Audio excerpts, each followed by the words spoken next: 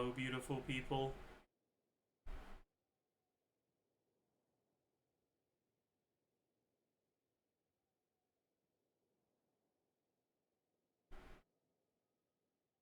Chat, it's September 24th.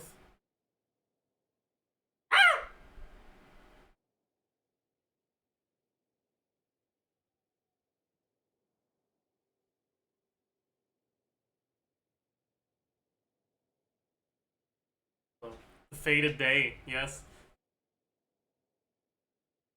Today, supposedly, my Versa dies. So, I'm scared. Did you sleep? I slept okay, but I woke up pretty early.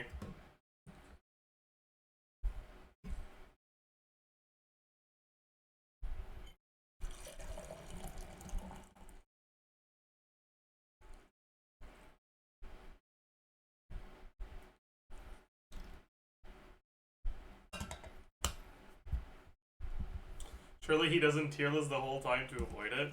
You know what I want to do today?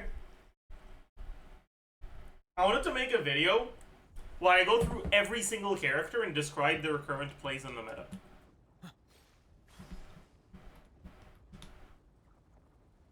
I feel like it's gonna take like 5 hours. But I think it's actually kind of useful.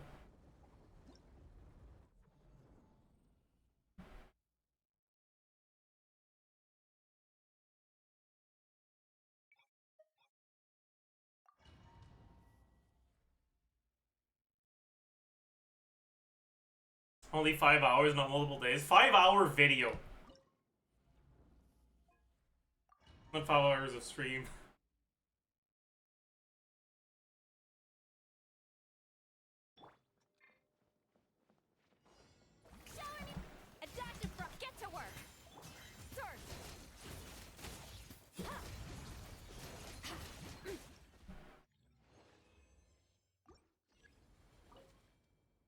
Okay, chat. Today is not the day. We're not gonna get anything good, man. I know it. Wait.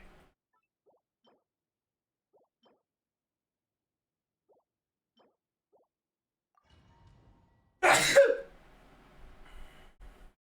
could be useful.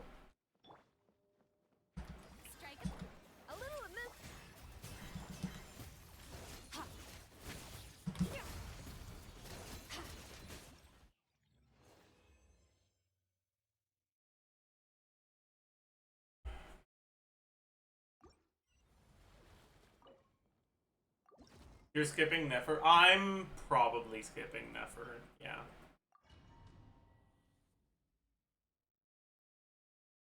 Wonder which character will have a record for the shortest discourse. I wonder, actually. Mine to wield. Oh my god, there's a truck out front.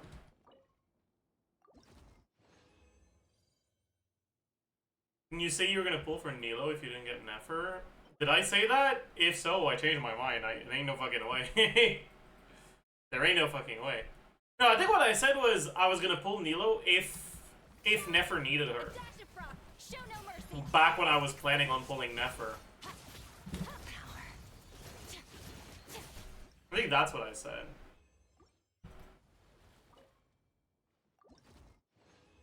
But I'm not planning on pulling Nefer anymore, and Nefer doesn't need Nilo.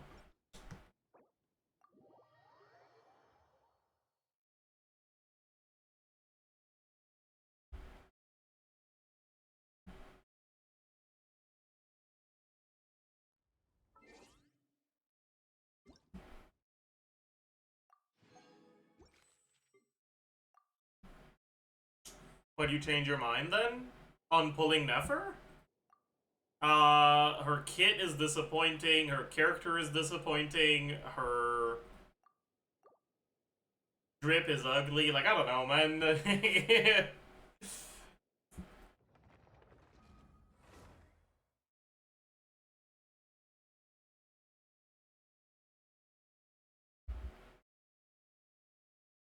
Can C6 Venti be a viable DPS? It depends on how much you stretch the definition of viable. But, As far as I'm concerned, no. No, he can't.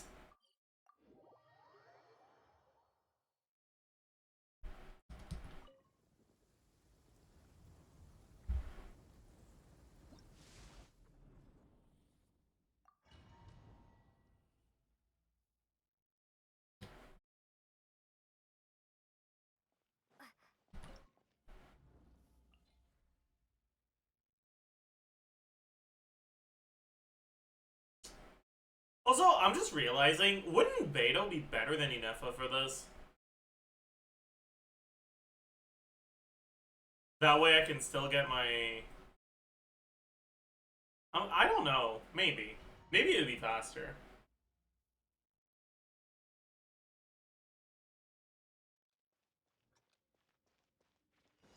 Rise with a...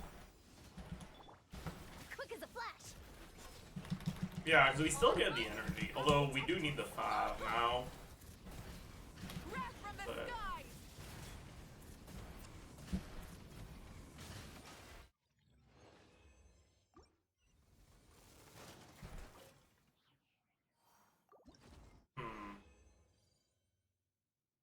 Okay, on this one, I'll lock that just in case. Do I have anything that would be better than this? What does, how many particles does Sethos generate with his skill? I for war.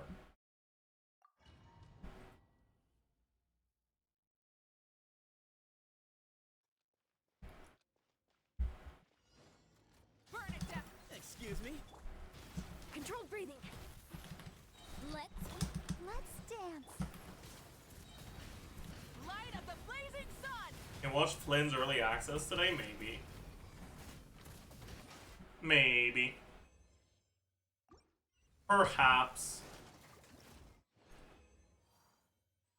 Oh. Have a double. Nice. And nothing is good. Not nice. Maybe Razor Holdy will be best, actually.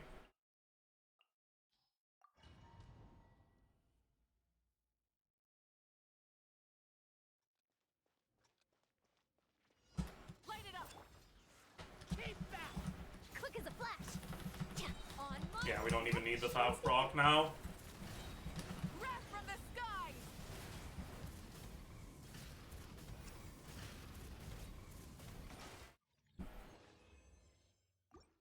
Yeah.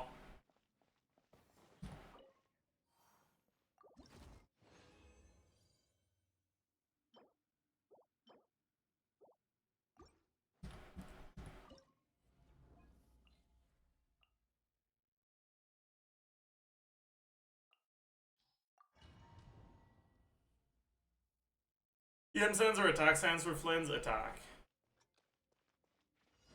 Rise with... Controlled breathing. Start the... Oopsie. Pyroclastic surge.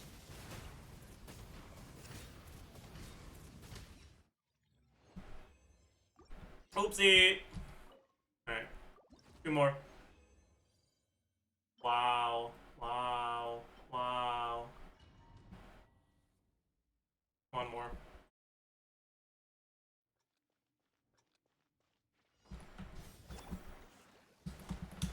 Quick as a flash.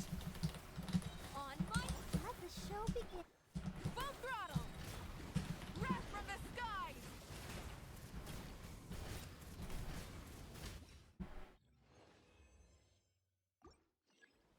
Alright. Last one for today. Come on. This won't be it. GG. Alright. That's okay.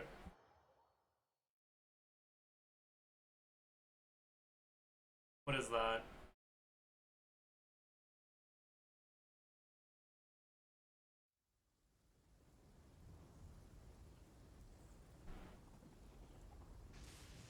What is that?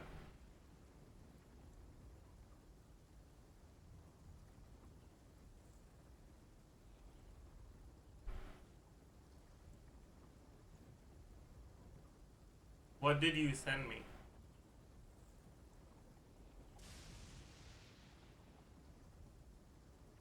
What the fuck is this?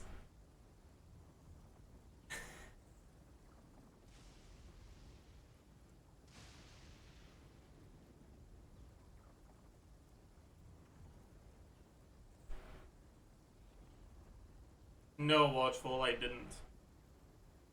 Fearless Fatui, I didn't see. I saw Menacing, but I did not see Fearless.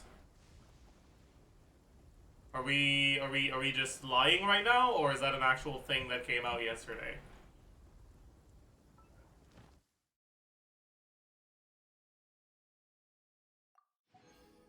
Did any calcs on the gain Nefer gets from level 100? I didn't, but I can tell you right now, it's fucking nothing. Nefer is the character who benefits the least from level 100 in the whole game. Oh, I'm lying. Okay, yeah.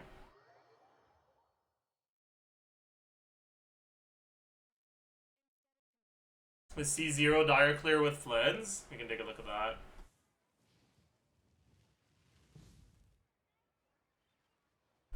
But yeah, I'm not surprised.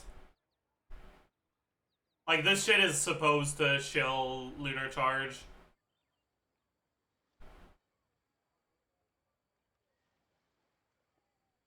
Exploration and trials.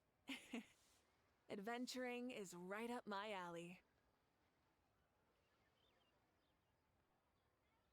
What should I try this time?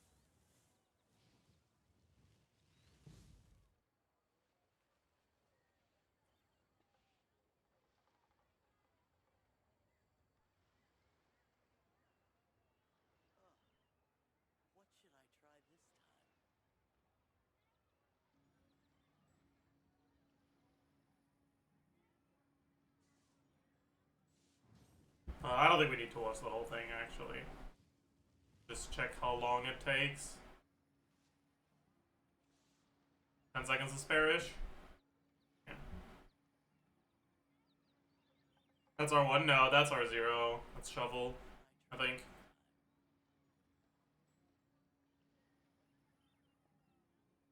Many insects have a compulsion Yeah, it to is. follow the light.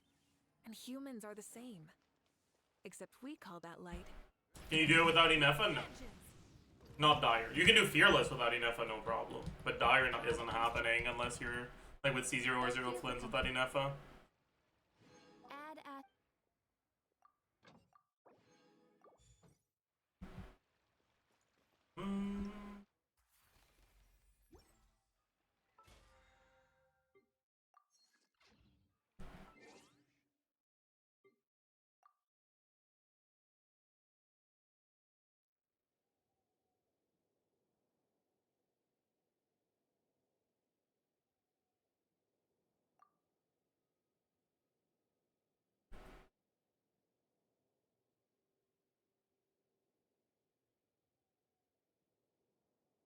I don't have Nahida for Nefer. Who can I replace her with? You have a lot of options. Nahida is not that good for Nefer.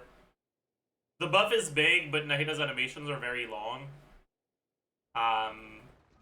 So it ends up not being that significant.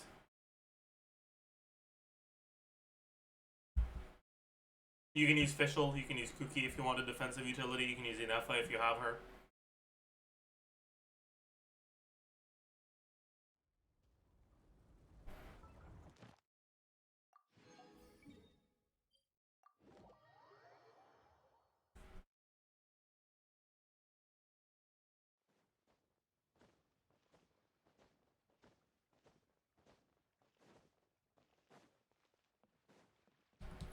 Astra. Thank you for This is the best sustain option for Nefer, Llama, Nilo C2R1. Astra Abyssal. That's a good question. It depends. Does anyone know if the... I can't check that. Does anyone that has Nilo C2... Can anyone tell me if you can activate the Dendro Shred without having her passive up? Because the hydro shred you needed, but the wording for this one, right, does not reiterate the trigger condition. It just says after dealing bloom or lunar bloom damage to opponents, their danger res will be decreased by 35%. It doesn't reiterate that this is only for characters that are affected by the Golden Chalice's bounty. So I don't know for a fact how it works. Like if this wording is accurate, then you don't need it up. But I would not be surprised if the wording is not accurate. That's a very Genshin thing. Anyways, if you need it up,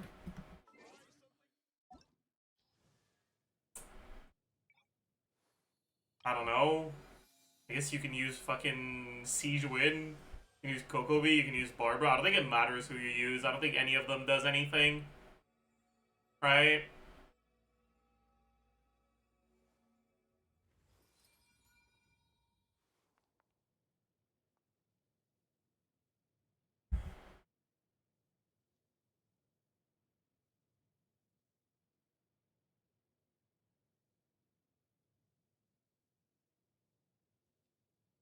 I know, see why. They were asking for a sustain option.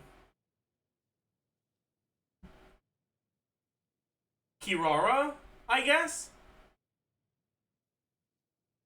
But Kirara doesn't really have an upside either. You just Baiju gives a buff. Yeah, but Baiju's animation is so long that using his burst is still a DPS loss.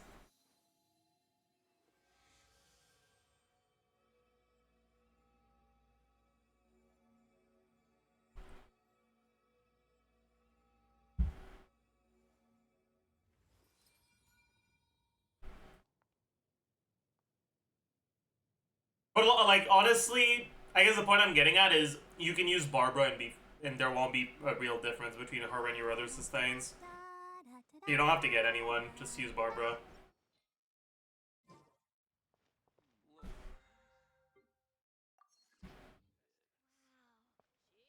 You suggest non-cry teams for the next Sigint? No, buddy, I'm sorry, but you're gonna have to fucking suffer.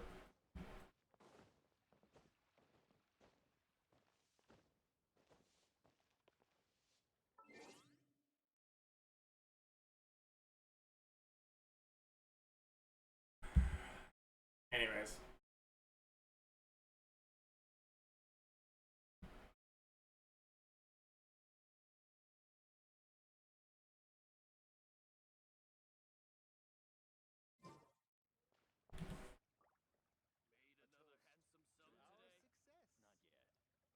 Hmm.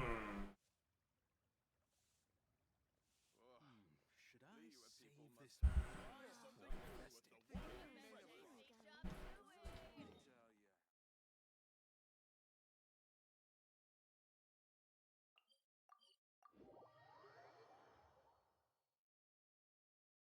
This is Dire using Jane. Yeah, but that's not like full damage stuff, right? That's just preventing stagger.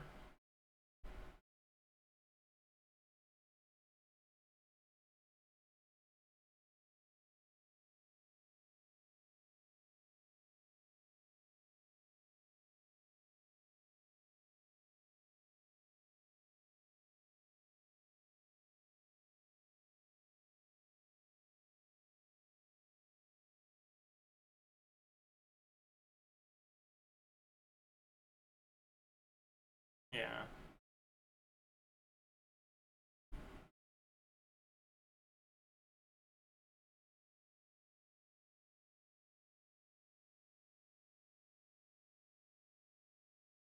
This isn't something that works for most people. Because you lose so much time keeping it staggered. So this is something you can only do if you're Omega Whaled out. It is kind of cool though.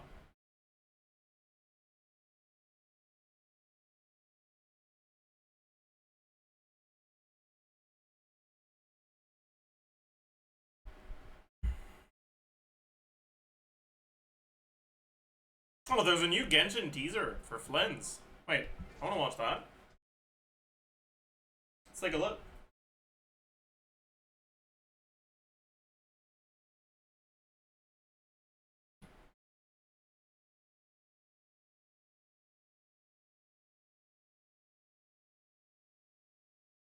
Is that the Tory yapping? Oh yeah, sound isn't going to the VOD. Thanks for reminding me.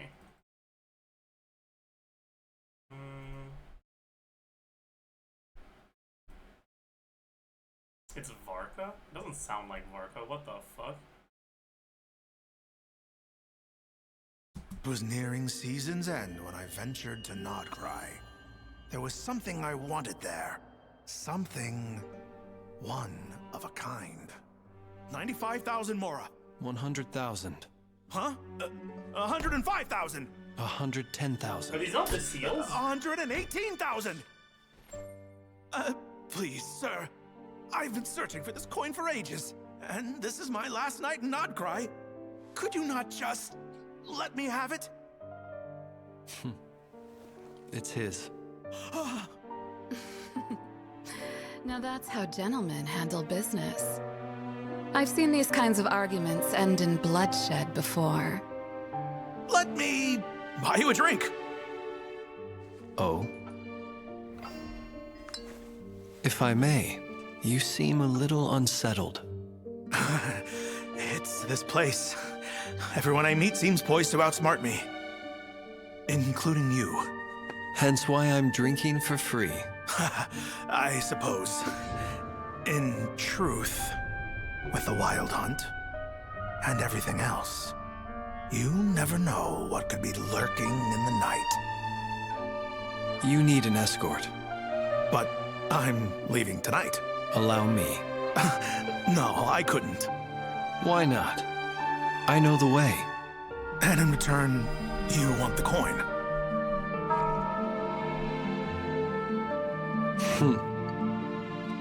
That is yours to keep.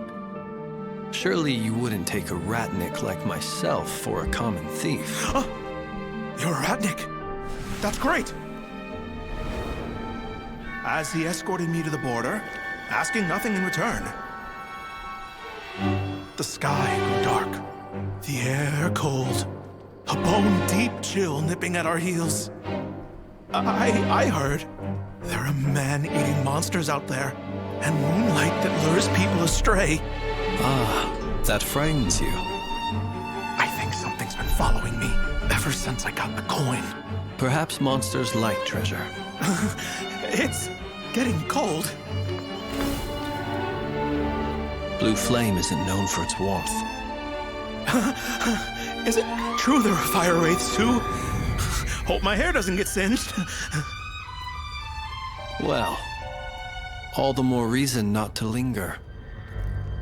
Oh, and by the way...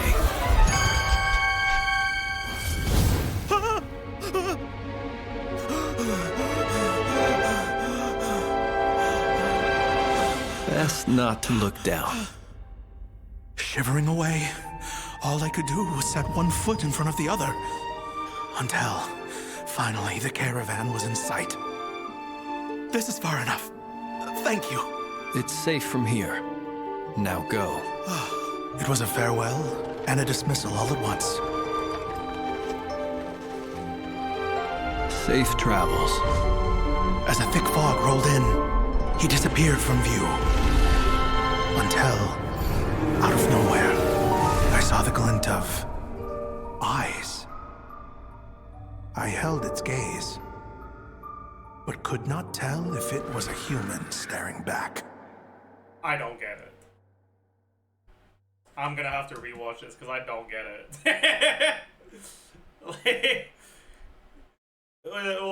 What? So what? Like a guy was like scared and then nothing happened. Like what?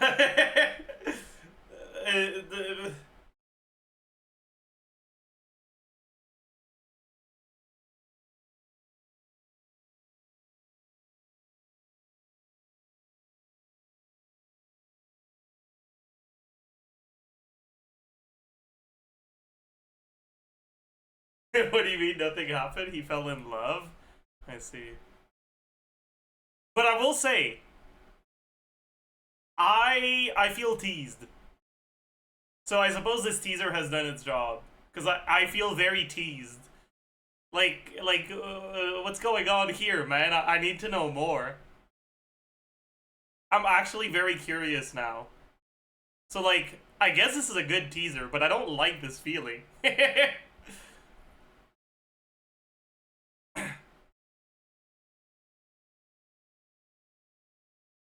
It was nearing season's end when I ventured to Nodcry. There was something I wanted there. Something... one So Guy wants of a coin. kind. 95,000 Mora. Guy bids for coin against Flynn's. 100,000. Huh? 105,000! 110,000. Flynn's is rich, so Guy is about to lose coin. Guy begs Flynn's, please, sir, begging, let me have coin. 118,000! Please, sir.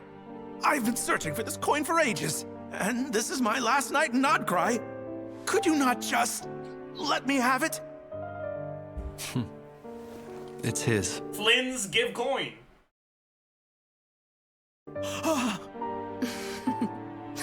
Now that's how gentlemen handle business. Is this supposed to be Nefer, or is it just like a random lady? I've seen these kinds of arguments end in bloodshed before. Let me... That is Nefer? Okay. Nefer is like, oh my god, Flynn's, you're so hot. buy you a drink. Oh? Guy asks Flynn's out. If I may, you seem a little unsettled. That doesn't sound like Nefer. Like the voice? Maybe, I don't know. It's this place. Nefer must be jealous. No, it's a oh my god, you're so hot, slay queen type thing. Like it's a platonic you're so hot, you know? Anyways. You seem a little unsettled. Anyways, Guy asks Flynn's out. Flynn's teases him. He makes fun of him for being a scaredy cat. It's this place. Everyone I meet seems poised to outsmart me. Including you. Hence why I'm drinking for free. I suppose. In truth, with the wild hunt and everything else, you never know what could be lurking in the night. You need an escort. But I'm leaving. Guy says he's scared of the dark. Flynn's offers to walk him home after the date. Tonight. Allow me. No, I couldn't. Why not? I know the way. And in return, you want the coin.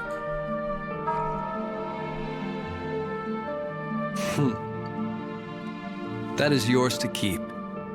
Surely you wouldn't take... Guy suggests that Flynn's is just walking him home, like, as a business transaction. Flynn's insists, no, actually, I'm flirting with you, buddy. Take a ratnik like myself for a common thief. You're a ratnik. That's great. As he escorted me to the border, asking nothing in return. The sky grew dark. The air cold. Flynn's intentionally takes the scary route, hoping that the guy will latch onto him and grab his arm out of fear. A bone-deep chill nipping at our heels. I heard there are man-eating monsters out there, and moonlight that lures people astray. Ah, Guy that is very frightens you. scared. I think something's been following me. Guy's chest, the guy's heart is beating out of his chest. He's confused. Is this feeling love? Ever since I got the coin. Perhaps monsters like treasure. It's getting cold. Writing fanfiction? I'm not writing anything. I'm just saying it like I see it, man. Blue flame isn't known. Getting cold. Guy says he's cold.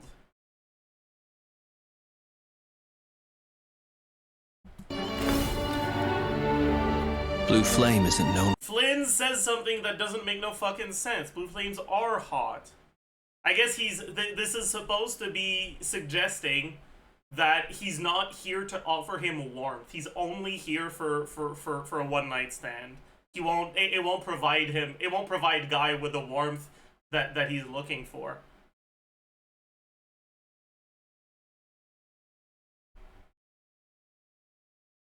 For its warmth. Is it true there are fire wraiths too? Hope my hair doesn't get singed. Well, all the more reason not to linger. Flynn insists, you better not fucking be here when I wake up, buddy. Oh, and by the way,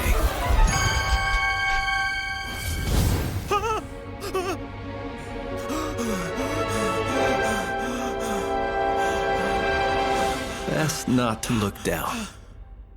Shivering away. How do I interpret that one? I don't know. I feel like I don't need to say anything for that one. All I could do was set one foot in front of the other. Until, finally, the caravan was in sight. This is far enough. Thank you. It's safe from here. Now go. Go. It was a farewell and a dismissal all at once. Safe travels. As a thick fog rolled in, he disappeared from view. Until, out of nowhere, I saw the glint of eyes. I held its gaze, but could not tell if it was a human staring back.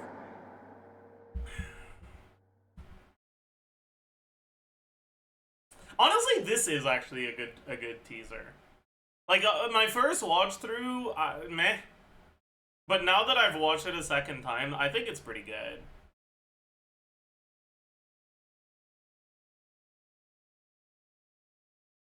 Cause character teasers shouldn't be giving you the whole story, right? Their purpose is to get you interested in the character. And this is painting Flynn as a very shady guy, but not necessarily a bad one, right?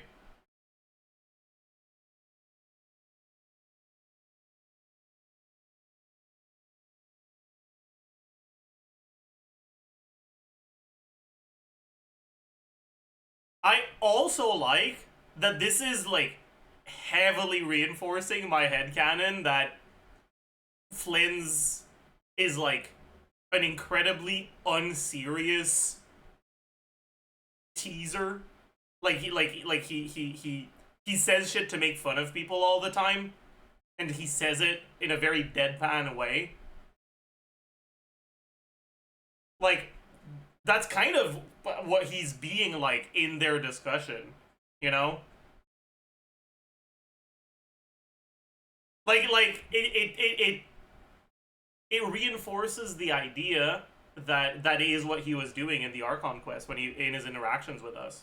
Yeah, like that's not headcanon anymore. Like that's just the canonical way he's portrayed.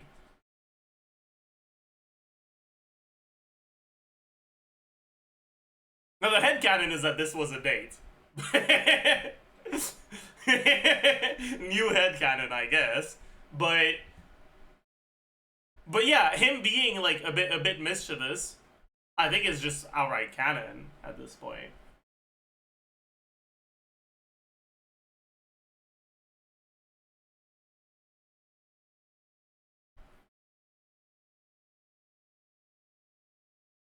Anyways.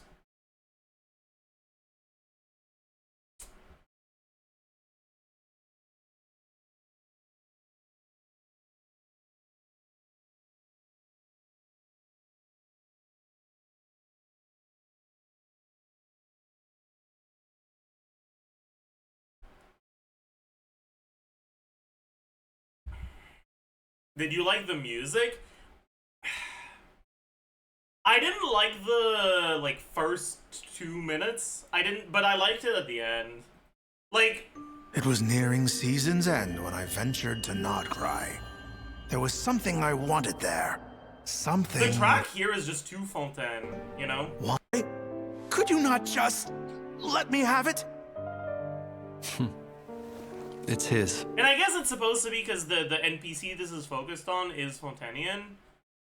But I don't know. I think something's been following me. Reason not to linger. Shivering caravan was inside as a thick fog rolled in.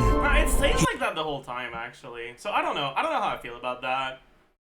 Like, it makes sense for the story this teaser is telling, but I don't know if that's what you want to be doing for a character teaser. It does not feel like this music is connected to Flynn's whatsoever. This music is connected to the main character of this video, not to Flynn's. So I don't know how I feel about that.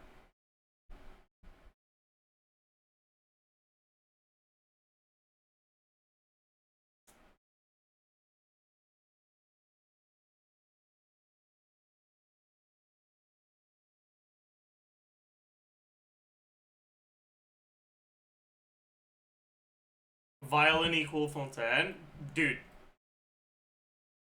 You can't be telling me? Drink! Now 100, huh? Let me have it? You can't be telling me this background piano isn't just, like, straight up taken from one of the fucking Fontaine tracks. Cry? Could you not just let me have it? It's his. Now that's how gentlemen handle business. I've seen these kinds of arguments end in bloodshed before. Let me buy you a drink. Like, that's clearly... That is clearly Fontaine.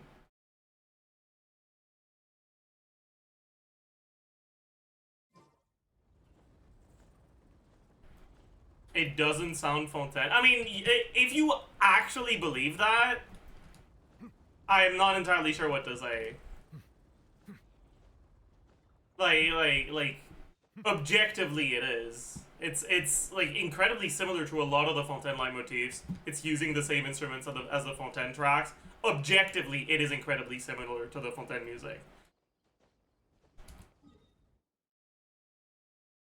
And it's intentionally that way. The main character is a guy from Fontaine. You know, like it is what they were intending on doing, and it is quite obvious on the first listen. So I don't know, man.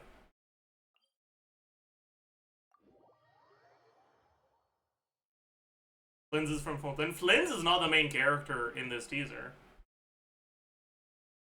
Like this teaser is a story told from the first person perspective of this Fontaine guy. The narrator is not Flynn's. It's a story about Flynn's, but it's like, yeah.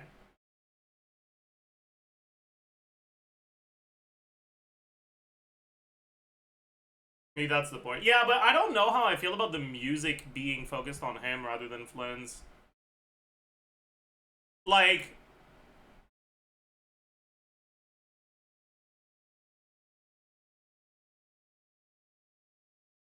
if I tell you a story about someone else and I use some sort of audio support, why would I use the audio support related to me?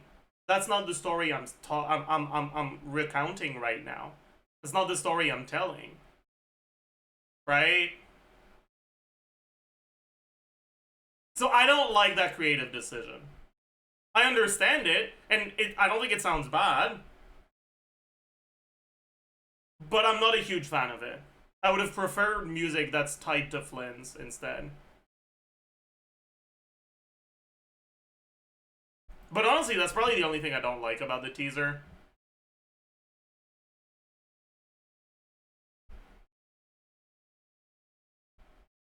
I think the music here is to accompany the feelings of the narrator, but I don't think that works either. Because it's like, if it was music that expressed like nostalgia or longing, it would make sense for it to be very Fontainian, but it doesn't. It's music that's like expressing like that the narrator is unsettled, scared, worried. And that doesn't relate to where he's from. That relates to his current situation.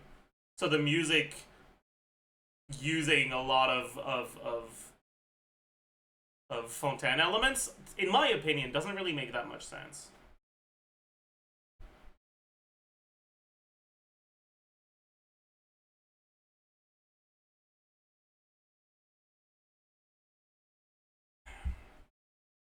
But again, like that's not something that's like objectively bad. That's just my subjective thoughts on it. And you're allowed to disagree if you want. You're not allowed to disagree that it sounds Fontainian. That's not my subjective opinion. That's objectively the case. But you're allowed to say that you like that it sounds that way.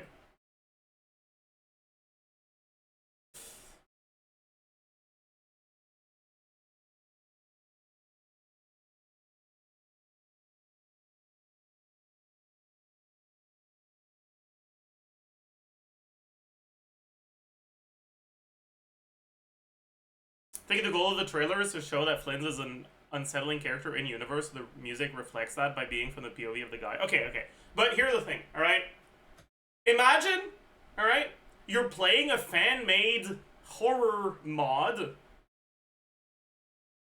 of a really scary game. What's a really fucking scary game?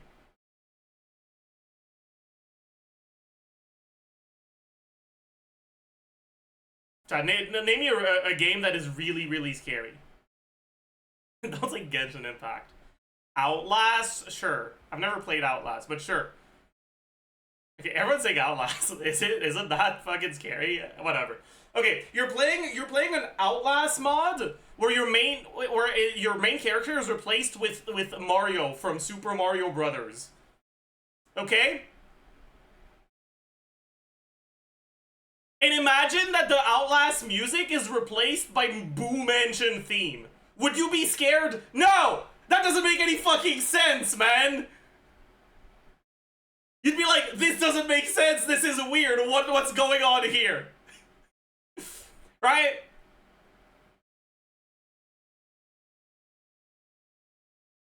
Utilizing Fontaine leitmotifs with nod cry instruments? Sure. But everything being Fontaine? I don't know. I just don't think it works.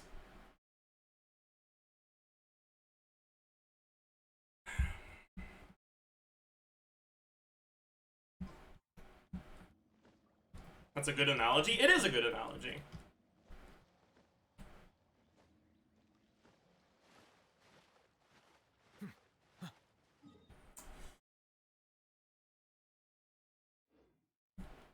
What's your streaming schedule? He spins a wheel. So true.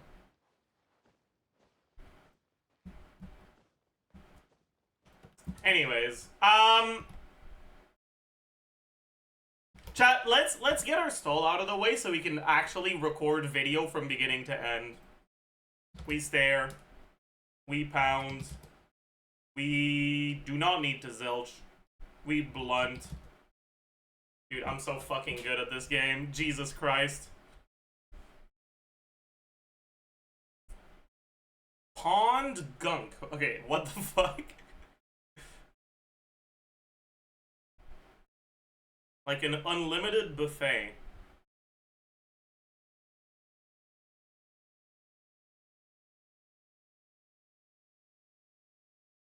Opponent of Athens in the Peloponnesian War.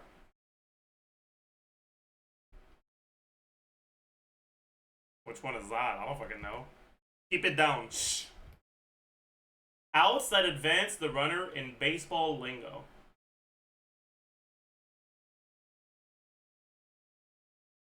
Outs that advance the runner.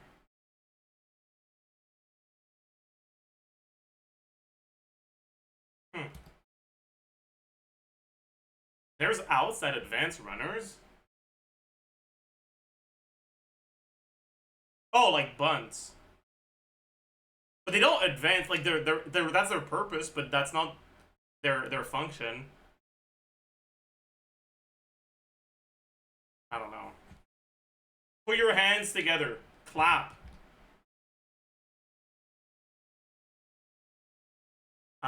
Bone of the same side of the arm as the pinky. Side of the arm? Like under? Like what? I don't know. Mike, who voiced Shrek, I don't know. Hippocratic Oath. State with license plates that read greatest snow on Earth. I'm gonna guess this is Utah. Because what other state would be so pathetic that their claim to fame would be snow? Yeah. I think Utah is definitely it.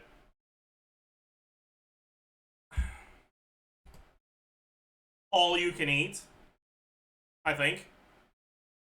Yeah, all you can eat. Sparta.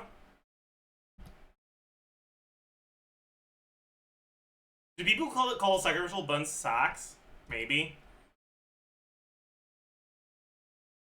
I don't know this bone. Mike Myers. Scum. This was hard, man. This was a good mini, but a hard one. Okay. Not bad. This is the angle.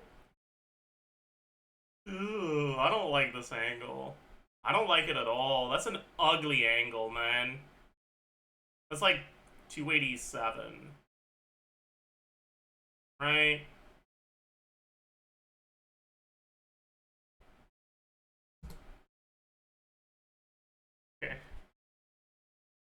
Okay. Not bad.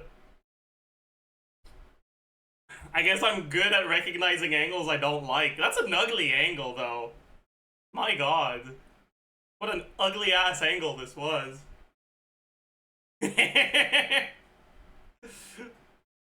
Holy. Alright, let's do the any guesser. Get done with our stall.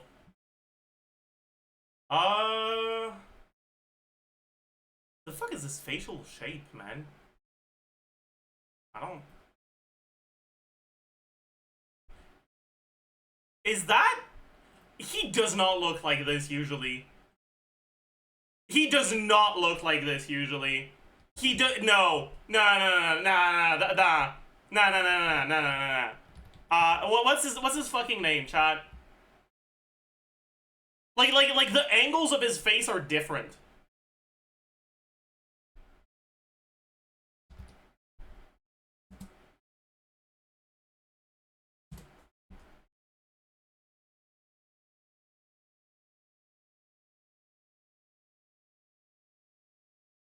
What is going on? Like this is his normal facial shape?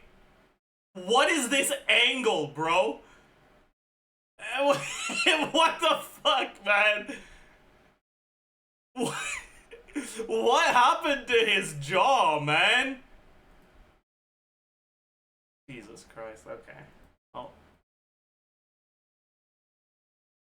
I don't know this. I don't know this. Okay, none of them are sus. Yeah, I don't know. L'attaque des titans. Why the fuck is there the French name for Attack on Titan in this? Ladies versus butlers. Whatever. Oh, is that the... Wait. No, it's not what I thought it was. The fuck is this?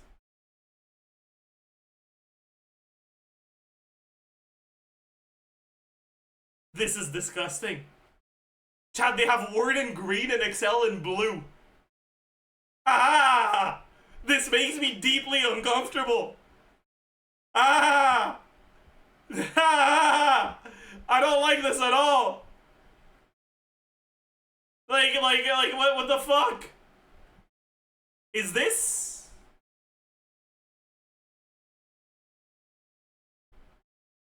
This might be an isekai equal no, because I feel like I recognize this character, but I'm not sure.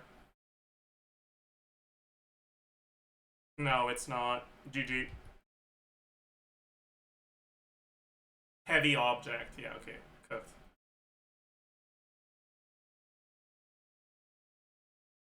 Okay. That's my goat.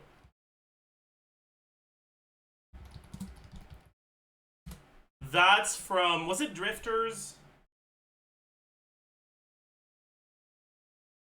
I'm not sure. It's one of those, man. That's Demon Slayer. I don't remember her name. I don't know who this is. It wasn't Drifters. Cooked. Okay. There's a character that looks like this in Drifters, isn't there?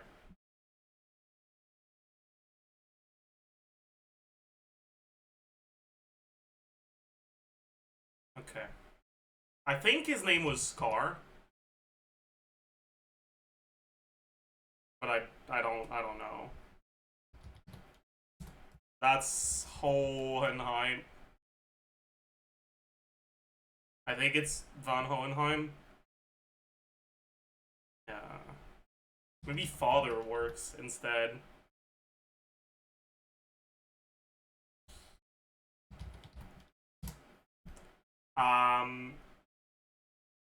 I don't know what she is, but this is clearly from Monster Musume.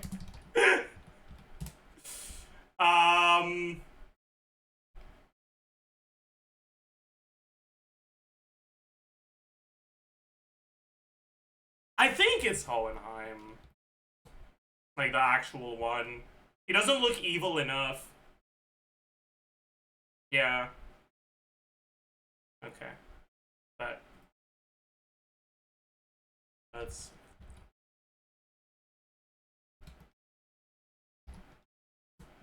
Did he not have a last name? That's crazy.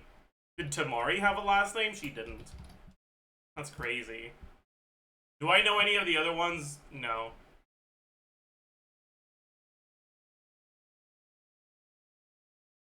Wait, chat, is this from that fucking, like, ass dueling the girls in swimsuit anime?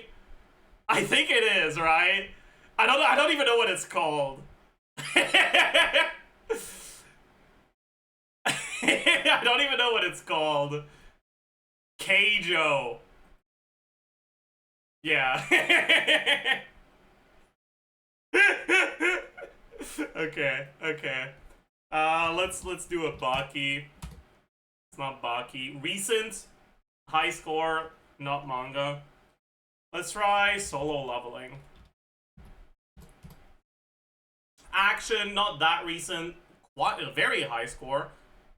Not adventure, not fantasy, not sports. Action.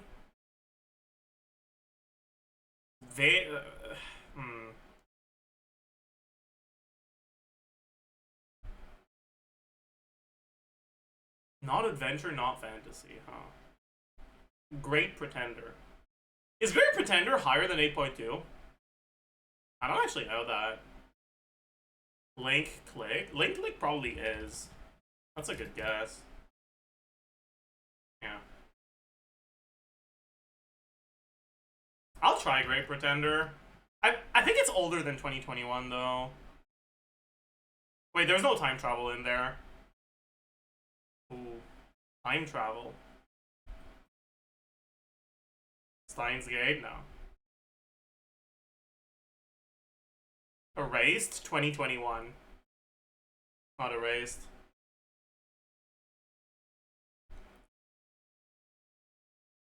Steins Gate 0? Oh yeah, Steins Gate is a visual novel, not original, right?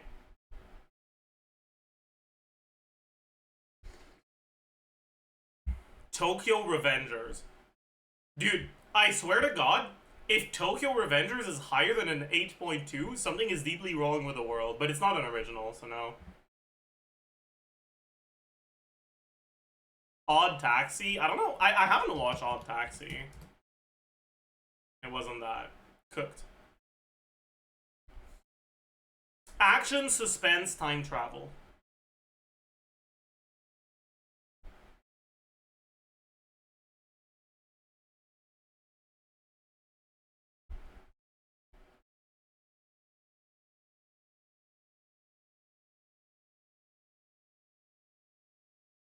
It's a Ghibli movie? You think so? Vivi?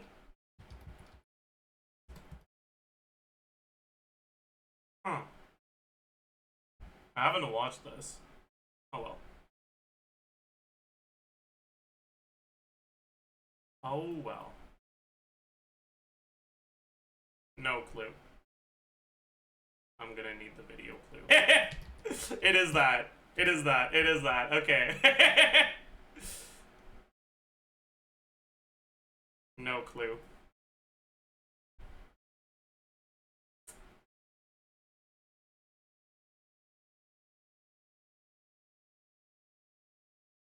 I know that one. I think it's called My Love Story. Yeah. I haven't watched it. I want to. I heard it's good.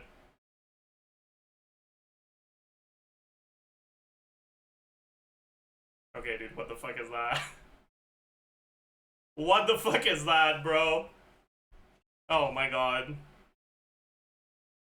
That's some sort of magical girl shit, man. I don't know what it is. You know what? I should have looked up on Google like the star sign and used like and put that in like the field and clicked on one of them. Cause like I could have guessed that there was a star in the name, you know? like you know for a fact there's gonna be a star in that name, you know? Anyways. I'll take it. Decent performance today. 35k. We'll take it.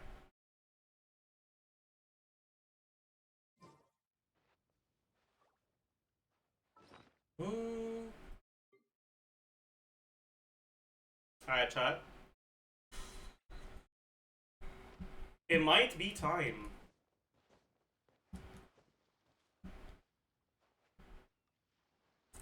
To go through every single character.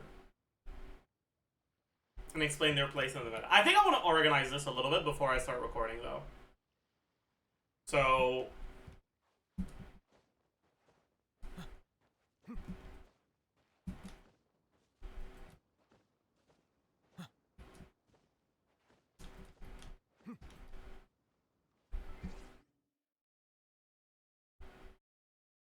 how do I want to do this?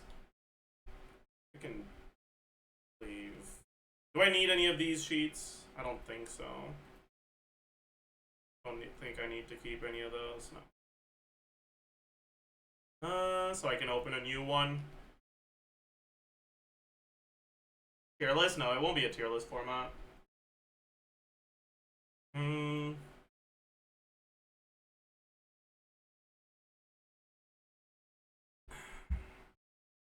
So I think I want to split units into roles.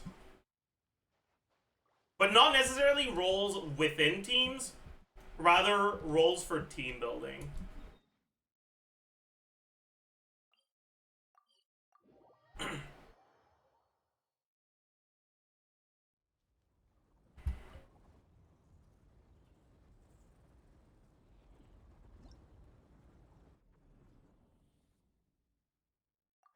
Oh, fuck.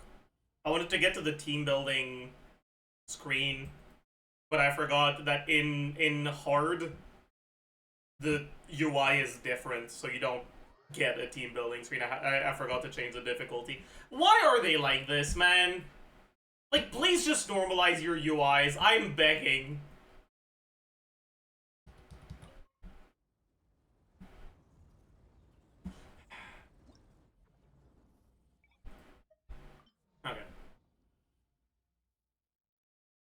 So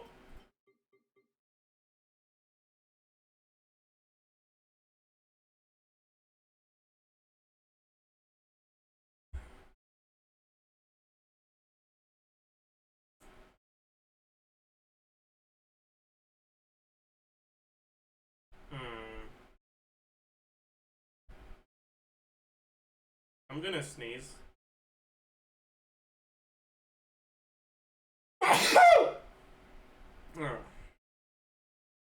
Singto, wait, you're right. Singto's exalted. That's crazy. That's my goat right there. Holy fuck.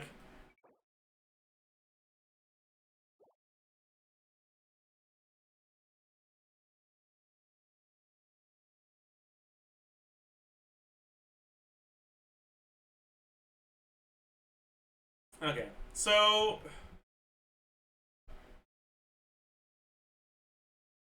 like for supports, there's a lot of different stuff, but for carries too, how do I want to split this?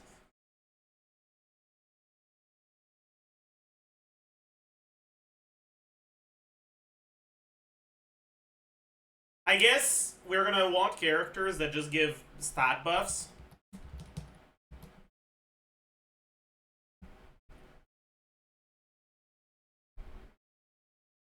Characters that deal damage themselves for supports, right? We got stat buffs, we got damage, we got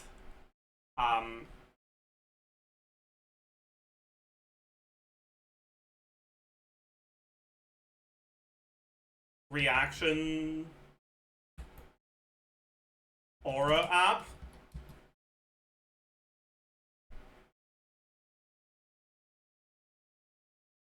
Res Shred. Shred is just a stat buff.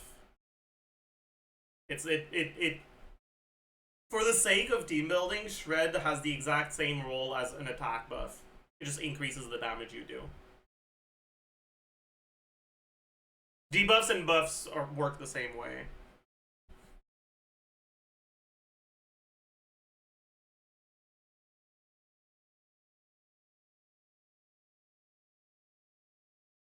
Call it amp.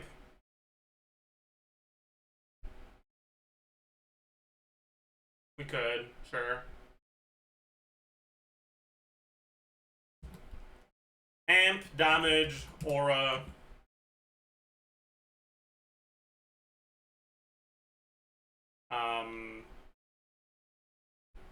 Sustain.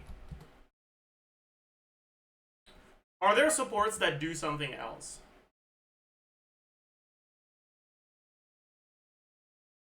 Battery? Battery is amp. That's the thing. Grouping? Grouping doesn't really matter anymore. Fav is amp. Like, increasing energy doesn't, with pretty much the only exception being Flynn's kind of sometimes, increasing energy doesn't allow you to burst more often. It just allows you to build stats instead of ER, which is effectively an indirect stat buff, but it's still just damage amp. It acts the same way.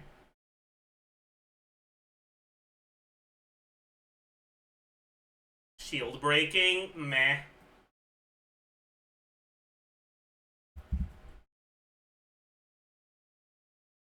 I guess I can add one category for specific requirements.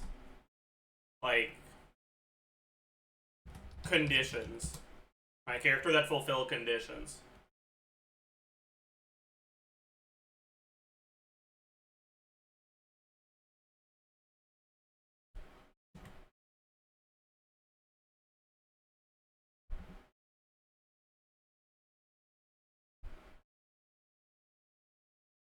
What about a character like Xianyun? Yeah, that would fall under conditions. Nilo and Chevy. The idea here is not characters that have conditions, it's characters that allow you to fulfill your team building's conditions outside of these things. Right? So, Chevy and Nilo themselves wouldn't really be characters that would fall under this, right? But, like, Fischl in a Chevy team would. Or like, Citlali in a Skirk team would.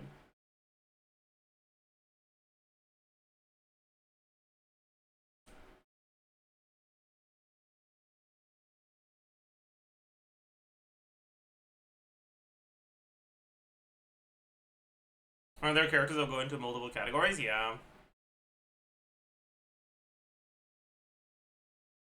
Fischl in the Chevy team isn't damage. It's damage, but it's also condition. Most characters fall into more than one.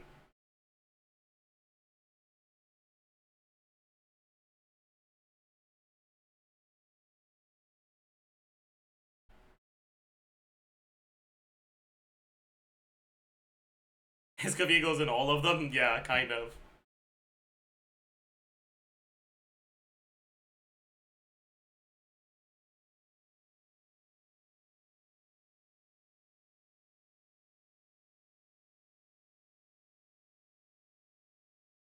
Is this acapella Master of Puppets? Yeah, it's a banger song. We can turn it up. Wait. Wait.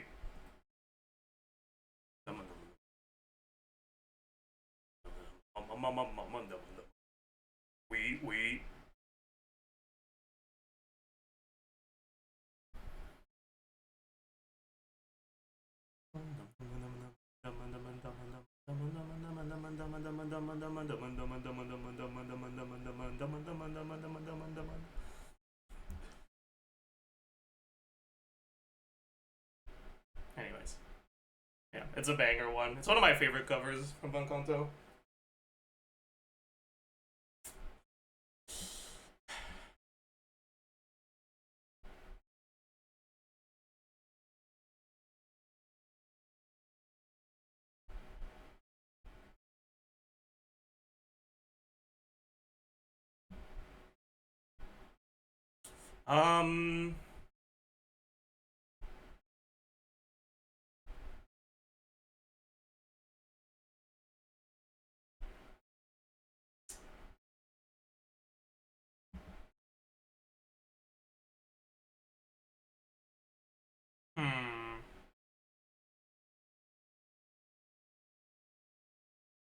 Yeah, I think what I'd want to do is I'd want to put all of the supports in the game here.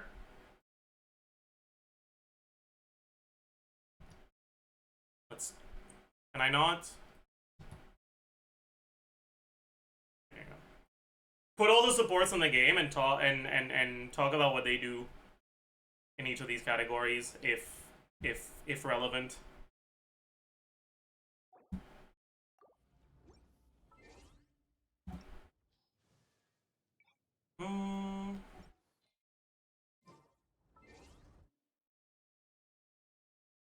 Yeah, fuck it. Let's do that.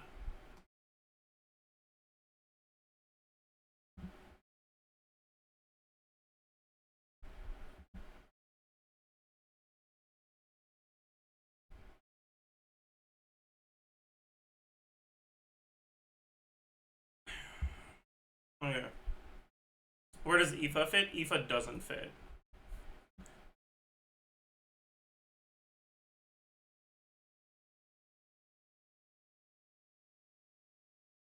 Like, Aoife is a character that you do not put on teams unless you're willing to spend a lot of field time on him.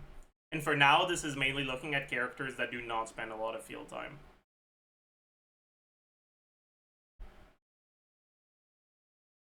I'll talk about characters that have field time separately.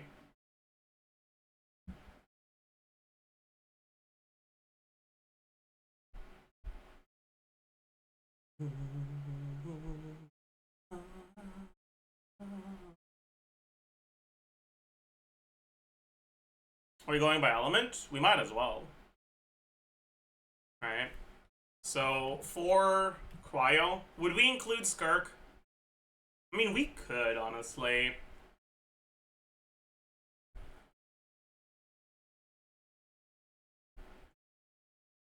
Like, burst only Skirk would.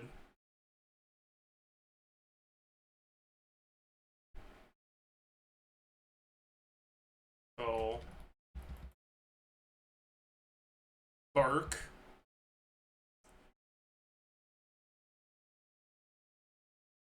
Bursk. Burst Skirk. We'll have Escoffier. We'll have Sleep Lolly. Charlotte. Mika. Lila.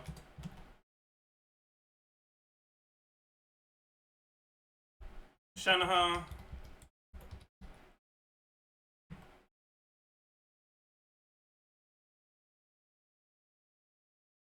Maybe I should also add a category for, like,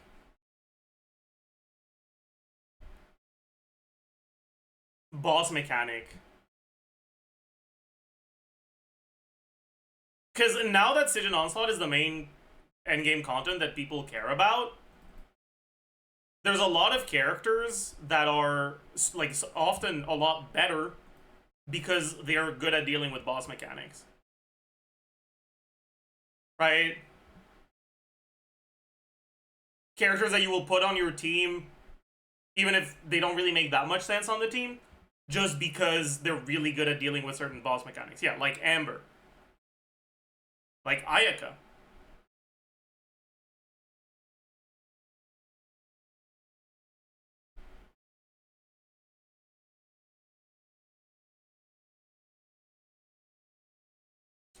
You just put it in conditions in a roundabout way.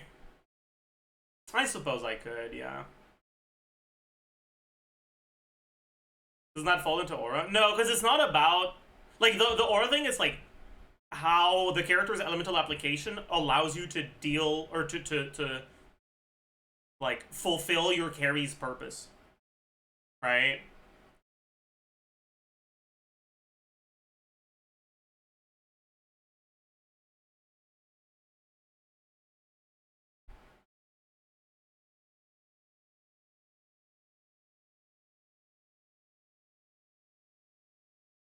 Yeah. So I think we will put a separate thing. Right, so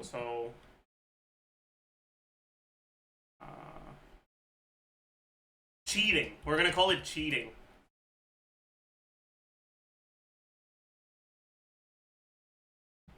Kamisato Ayaka, more like Kamisato Adulterer because she cheats for these bosses.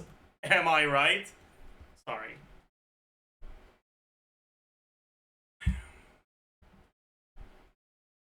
Sorry. Rosaria. Ganyu, I guess. But people don't use Ganyu as a support, honestly. Like, ever. I do? Really?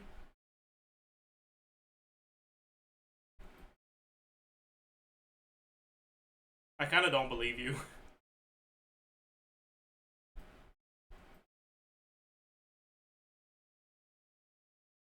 Some people still use Ganyu. Yeah, but those people play, like, carry Ganyu. Or, like, carry Ganyu. Which is, like, wheelchair. But they don't really, like, support Ganyu.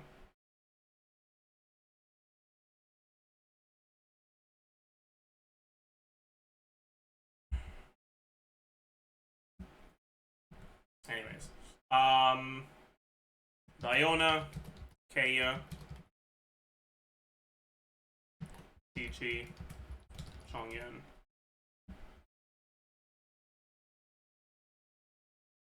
Okay. So, Burst Skirk is there for two reasons, generally. I think I'm actually going to color code this.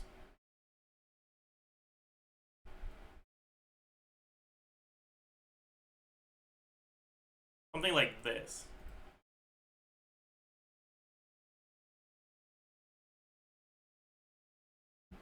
I'm gonna leave it empty if it's just not applicable, and if it is applicable, I'll color code it based on how useful it is.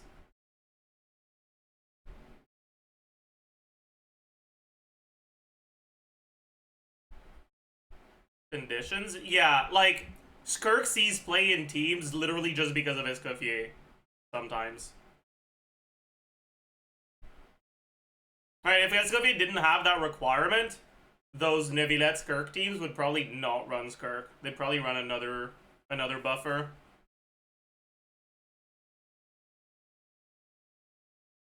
Or they'd run Mawika. But they wouldn't run Skirk.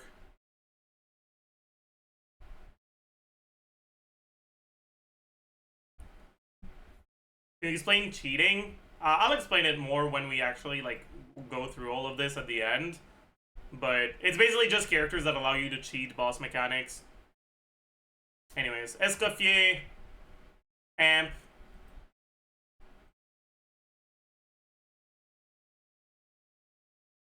damage, aura,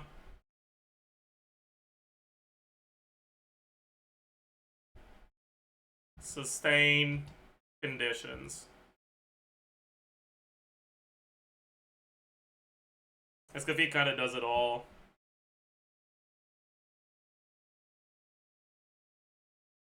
And cheating? No, not really. What boss mechanic gets bypassed by Escoffier existing? None. You are cheating if you play Escoffier? I see.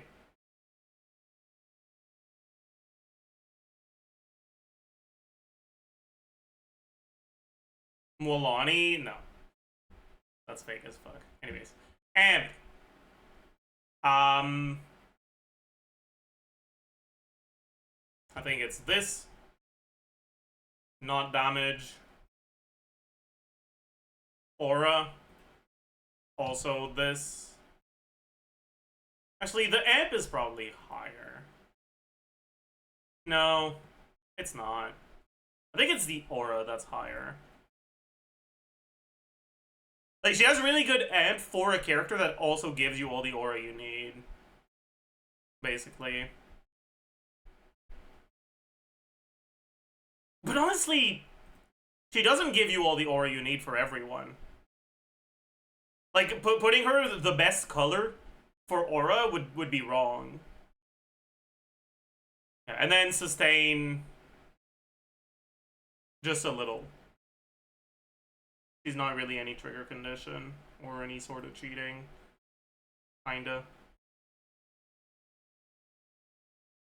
Yeah. Charlotte, amp.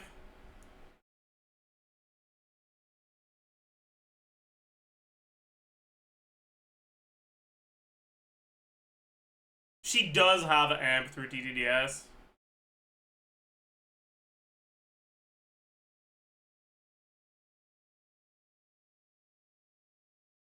But her amp isn't good. Like, TTDS is not that good. TTDS shouldn't count here. But the thing is, like, I understand why you'd want to say that, because, like, it's not part of the character's kit. But the reality is that you do play the characters in specific positions because TTDS exists. So, like, if you want to evaluate characters based on what they do in the meta, you have to do that including TTDS.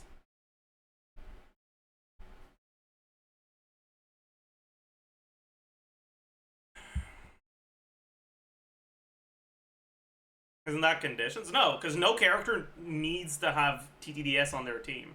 There's no carry that needs TTDS. TTDS is just an amp buff.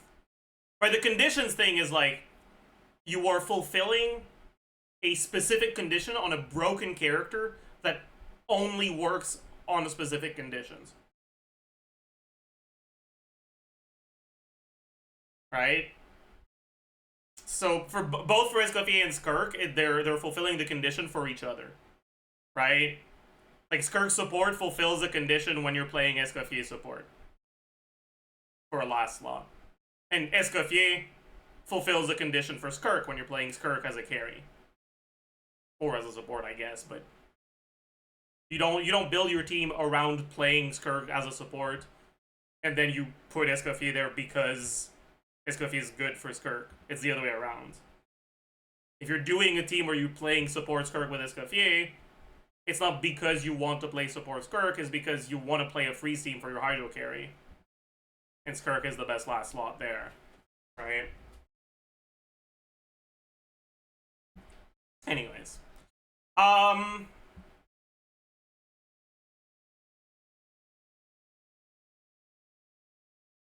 Yeah, Charlotte Amp. I think it goes in red, honestly. Or does it? No, I don't think it does. I think it's still orange. Because there's going to be characters that have actually awful amp, right? And I want to leave myself a color for that.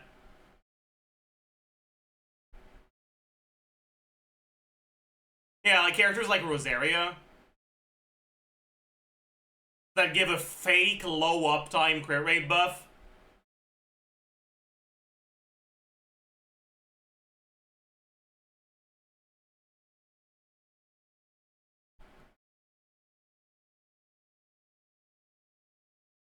Anyways, damage, no, she doesn't do any.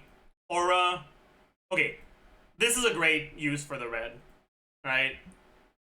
Charlotte does technically give you elemental application that allows you to do certain things, but she's really fucking bad at it.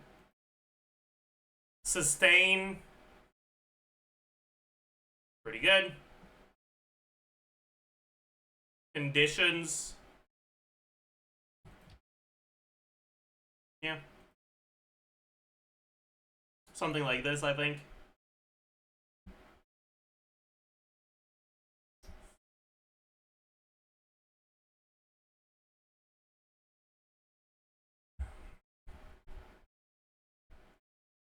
Could we pin the explanation of the colors? Do we really need to explain green good, red bad?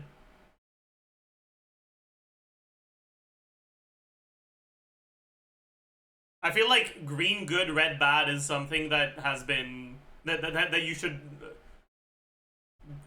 be exposed to in kindergarten.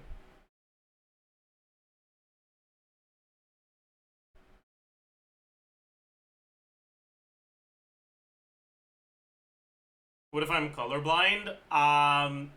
Then that's unfortunate. Yeah. Sorry. My bad. Is there a type of colorblindness that wouldn't be able to tell these apart, by the way? Any colorblind people in chat? Yes, green, red.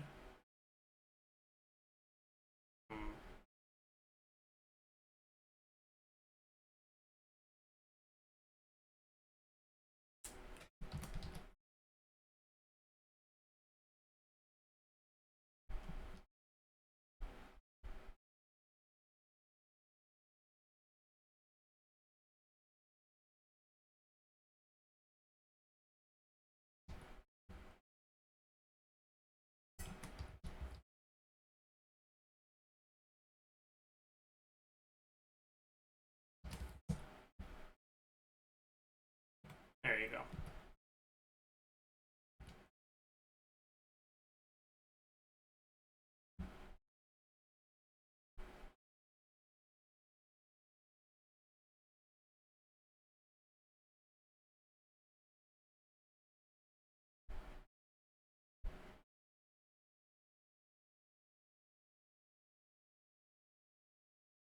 There you go.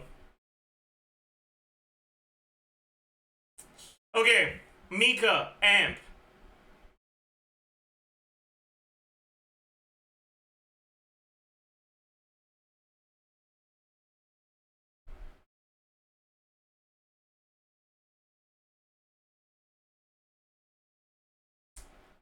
This one's rough.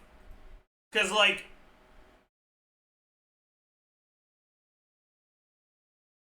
there are teams where Mika's Amp is very good. Those teams suck ass.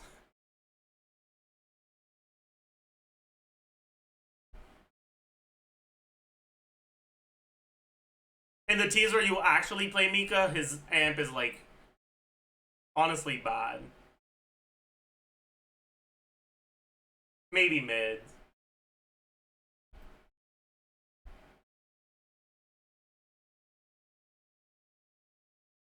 Maybe I should just separate Mika, Fizz, Mika, attack speed. Maybe that's the best way to do this, actually.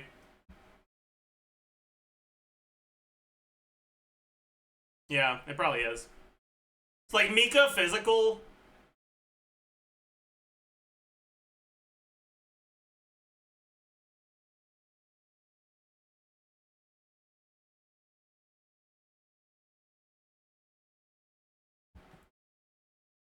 How much damage percent does he give? Mika. It's 10 per stack, and it's at C6 up to 5, right? Or is it up to 4? I forgot.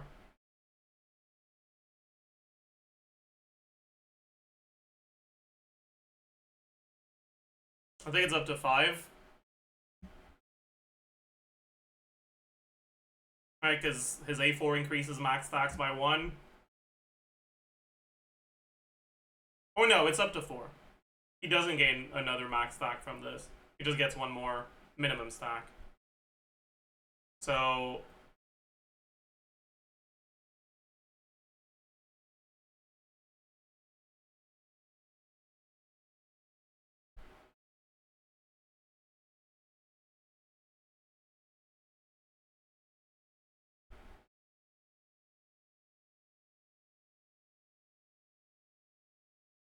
in single target, it's 20 at C6, right? Because you get 1 stack from the single target, plus 1 stack from this. And in AoE, it's up to 40, right?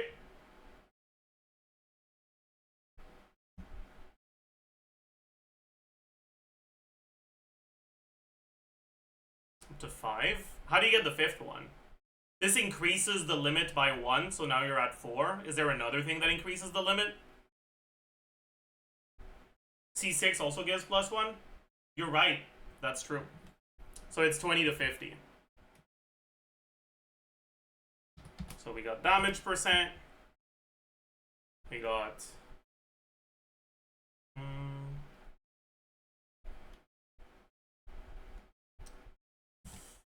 Okay, so on a character that goes physical, you get the goblet. Probably get like upwards of 125 damage percent from external sources. Slash kit buffs or whatever.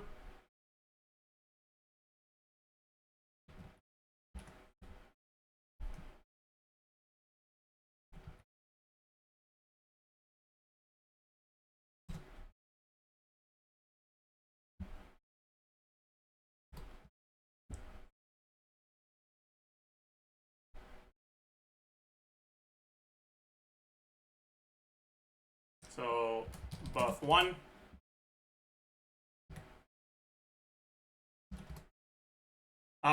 Crit value, it's 60, right? 60. Buff 2. How much CV are you at on those characters? 98.4. 62.2. 20 times 6.6. Most of these characters get crit from something else. Let's say about 60 CV from either a weapon or a set or whatever.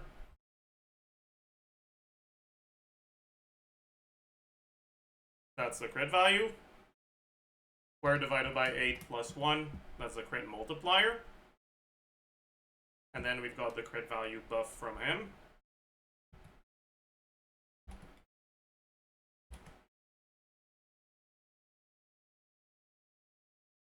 Which goes here.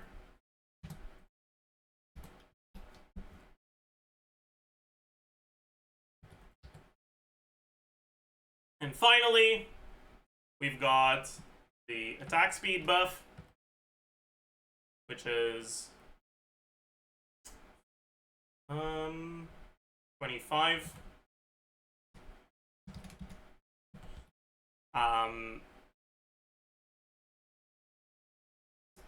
That's pretty much always at least like an 8% motion value buff.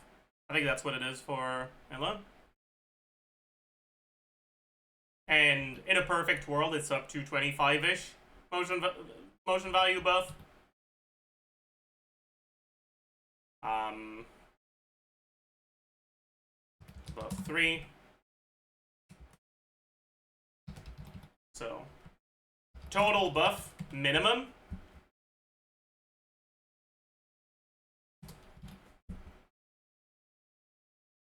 About 40%. Maximum, about 80%.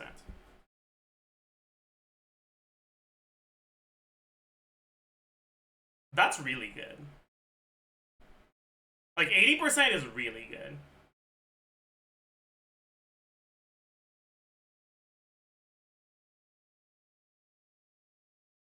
Like, let's compare that to another fairly restrictive buffer that people consider good, right? Let's look at Farazan.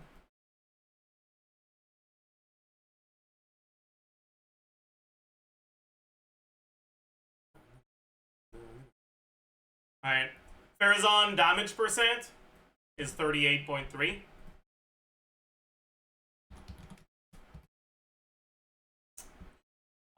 The Shred, damage percent.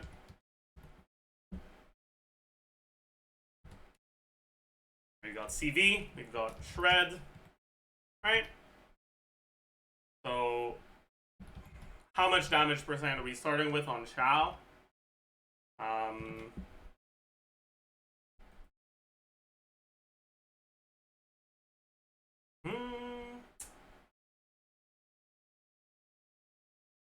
90.6 plus 46.6 plus 100, somewhere like 85 from the set, plus 50 times 0.25 from Farina. Is there anything else before Farazan? Not really. No, there's a little bit more from the passive, plus 15.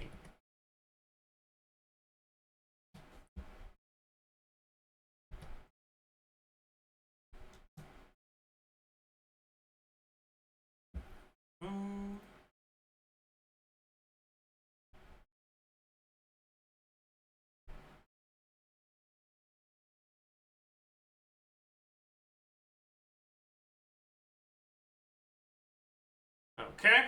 Crit value buff is, what is it, 40? I think?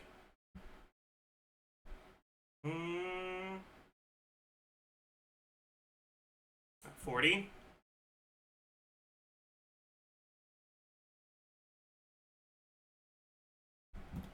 Chow doesn't have this.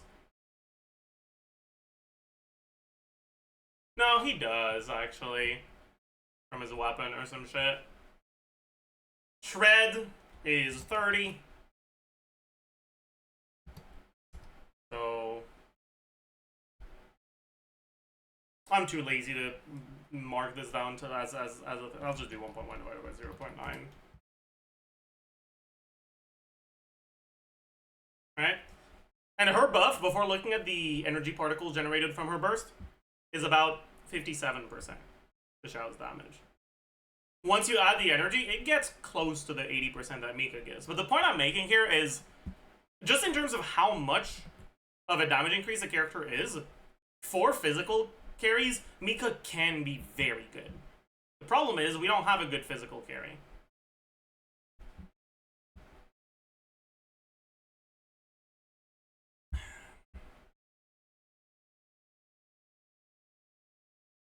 What's the character that gives the highest stat amp?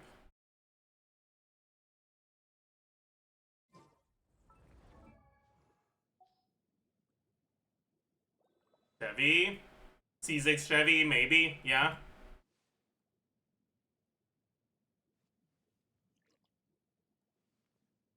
Maybe not, honestly.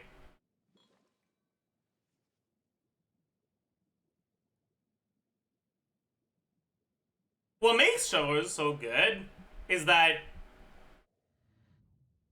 You usually can't really use multiple good ampers that don't have overlap in the stats they buff.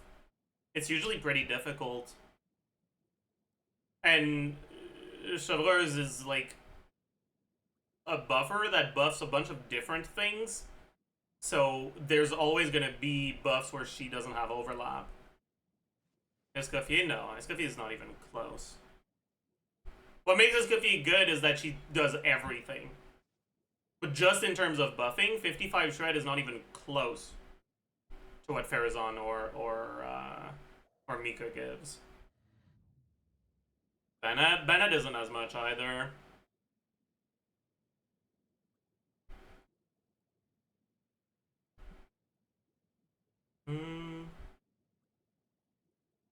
Yeah, let's take a look at Chevreuse, right? So bad Mika, good Mika, Farazan, Chevreuse. So she doesn't actually give 60 from the C6, it's like 50. And let's say you're looking at Varessa. Right? Damage percent for Varessa, we've got 46.6. We've got basically full uptime on the thingy. We don't have any of this. We don't have this. We have... What do we have for damage percent on Varessa? The set, her goblet, and Eon Son. 65. Awika. 30. Sure.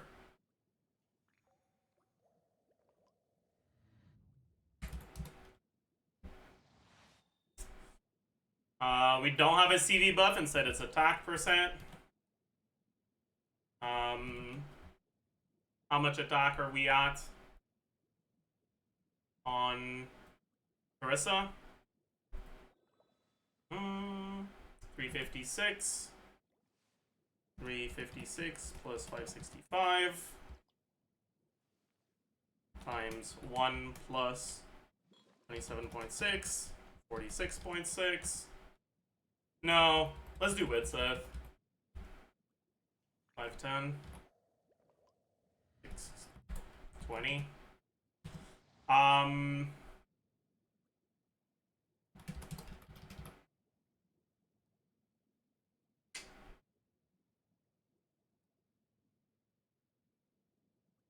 gonna add the Widseth buff.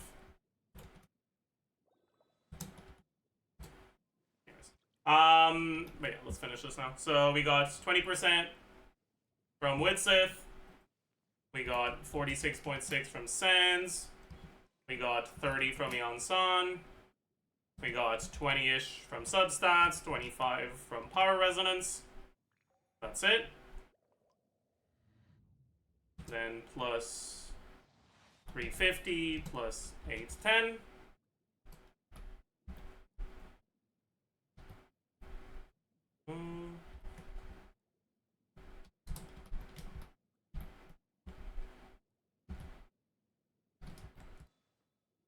And then we add our attack percent. Okay. And then the third buff is the shred. It's 40% shred. So it's 1.15. Yeah, as you can see, the amount of damage that Chevreuse is buffing isn't as much as Mika. At least best case scenario Mika. It's similar to Farazan including energy requirements for ER hungry carries.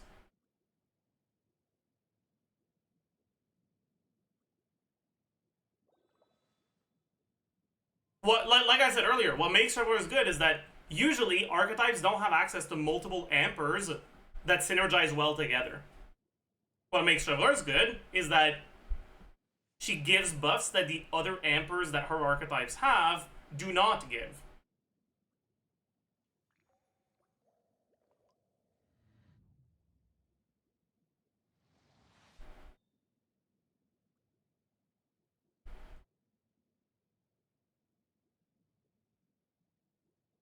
Yeah, even if you're at 20% on Mika, right? It's still pretty high. It's still about as good as Chevy, right?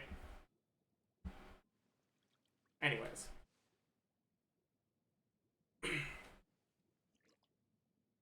Like, is there a character that gives a buff, an amp buff, higher than this without ER requirements? I don't think so. Actually.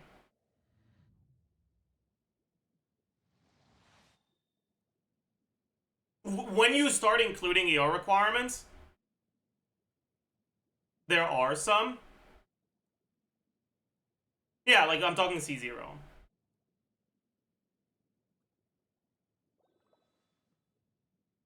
But Mika can also like help with ER requirements if the carry's a burst hungry,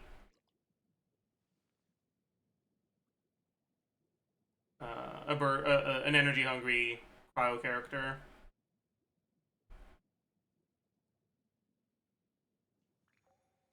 Sucrose is up there too? No. No, Sucrose isn't close.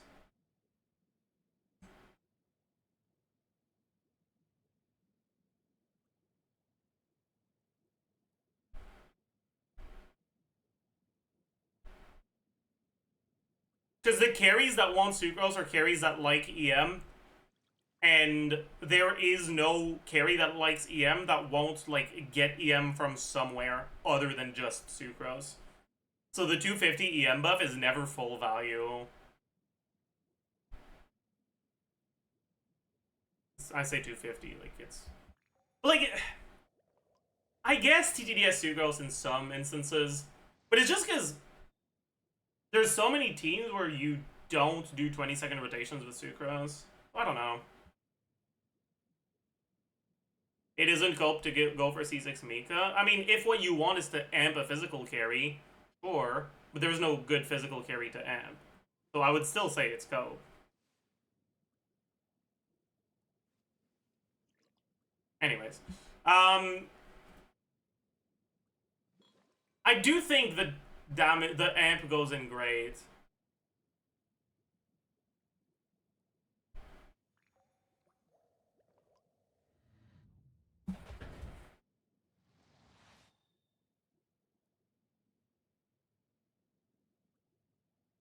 But no damage, no aura, good sustain, mid conditions.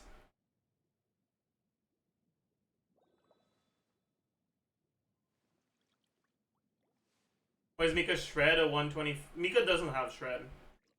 That's attack speed, right? And the value of attack speed depends on what you're playing.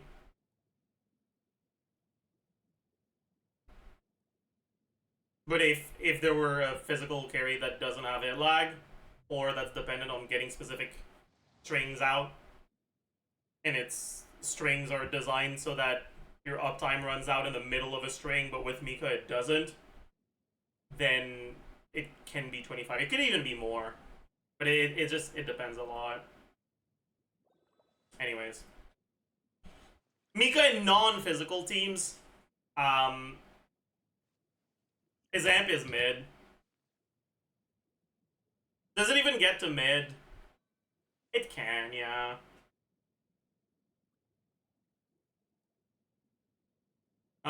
Sustain is good. Conditions are mid. Yeah.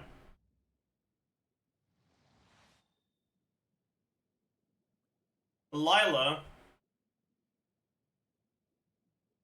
Technically, Lila's C4 has amp, but it's not actually amp. Like, it's personal damage disguised as amp. Kind of like Shenhe Quills, in my eyes. But it's also really bad, so...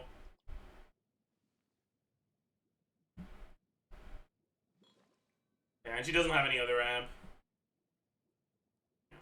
Damage...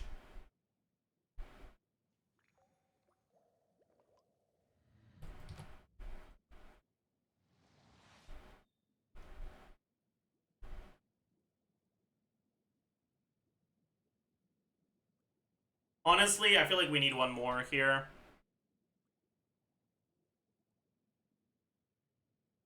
We need a cope.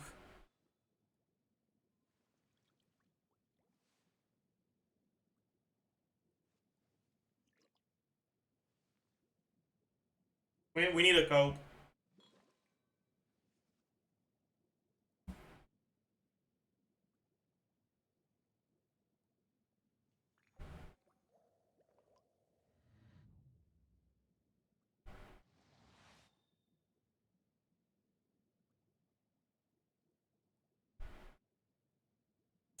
Aura is mid. Sustain is mid. Conditions. Do you ever use her because of specific conditions? I guess there are some people that play her in Skirk teams. Sure. Shenhe. Amp. Is mid. Damage is mid. Aura is bad. Doesn't have sustain.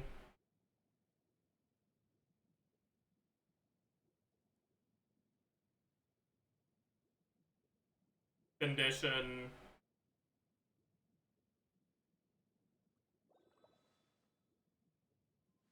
Is mid. She's good for conditions? What condition?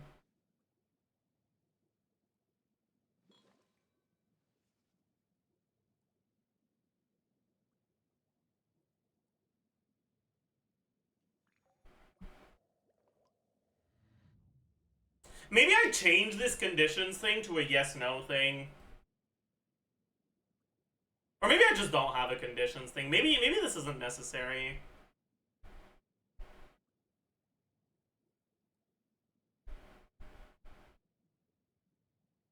Yeah. Honestly, fuck the conditions.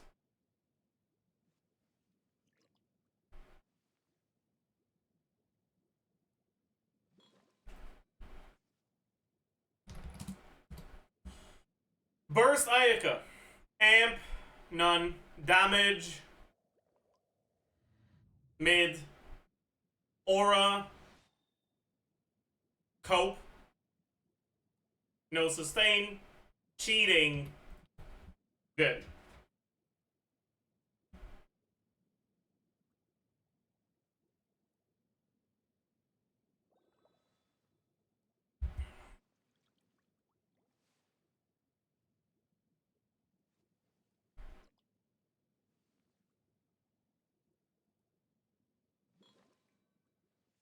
Anyways.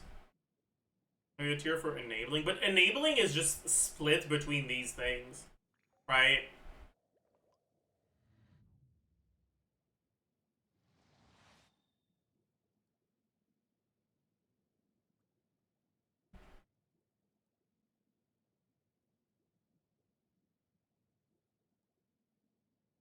Change should be a yes-no thing, like you can use this to cheese a boss. I think what I want to do is maybe a yes and maybe a no thing, right? Where like with Ayaka against the upcoming Unicorn, Ayaka actually likely will be the best or one of the best options for your melt teams. But if you look at Amber for the Lava Dragon, Amber's not the best. She's just one of the things you use if you don't have access to the best stuff, right?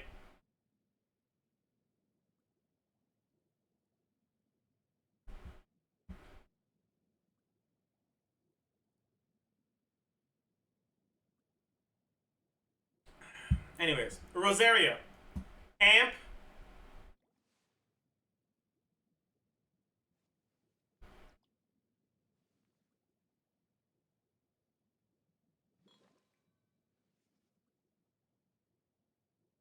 Now, you know what?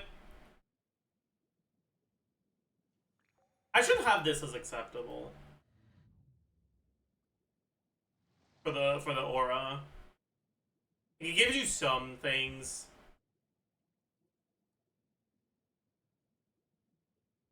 But yeah, I don't know if this is bad or cope.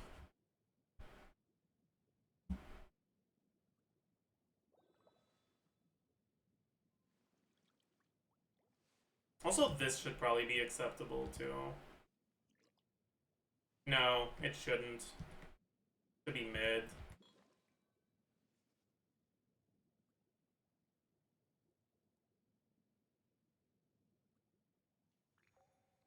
I think you watchful.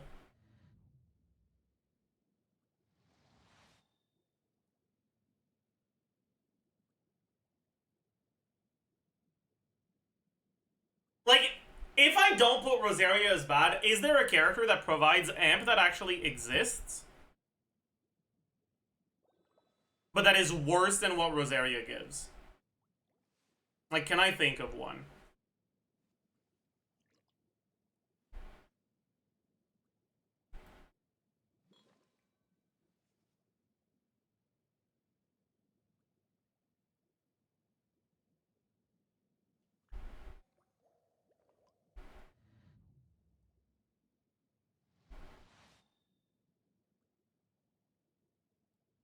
Like, not really.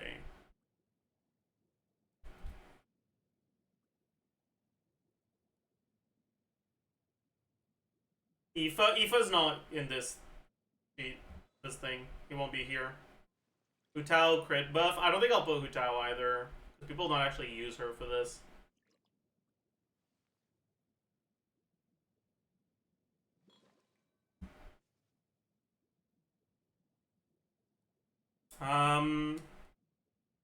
Like, sometimes whales do it, but no one actually does it outside of whale speedruns, so meh. Damage. Mid. Aura. It goes unacceptable. Honestly, I should have Escoffier Aura good as well. Yeah.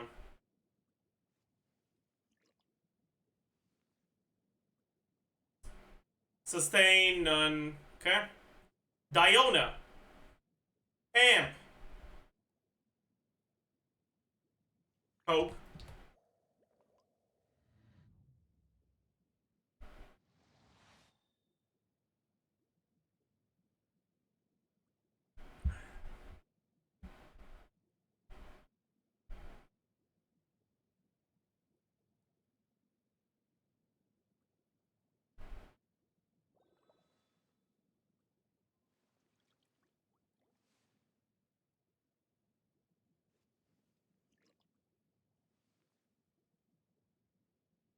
$200 EM cope, yeah.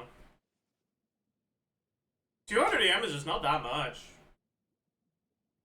It'd be something else if it was full uptime and you could get it easily, but it's not.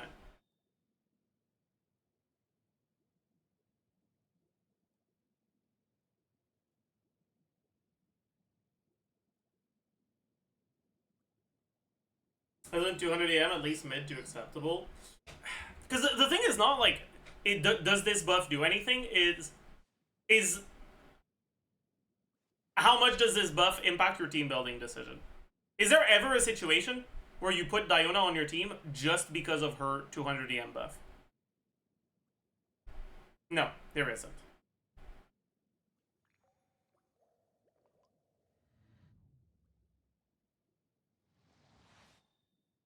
Nefer? I'm pretty sure that if you play Nefer Diona, it's more DPS to never swap to Diona.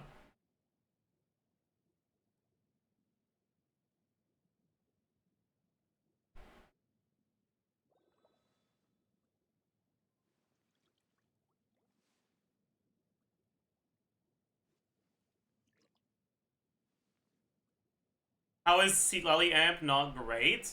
Because great is just gonna be for characters that just numerically give more than what Escoffier gives. Right? Escoffier is... Or sorry, not Escoffier. Sorry, you said Seatlally. Then what Seatlally gives. Because Seatlally gives 40 damage percent, but it's not actually 40 damage percent, because it's the set giving 40, and alternative supports can give 20% attack. So you're not gaining 40 damage percent, you're gaining the difference between 40 damage percent and 20% attack, which is generally the equivalent to about 25 damage percent. You get TDDS, but there's a lot of teams where it's not full uptime. So, like, in a lot of situations, the actual performance for Citlali is about 25, well, okay, let's say 40 damage percent, but then minus 20% attack. Because you lose the noblesse or whatever set that you would use on her, on other characters. Plus the attack that you get from Citlali, which is TTDS, 48%. And then 20% shred, which is 1.05. Assuming you don't have any other shred, she's 44. Half uptime TTDS, 36. That's not good. Like, it's not awful, but it's not good. What makes Citlali good is that she's got... Well, sorry, it's not great, right? Like, it's good, it's solid, but it's nothing compared to the characters that are actually focused on buffing. Citlali's value comes from the fact that she's a good buffer and a good elemental applicator, so she can fulfill both roles at the same time. For an elemental applicator that gives you the aura you need, her amp is amazing. So if I put both of those categories together, she would be great. But they're separate.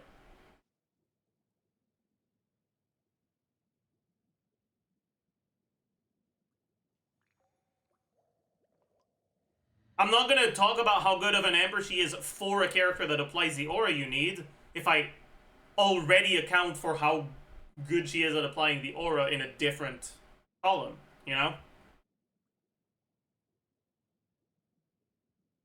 But what's weird here is that maybe I should split Escoffier in two as well.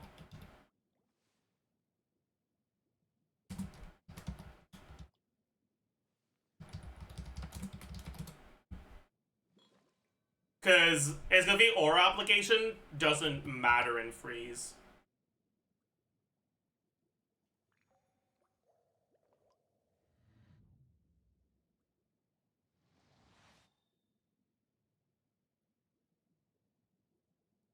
And then in Melt, her amp is bad. Her damage is mid.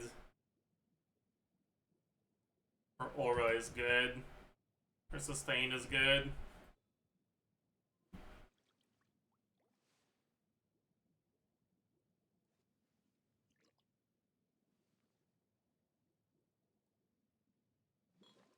Anyways. Is it called aura in game? There's no official name for it in game, I think. Maybe there is. Maybe it is called aura. I don't remember seeing it anywhere, though. I could also split Citlali into, have Citlali melt, Citlali freeze. But I think at that point, it's kind of whatever.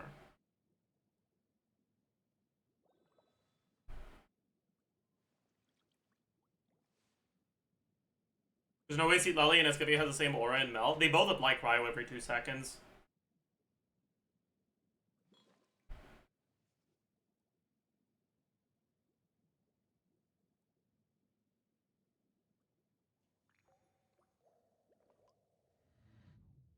Citlali just hits more often. Citlali has front-loaded application that allows you to start melting more reliably. But in exchange, her application doesn't last as long.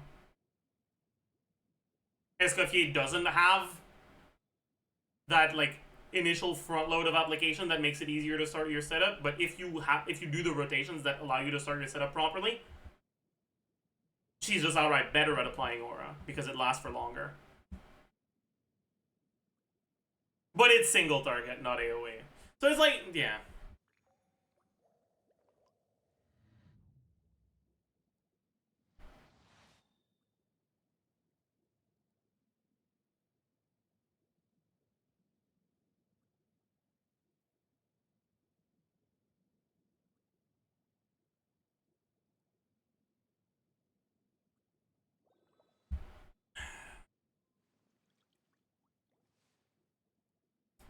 Kaya. Also, I should freeze panes here. So, view, freeze panes. Yo. Alright, Kaya amp. None. Damage, mid. Aura, acceptable. No sustain. Chi-Chi, no amp, no damage. Bad aura app.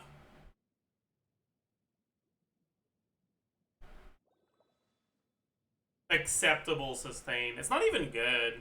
Like, that's the thing with Chi-Chi.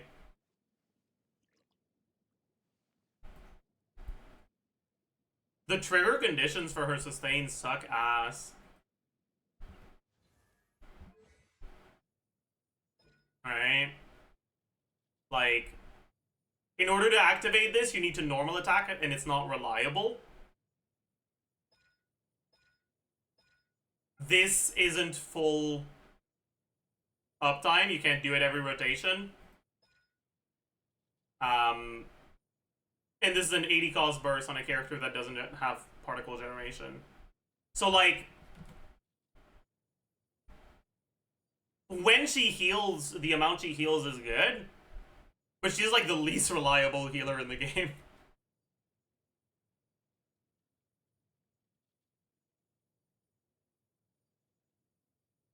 Anyways, Chongyun, Amp. Chongyun reduces cooldown. There's a bit of Cryo Shred. I think the Amp it falls under bad. Like, it exists, but it's not very good. Damage falls under bad. Aura. And technically he can help with Aura, but I think it falls under bad as well. Yeah. Very cool. I kind of want to put bad on sustain as well, just for fun. Did I not finish Diona? You're right, I did not. No damage, Aura. Aura goes in bad, man. Her Aura sucks ass. Sustain. Sustain is acceptable.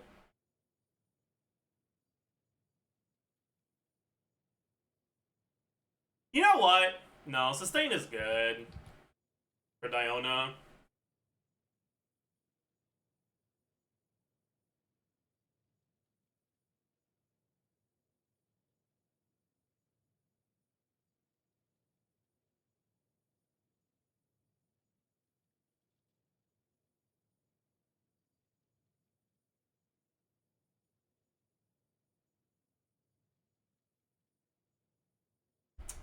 Alright.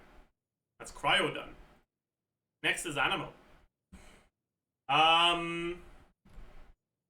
Lanyan.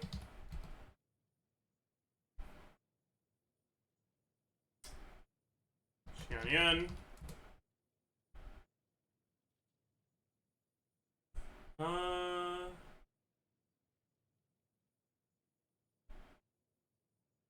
Lynette. Farazan.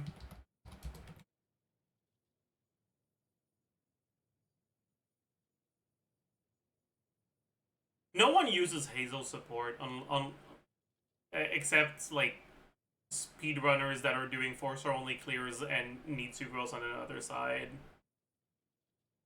So meh. Sayu, I guess we can have. Kazuha, yeah. Jean, sure. Venti, sure. Sucrose. Animo MC. Alright. Lanyan, Amp. What did I have TDDS only at? Probably at mid. Or bad. I had it at mid. That's fine. Oh no, but she also has VVR for 4, so it's not mid.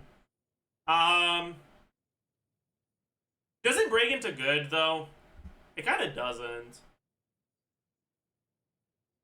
That's the thing. I guess it's acceptable.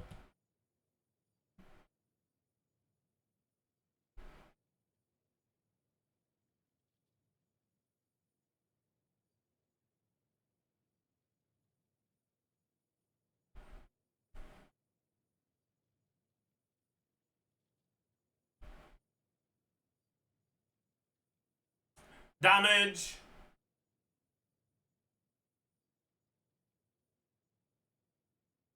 Bad. Aura. Doesn't have any. Sustain. Good.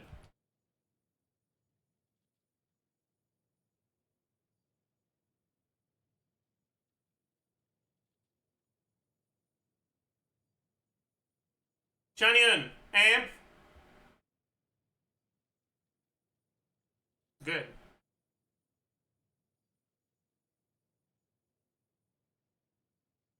Doesn't really have damage. Doesn't really have aura. Sustain.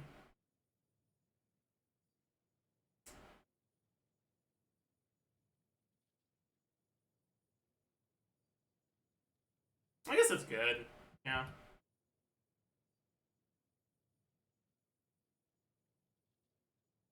Yeah, sure. Lynette. Oh man, I forget what the fuck she does. Oh, yeah, this is awful, but she gets VV, so it's acceptable. Does it break into acceptable, or is it in mid, actually? Nah, I think this is mid.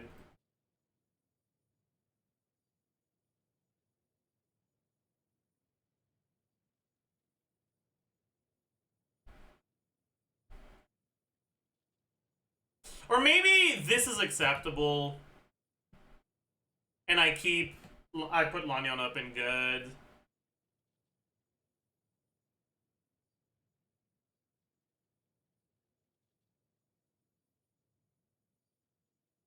No.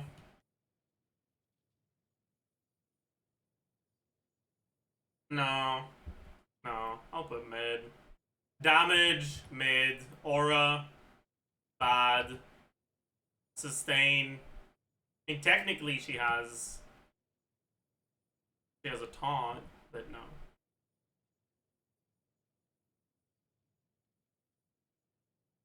Farazan. Amp. Great. Damage.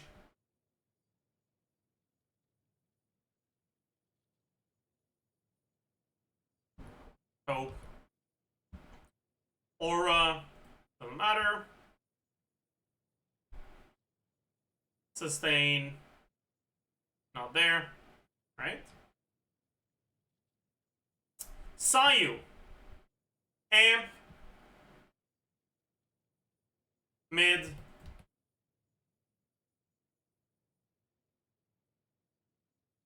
Damage is basically not there. Aura. No. Sustain. She's one of the worst sustainers. Is it better than Chi-Chi? No. I think it's worse. The worse than Lila? Yeah. Okay. Have it at Cope.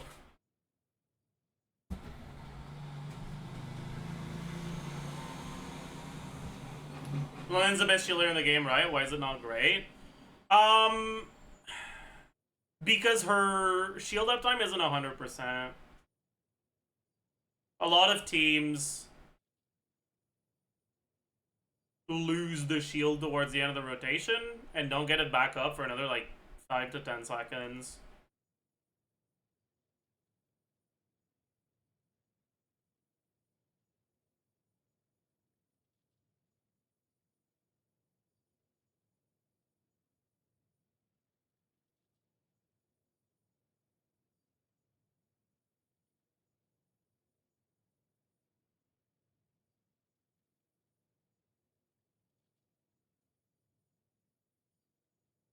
Anyways.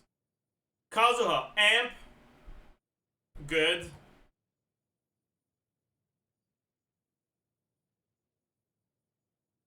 Damage. Cope. I just have Lynette damage with Cope as well, honestly. Aura. Sucks ass.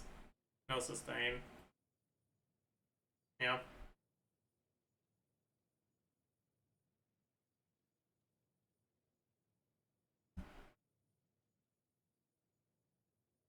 Is cope better or worse than bad? I mean, when you're coping, you still have hope, you know? Bad is just bad. Cope is better than bad, yes. Isn't his aura sometimes used? Yes, that's why I'm not leaving it white, but it's fucking awful.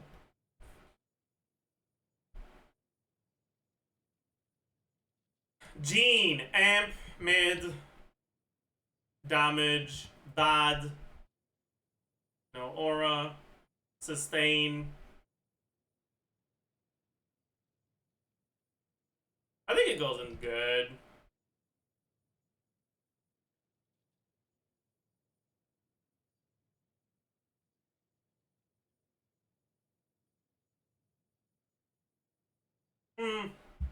Right, Sunfire Gene exists. We could put aura in bad as well.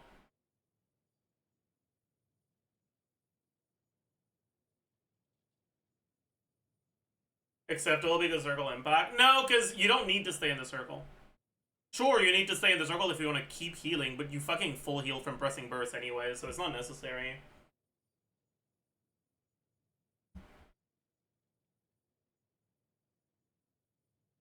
I guess she's got some fall damage abuse, but fall damage abuse is basically not something you can do in Fearless, Stygian Onslaught, or higher, so it doesn't matter.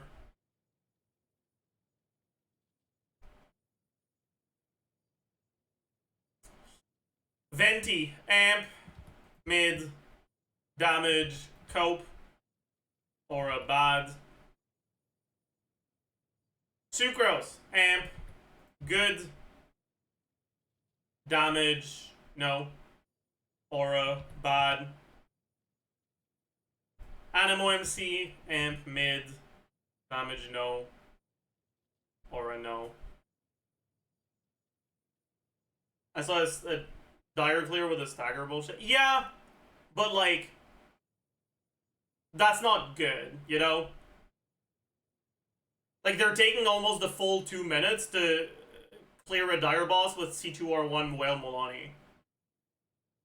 Like, that's bad. It's a way you can brute force a boss that's not supposed to be killable with Molani with her.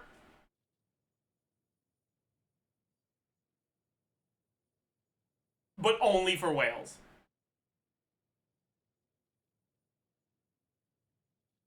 Like, I don't know, man.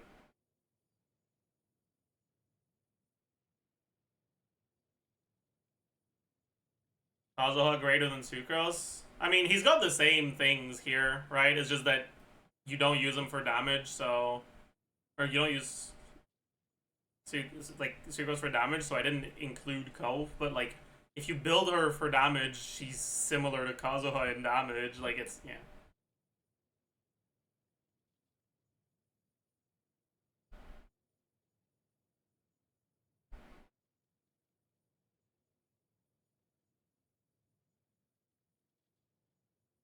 What is Animo Aura? The thing that all of these characters have in common is that they can apply an element other than Animo to enemies. But it kind of sucks to rely on your Animo characters to do this, which is why they're all in bad. Alright. Next element. Electro. Inefa. Your name's Inefa. Ion-san. Auroron. Dory. Uki. Hyperbloom. Uki. Other. Yai. Raiden. Hyperbloom. Raiden. Other. Sarah. Electro. MC. Lisa. Beto. Fischl. Okay, Inefa, Amp, Mid.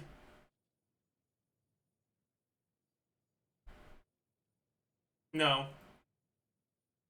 Good.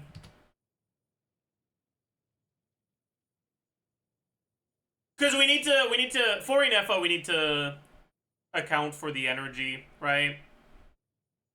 The same way you do for Farazan.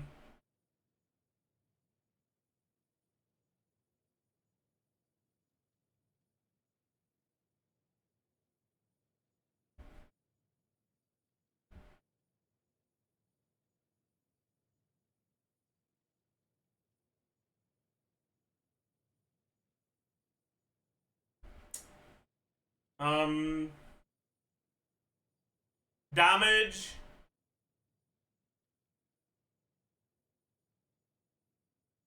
I think we can justify a good here. Like, other than the characters that I put in great, which is the Hyperbloom triggers basically, and that's it. Are there off-fielders that deal more damage than Inefa and like noticeably more? Not really.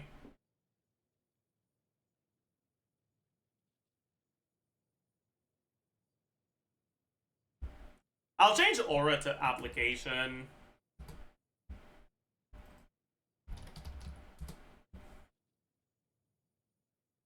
Maybe Escafé. Yeah, Escafé is a similar amount though. Mawika is different.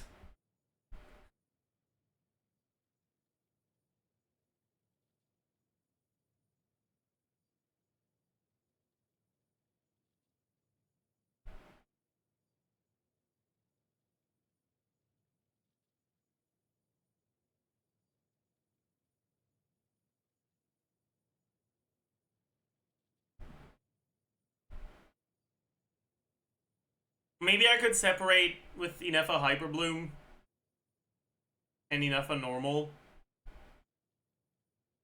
as well. Fine.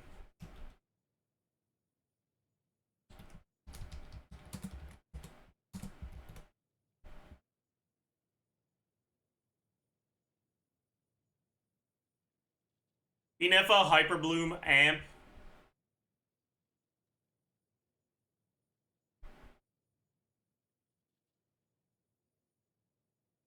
Is Cope.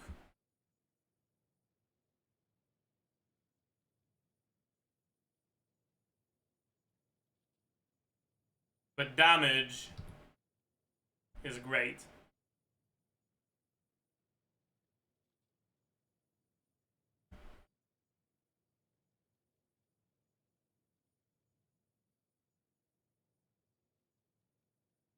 Application mids.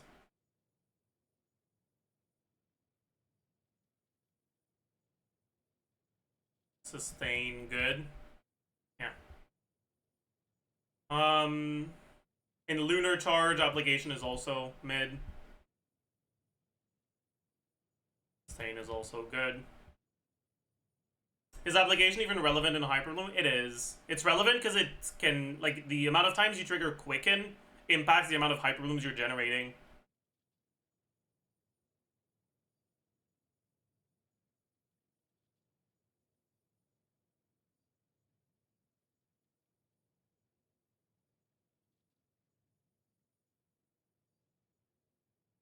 Isn't Hyperloom Inefa worse sustained than Lunar Charge Inefa?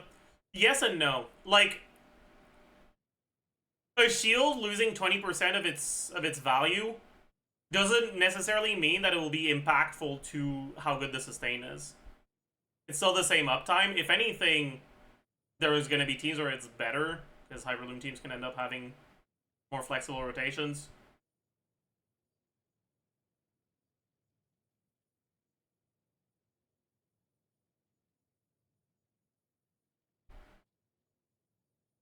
Is she a better Hyperbloom trigger than Kuki? Yes and no.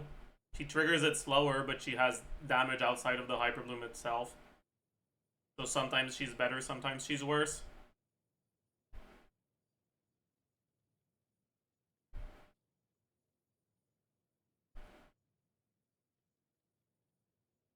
But like, the reality is that there is no practical difference between sustain that's just barely able to keep you alive in every situation and sustain that is very easily able to keep you alive in every situation. Right, the question is, are you dying, yes or no? And if you're never dying, then it doesn't matter if your shield is like 5,000 or 30 more billion. You're not dying. The reason why I have Chi-Chi at acceptable is because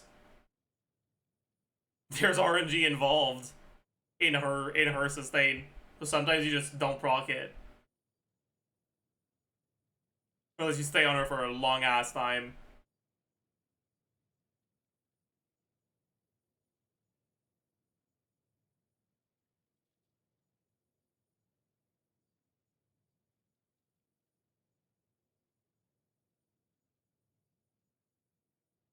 right? And Lila has some problems with shield uptime. And Citlali's shield almost just doesn't exist. Right?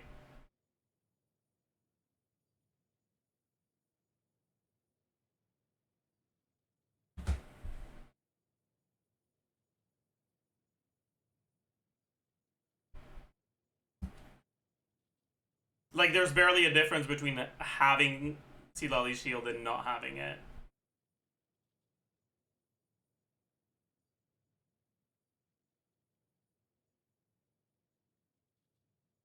How is Jessica good in amp? You might be right, honestly. Maybe it should be acceptable. That's a good point.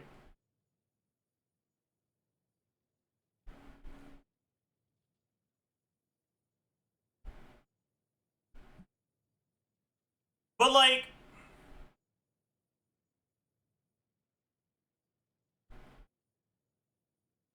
Farina makes things more complicated. Because like, if you don't have Farina on the team, but I guess that's kind of accounted for in sustain, right?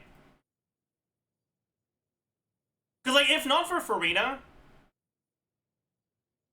Escoffier is not even that good in freeze teams. Like, she's good, but like, when you look at no Farina teams for Skirk, the Escoffier ones and the non-Escoffier ones aren't that far from one another. So I guess her amp isn't that good. Yeah, her amp falls in acceptable, sure. Yeah, okay. This is good enough. Alright, Eon-san, amp. I guess she'd fall in good, right? Wouldn't quite make it to great.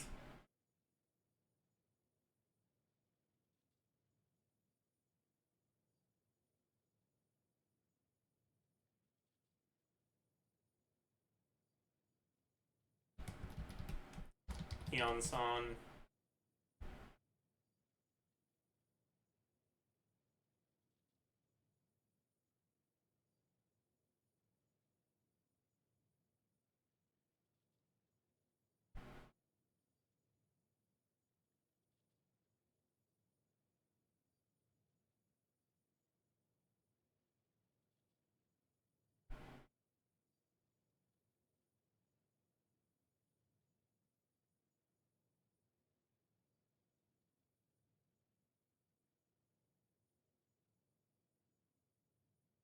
What's the damage percent?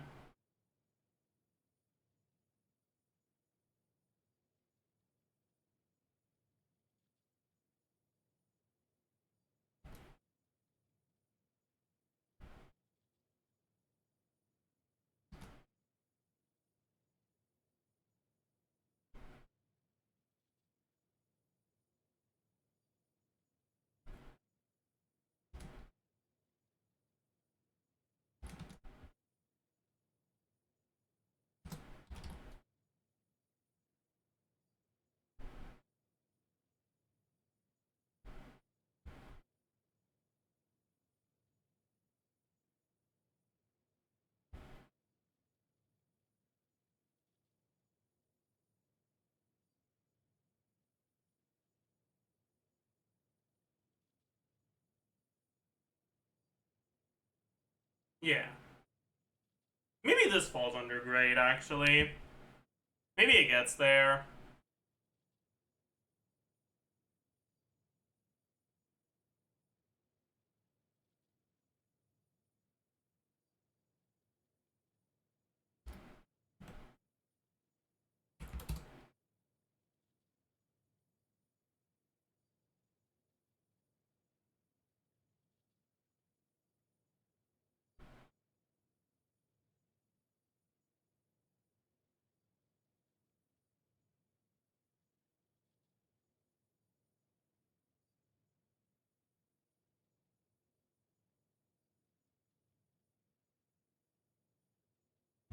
Yeah, okay, sure.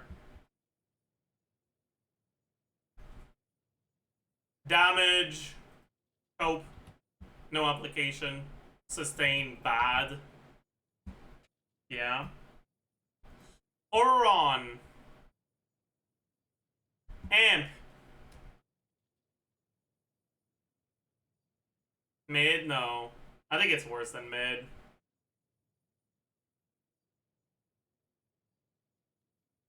It's like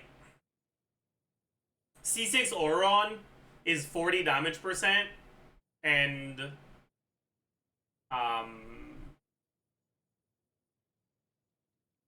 attack. Because it's 30, but you lose your noblesse because you're in Cinder City. Or your TOM, or your whatever other set you'd be using, right? So it's good, but it's not amazing. I don't know where that would fall under. Like, compared to VV by itself, decent amount worse.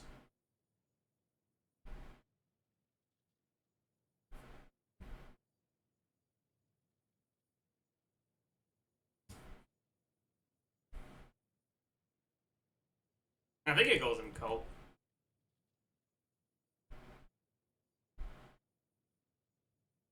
Yeah. Yeah, I think it goes in cope.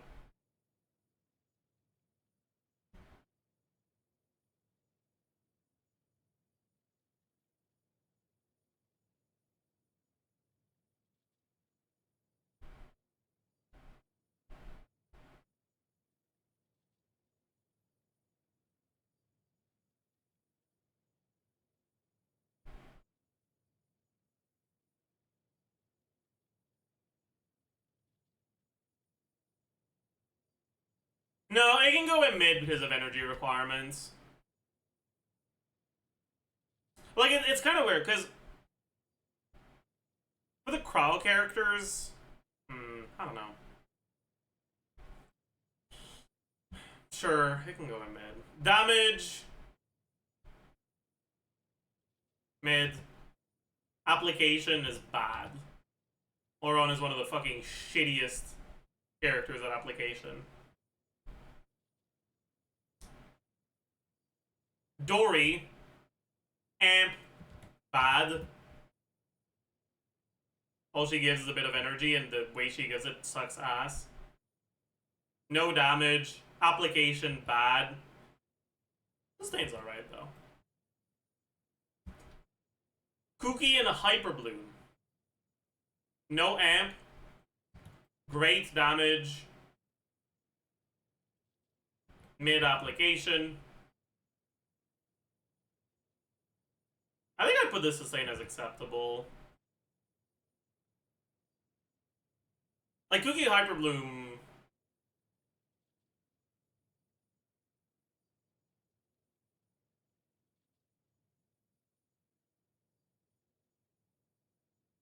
Your healing is pretty ass.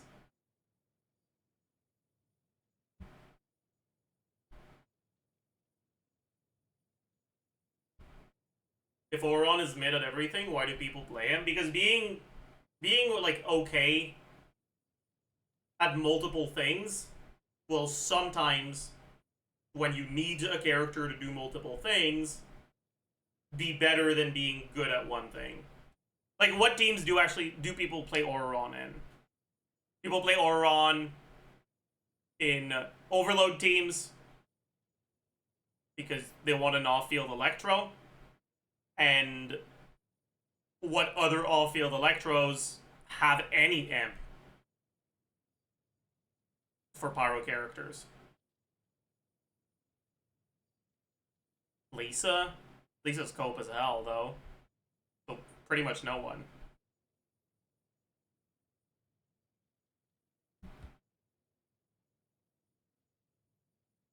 Verissa doesn't have off-field Electro.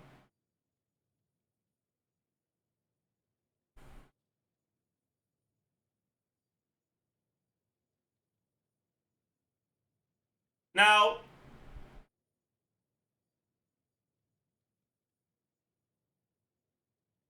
there's amplification. Anything that increases your other character's damage.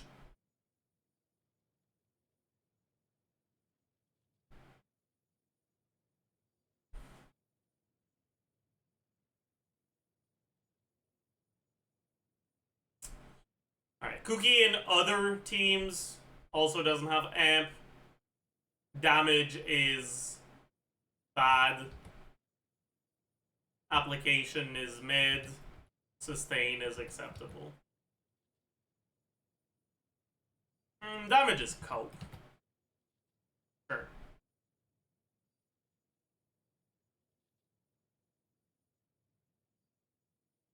Yai. No amp.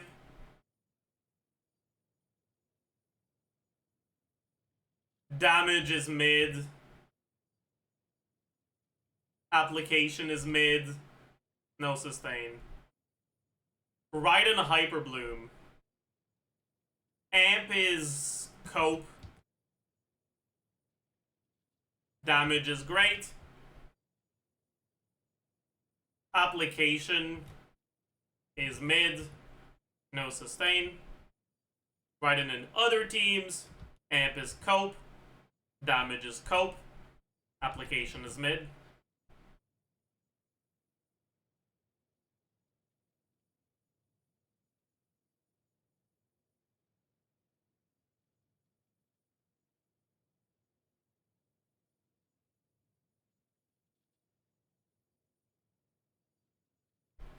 Who has good app? Fischl. Yeah, damage should be good, but it's not. Like, that's the thing. It's not good. Alright, like, right now, when we look at the ones that have damage and good, we have Inefa and Escoffier only. And great is the teams that are, like, actually built around those characters' damage. So, like, Burst, Skirk, and the Hyper Bloom triggers.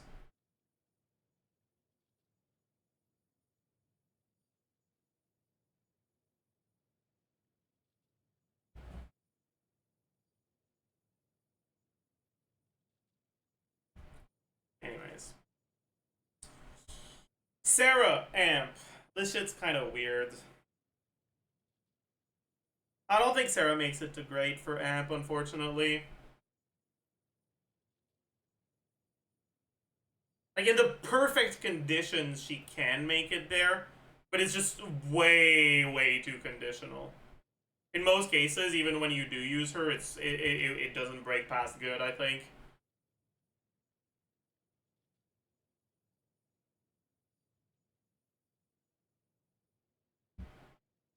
Damage, mid. No application, no sustain.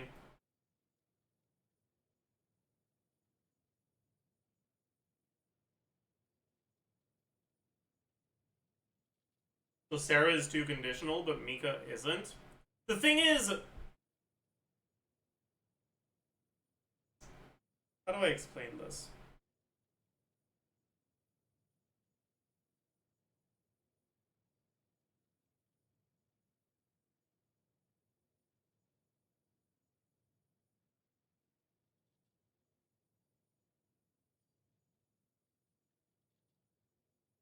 Mika just gives more.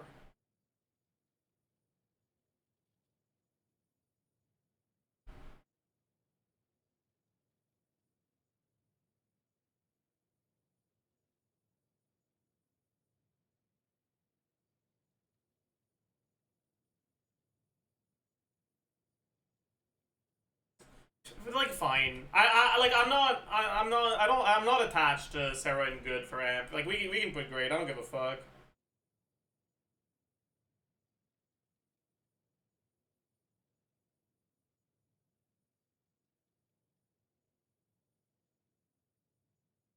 He has more to non-existent teams. Yeah, but what's the existent team that uses Sarah?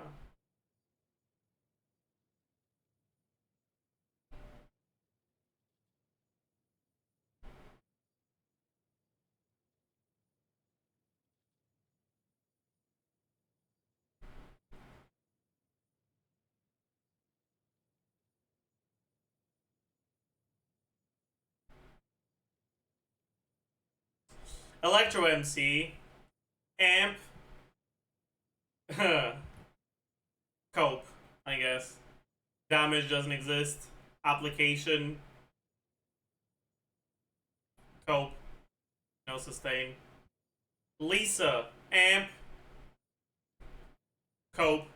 Damage. Cope. Application. Cope. Beto. Amp.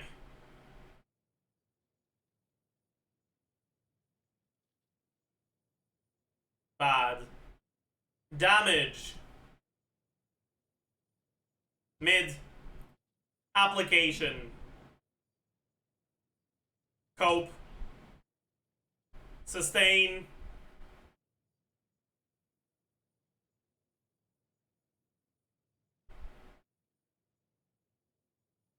I'd say cope as well. Damage should be bad. Well, why? What amp does Beto have? She has Electro Shred on her cons.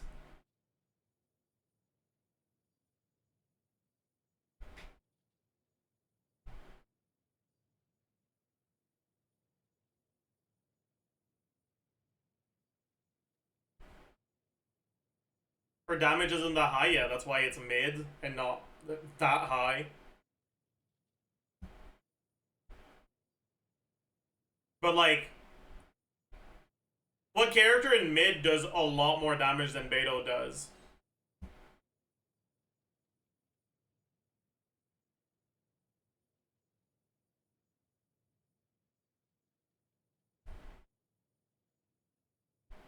Sure, if you look single target Beto versus single target like Yai, for example. Sure.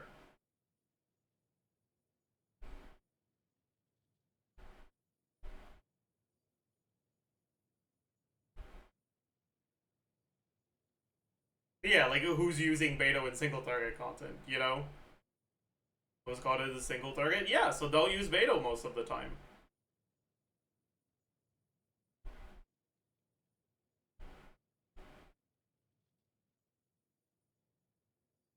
I could split Beto in Beto single target, Beto AoE, but whatever. Even best case, Beto isn't that good of a damage unit. Can you read, Pipoga? Does this look like it says that good? No, it says mid.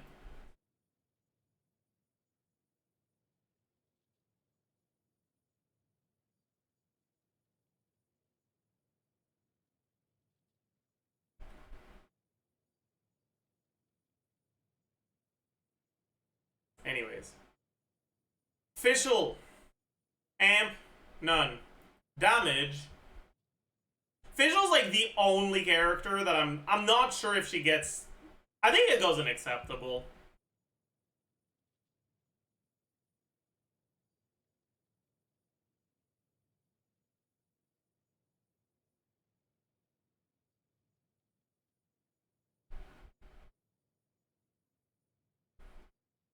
It's great in aggravate. I don't think it breaks past good even in aggravate. There are teams where it's good, but there's also teams where it's mid or cope.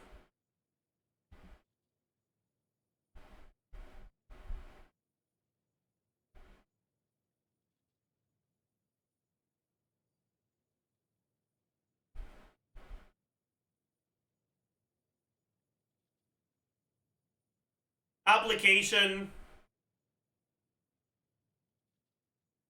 Good. No sustain. Yeah. We don't have a character. We're through 3 elements and we don't have a character with great application yet. That's very funny. We have characters with great amp, great damage, but no great application or sustain. Is there a single character that has great sustain? Since oh my goat, true. No. I guess it would just be Zhongli, right?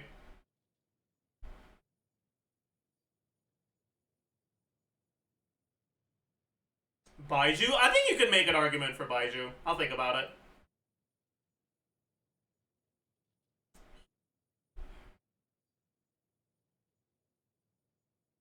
I know. Amp.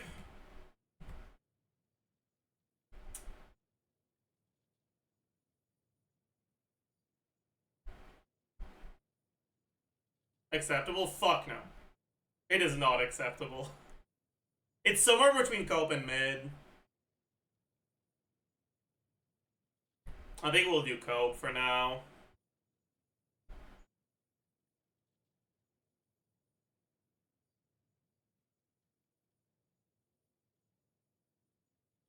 But what con? C6. Like, C0 I know is completely, like, doesn't have amp at all. C1 I know is somewhere between bad and cope. And C6 I know is somewhere between cope and mid. But like, again, right? Right now, I have mid as like VV default. Right? The character that is providing 40 shred, to me that's mid amp.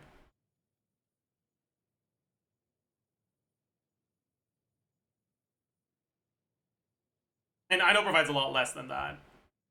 What makes her viable is that she has cope, the amp between cope and mid, while also having the application you need for the teams. Right?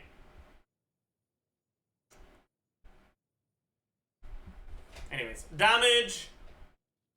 I'm gonna write pathetic on the color code for bad.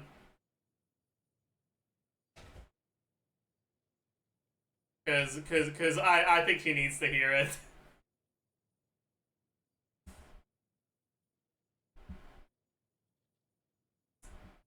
Application.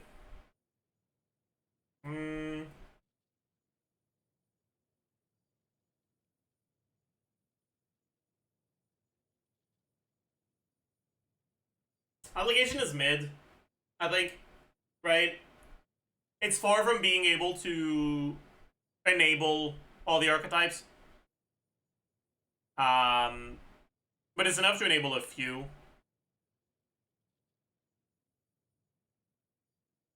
No sustain. Dahlia. Let's write them all down first. Dahlia, Milani, and 1. Sijuin, Farina. Hydro MC is not an off-fielder. Not a good on-fielder, but also just straight up can't do anything as like a support. Nilo.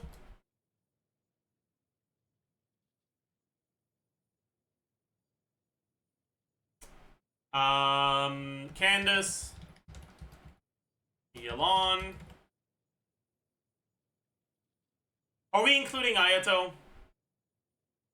No one uses him this way, though. Oh, no. Kokomi. Barbara. Singto. Mona. Okay. Dahlia, Amp.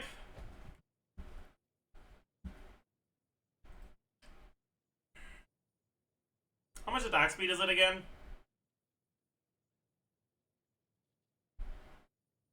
It's 20 to 30. I think that falls under cope. No damage, no application. What's the burst duration? It's 12, but it's +3, right? Yeah, 15.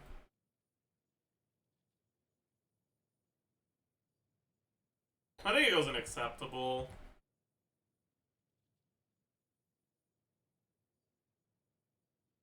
Because he's played in teams that have rotations that are a lot longer than 15.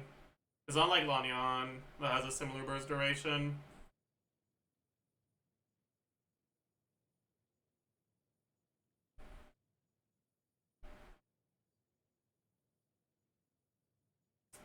Milani N1 Amp.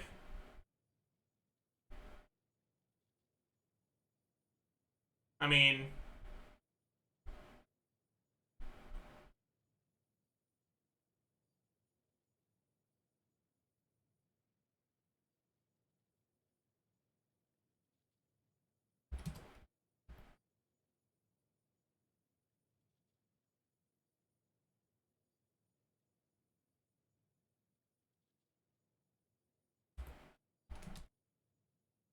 it's like 24. which is pretty similar to what you get from VV. So I think it'll fall under the mid.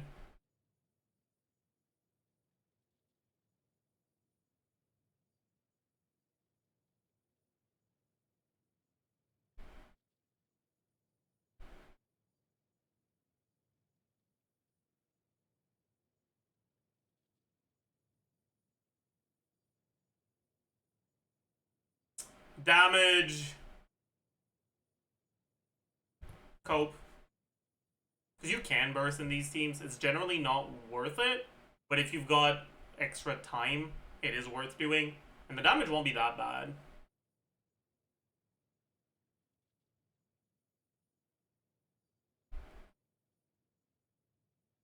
Application, no. Sustain, no.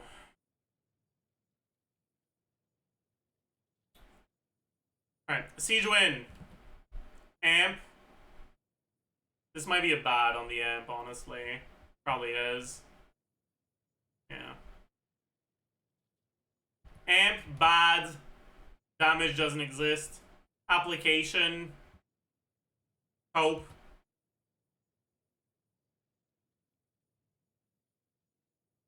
Sustain, good. I think.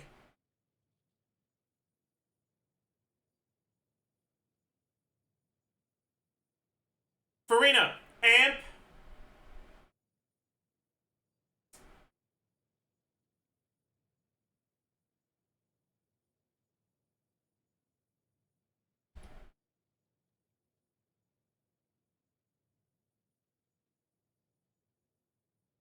Amp is probably in mid.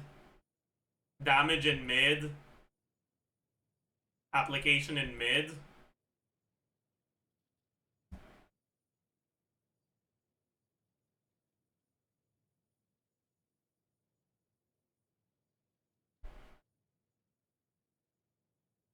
Why not good?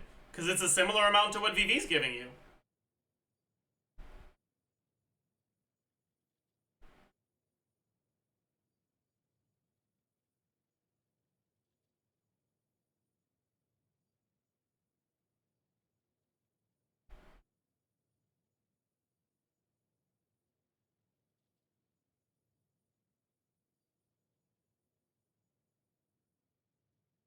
You could make an argument for damage to being good, honestly, but it depends on the team.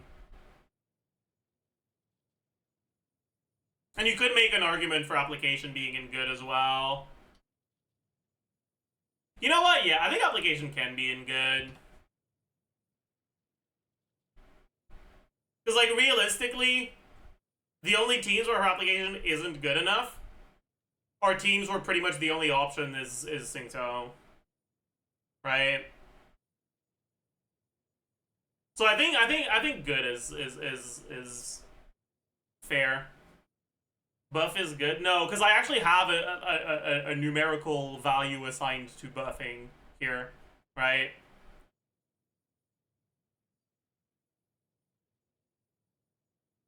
Like, Farina's damage percent buff just gives you a similar amount to the other things I have in mid. Gives you a similar amount to what VV gives you. If all you get from Farina is the damage percent buff, she's going to be a lot worse than a character like Bennett, like Yansan, a character like Farazan, right? Like, all those characters that are actually designed around buffing. Enables Magical State 2. That used to matter, but it matters less and less because they don't really release characters that don't have a good signature set anymore. So it only really matters for the really old characters that are not that meta relevant anymore. Skirk? Yeah, but is Magical State an actual big upgrade over her signature set? No. It's a really small one. The biggest upside of Magical State on Skirk is that you don't have to farm for Skirk's signature set. You get to reuse the Magical State you've had for the past 2 years that you already have really good artifacts for.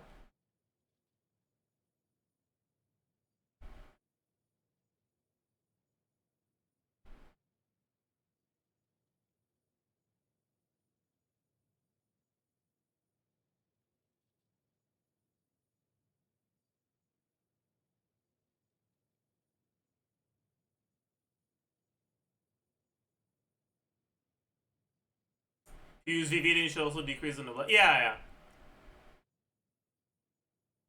Right, because like just removing noblesse or whatever minus 20, like whatever 20% attack buff is giving you is 5%. Right? And the shred by itself, 1.15 divided by 0.9 is 27, which means that VV is actually giving you about 21. Right? Farina is giving you a bit more than that, but it's a very similar amount. And like going back to the VV shredders, I also had Lynette that additionally gives a little bit of attack percent in mid. And then there's also the fact that honestly, you aren't getting 65 average, right?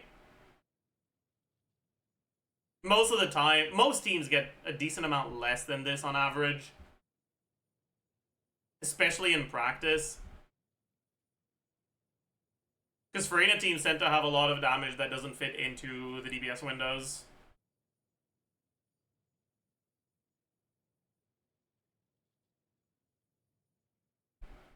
Did you count in TOM? The default assumption is that any character can give a set that has a 20% attack buff. So, characters that use a different set lose a 20% attack buff. Like, they give minus 20. That's what I'm doing. Right? Because otherwise, if you compare TOM Farina to the VV Shredder, we would be comparing to the 27, 28 that you get just from the shred. How does Lolly give 4 CV? It's not CV, that's attack. But this is half uptime TDDS plus 20% attack set replaced by a 40 damage percent set.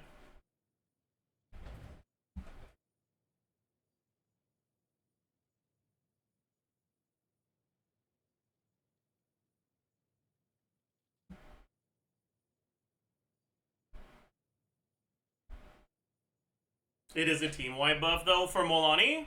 Or sorry, for Farina. The thing is, the fact that it's a team-wide buff doesn't actually matter. Because Farina teams don't tend to have damage dealers other than your on-fielder and Farina herself. So the fact that it's a team-wide buff doesn't mean that it's a team-wide buff. It means that it's a single target buff to your carry and her personal damage is good. Right?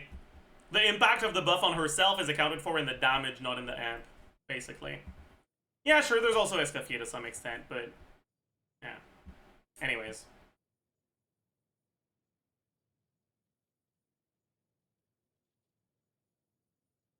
You could count her enabling Magical State. Yeah, but I talked about this earlier. Enabling Magical State just doesn't matter anymore. Farina buff equals Farina. I mean, it's, yeah. It kind of is, right? 40 damage percent, 48% attack versus 65 damage percent, 20% attack. Those are very similar. What makes Farina better is that she also has damage and has much better application. But like, that's why when you look at the Farina-less teams, your next best option is generally just Molani. And the DPS difference is basically just what you lost out on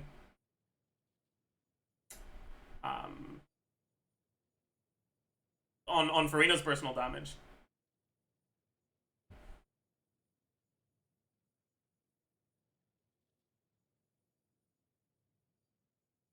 Anyways. Nilo. Amp. Where would we count? I think it counts an amp. Right?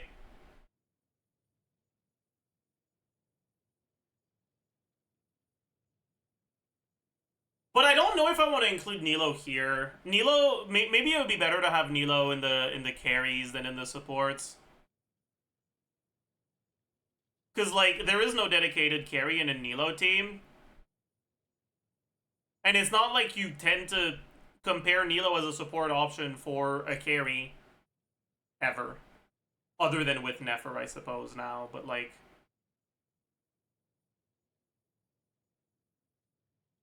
yeah, I think we won't include her at all here.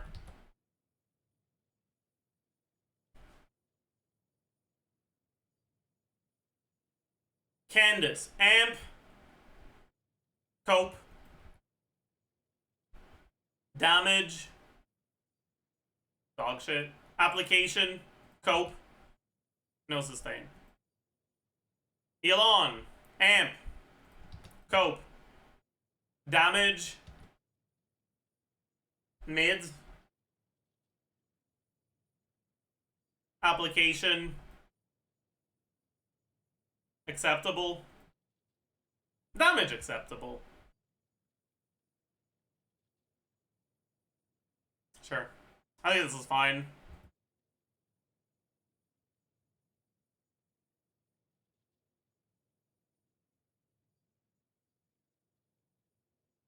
Damage is good, but, like, it kind of isn't. There are teams where Yelan's damage is good, but that's pretty much exclusively the teams that are spending field time on Yelan, and at that point, again, it's not a support list. That's how you'd rank Yelan in a carry list, right?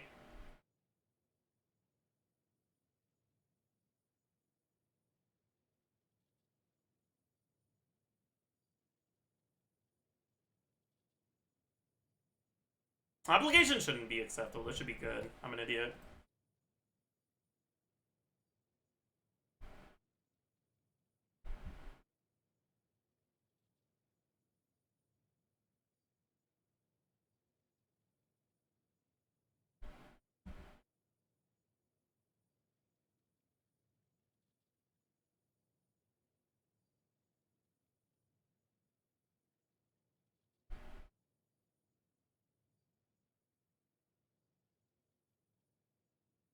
Maybe we put Farina damage at acceptable as well, though, honestly.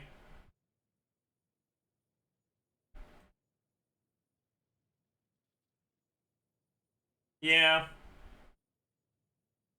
Yeah, I think so.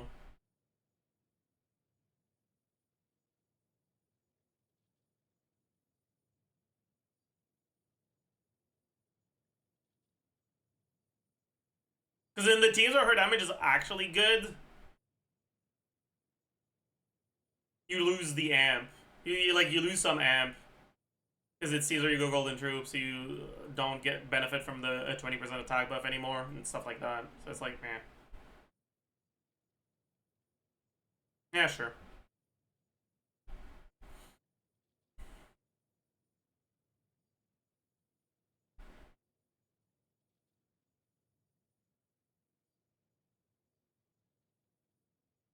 Yeah, sure. Kogomi. Amp. Mid.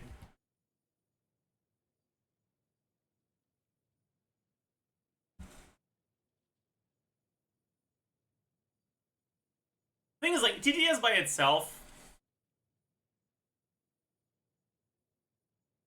like, it's a lot better than Yelan, but it's a lot worse than Farina. It's, like, pretty much halfway in between the two, right?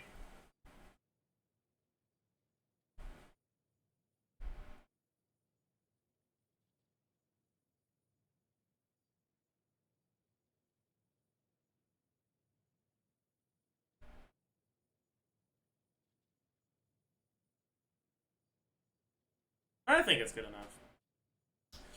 Why is Farina up good? I can't sustain vape. What team can you not sustain vape with Farina? Hu Tao? That's it?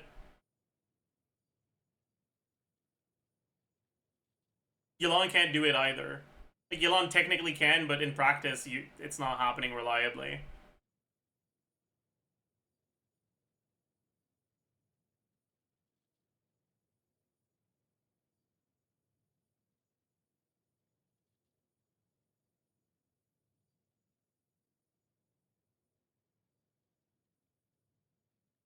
Gaming, you think Yelan can do it well?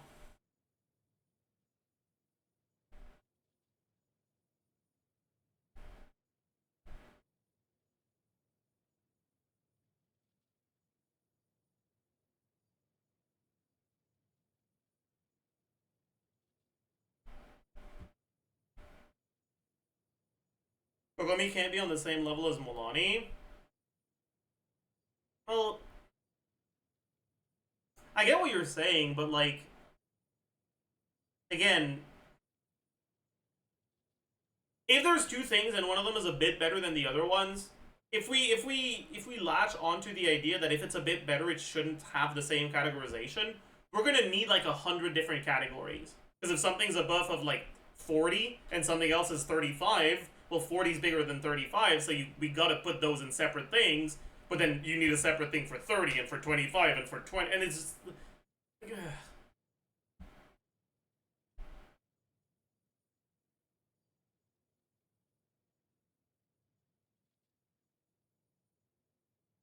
Can you just percent color? I could, but then that would require me to do thorough calcs on literally every character, and then we would not be done for the next 3 weeks.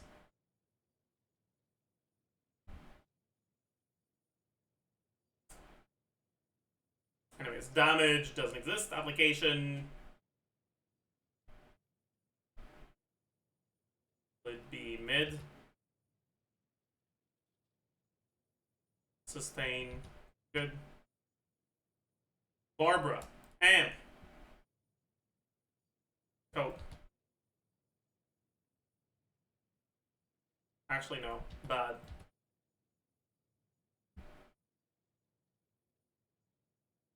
Actually, it's just not there. There's no amp. Damage, there's no damage. Application, mid. Sustain, mid. TDDS.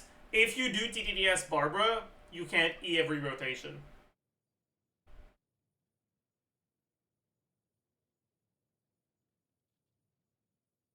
Her E cooldown is longer than every rotation in the game.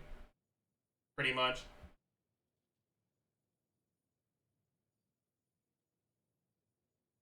So if you want to E every rotation, you need to use Sacrifice, so you can't use TDDS.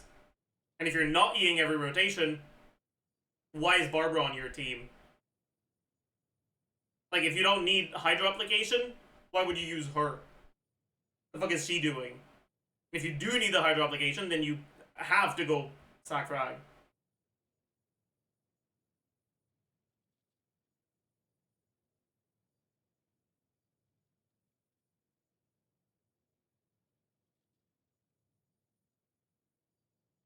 Anyways, Sainto, amp doesn't exist. Damage, I'll say mid. Application, for very first, grade in application. And sustain cope, I guess. Oh, there is a bit of shred, actually, you're right, I forgot. Amp bad. There you go. There you have it. I forgot about it for a second there.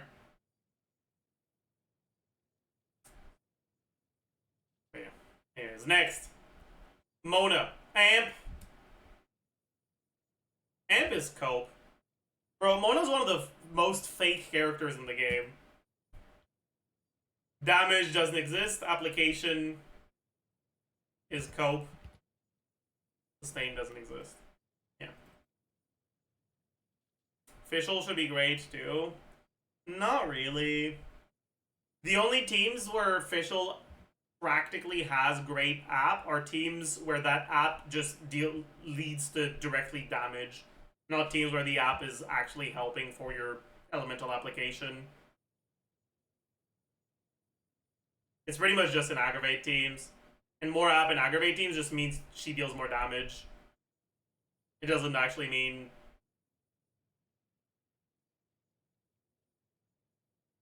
much else.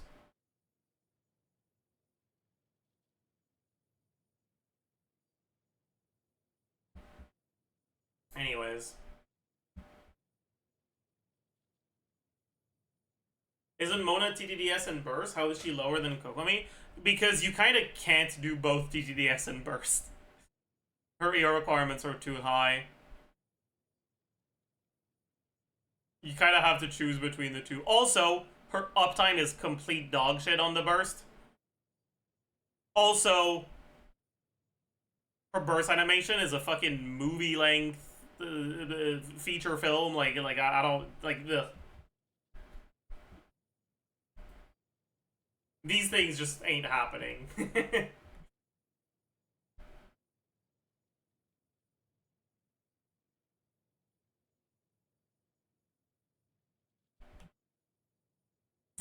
Alright, next element. Pyro. We've got Pyro MC, Mawika, Deleuze, Dea, Toma, Tank Fei, Xinyan, Amber. Oh, I said.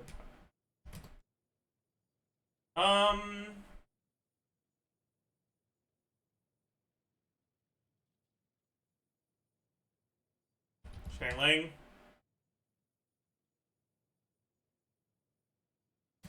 Bennett. Benit. Alright, Pyro MC. Amp. Cope. Damage. Cope.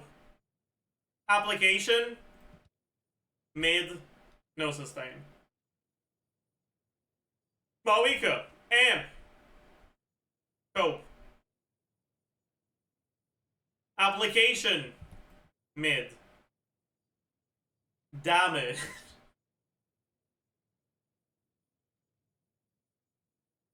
Great.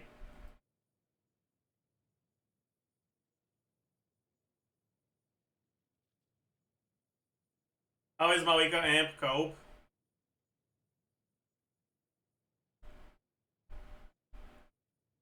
Yeah, I guess when you're building her 4 amp, it gets to mid. Sure. Sure. Sure. Alright, shoulders. Amp. Great. Probably.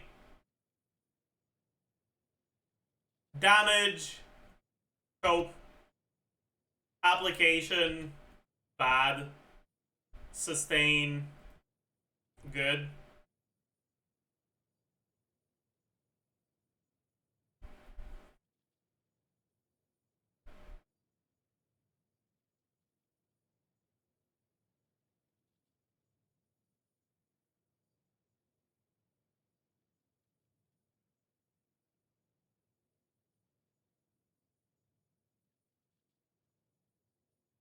Maybe I just removed the cheating category. It's pretty much just there for Ayaka and Amber, but like, whatever, man.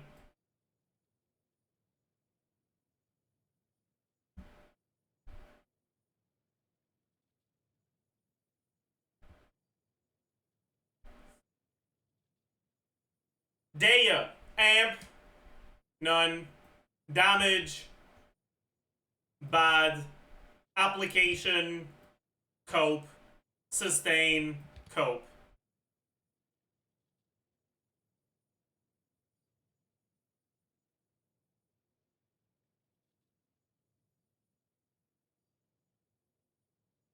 App is better than PMC? No, it's not.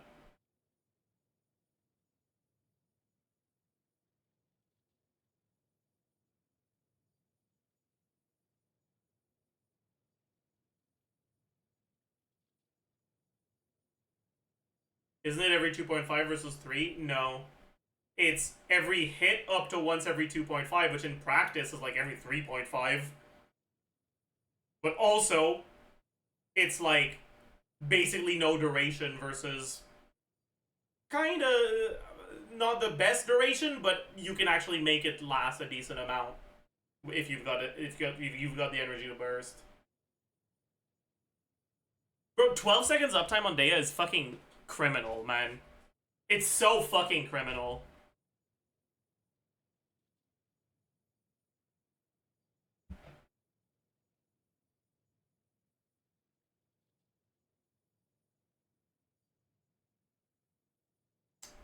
Toma, amp, bad, damage, bad, application, Cope. Mid. It's mid.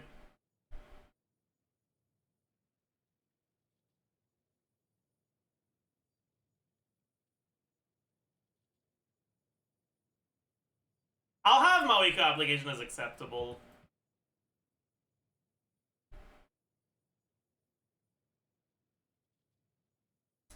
Sustain.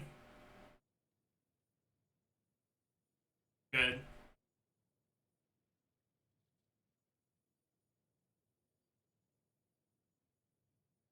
Or maybe we just remove the damage category for this. And for Dea. Sure.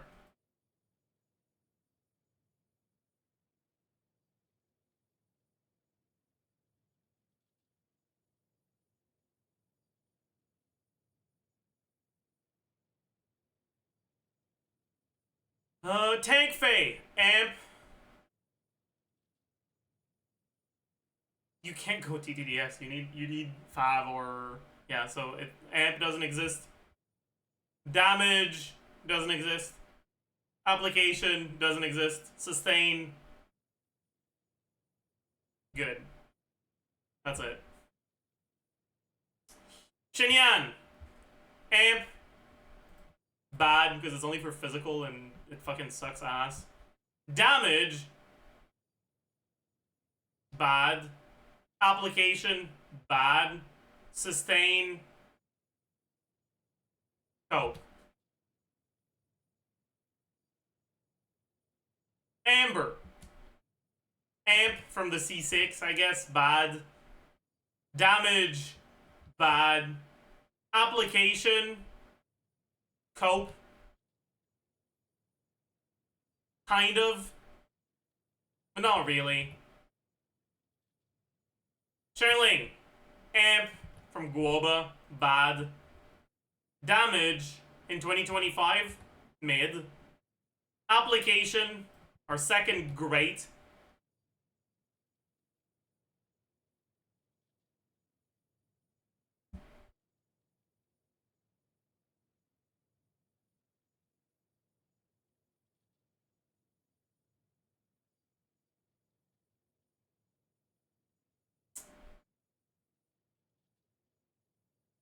Not acceptable damage. No, not anymore. Because you don't really play national teams much anymore. And outside of national teams, she's not doing that big damage.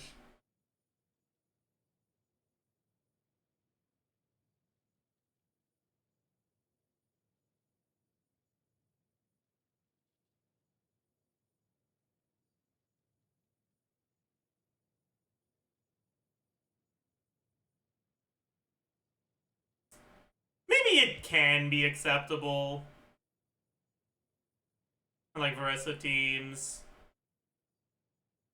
Man, I'll leave it at mid. Bennett, Amp. Is great. Damage doesn't exist. Application doesn't exist. Sustain is good.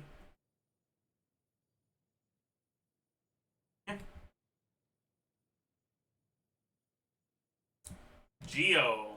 We got Shilonen. Kachina. Shiori. No one uses Burst Navia. Yunjin. Goro. Albedo. Zhongli.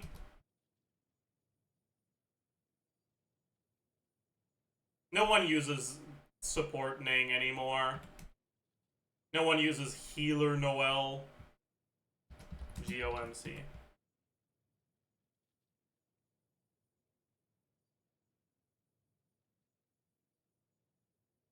Okay. Shilonen Amp.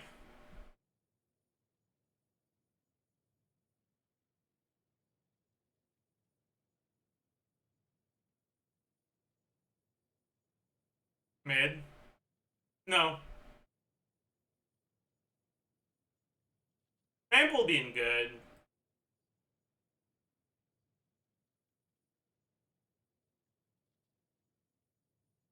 Actually, I haven't really done a lot of acceptables here, huh? No, but I think she still makes it into good, honestly.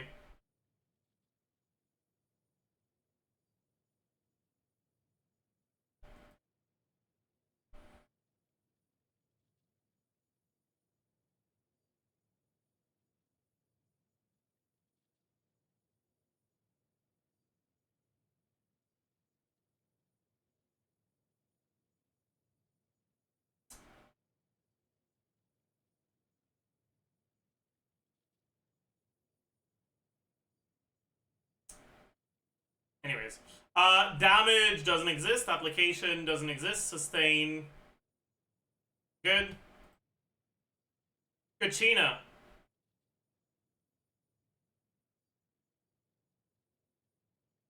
Amp.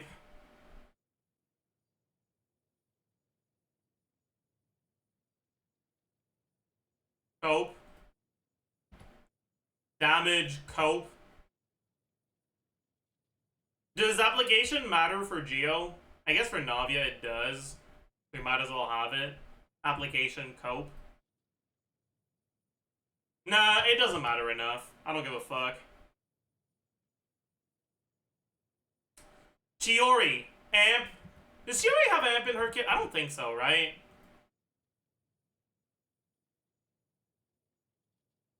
She has self buffs, but that's not amp. Yeah, no, she doesn't.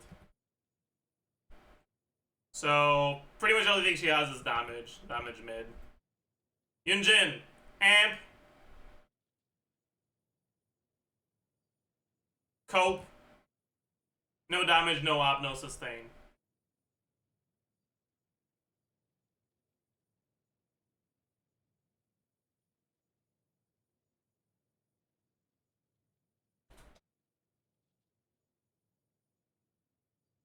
Goro. Amp. Mid.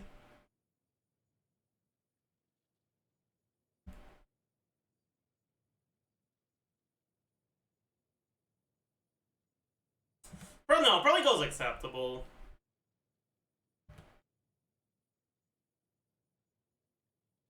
Alright, 40 crit damage. 15 damage percent.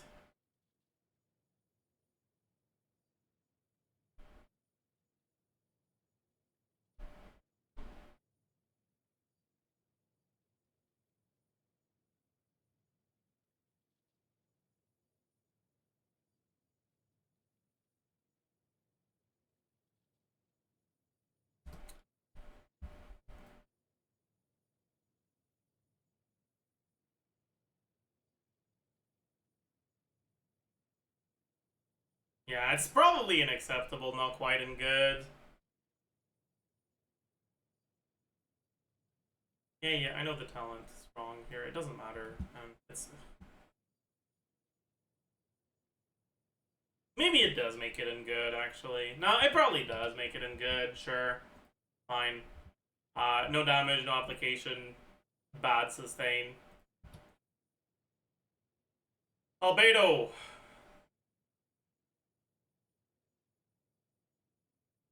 Amp. Bad. Damage. Mid. Cope. Mid. Cope. Cope. Let's leave it at cope. Zhongli. Amp.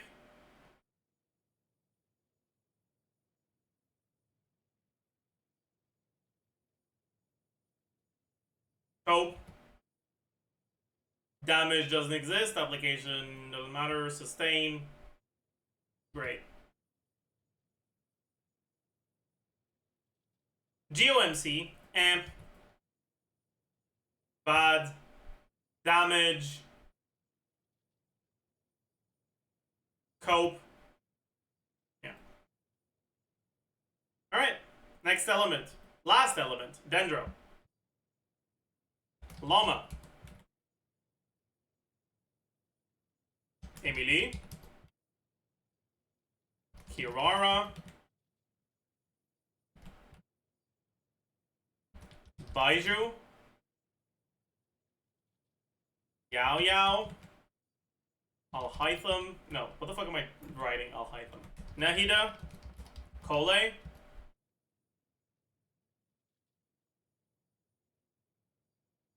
Dendro MC. Alright. Llama Amp.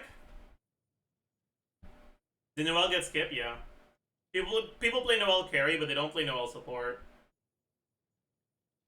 So we'll talk about Noel as a carry, but not Noel as a support. Okay, Llama Amp. Great. Honestly, we might need a new category just for her. Her amp is just that fucking insane.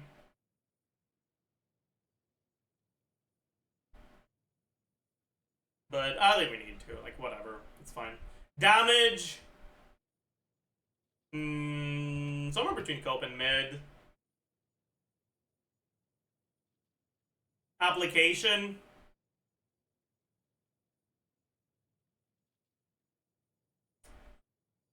Acceptable. Emily. Amp. How good is Emily's app in non-burning teams?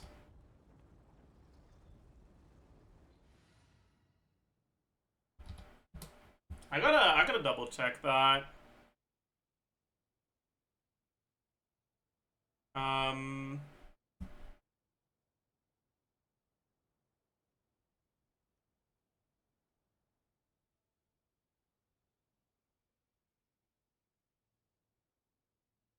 Applies 1 unit every 2 rounds. Is it actually? Is this at most 1 time every 2 seconds? So it's the same application speed whether you get level 1 or 2. I see.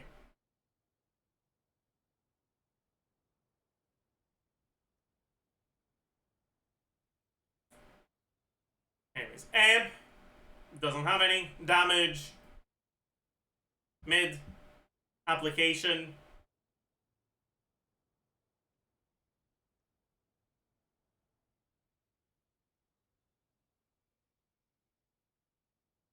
Mid. Maybe damage goes unacceptable. Yeah, sure.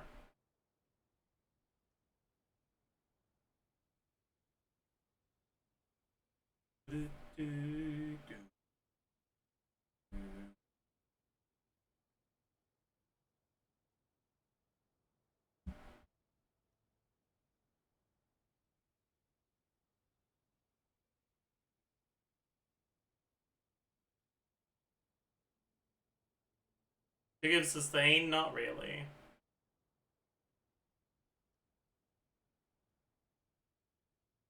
She offsets her own self-damage. That's not actually sustain. Anyways, Kirara.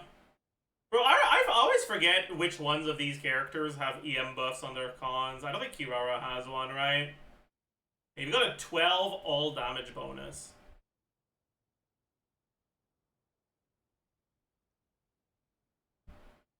So, the amp bad. No real damage. Application bad. Sustain good. Baiju. Amp. Cope.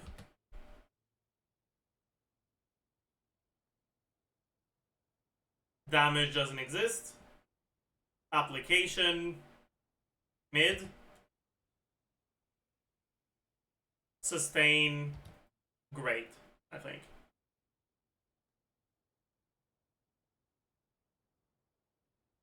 What amp does Baiju have? He has a reaction, Denner reaction amp buff on his Ascension passive.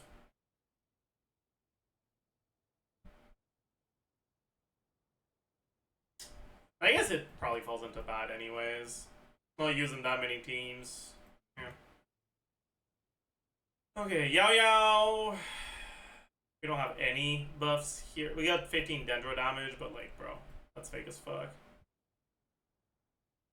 Let's just not even put it. Damage by, yeah. Application. Honestly, cope. Sustain. Good. Nahida. Amp. Cope. Damage. Cope. Application. Good.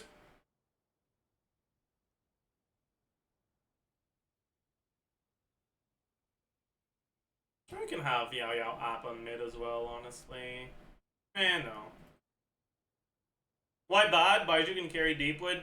Those aren't really things that they can do. Like, Baiju can carry Deepwood, but it's not because his presence enables Deepwood. Deepwood is the default state of Dendro teams. A character doesn't need to be Dendro to carry Deepwood. You will get Deepwood no matter what in your Dendro carry team. Deepwood is more tied to the element of your carry than it is to the elements of your supports. If you're playing a Dendro carry, you have Deepwood on the team no matter what. And Baiju doesn't provide any real synergy with him having Deepwood over someone else.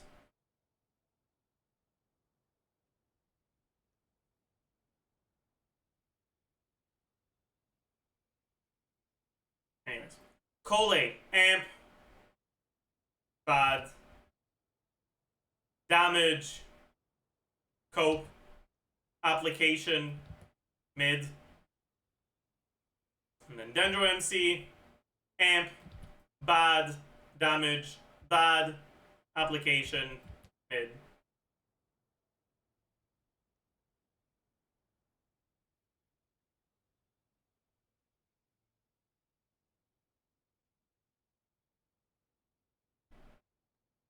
Yeah, I think that's it for the supports.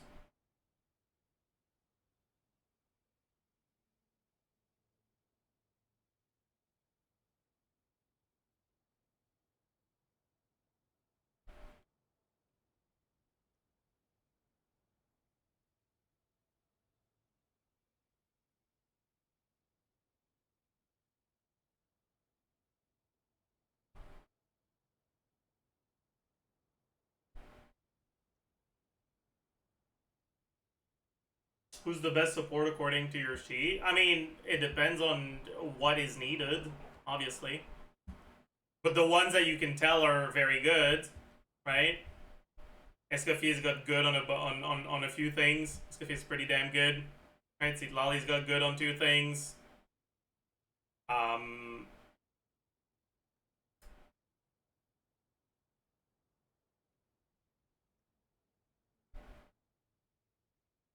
But like the things that matter the most tend to be the amp and the application, right?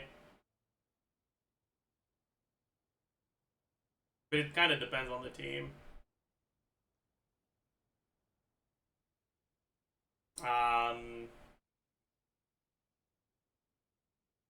Like the Farazan, right? Pretty good. Inefa, pretty good. Yonson, pretty good.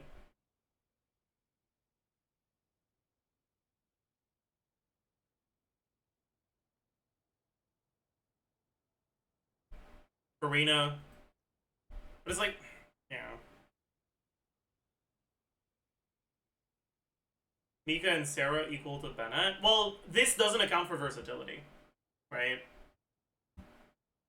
But like, if you're playing a Raiden team, for example, Sarah and Bennett provide a similar buff. Yeah.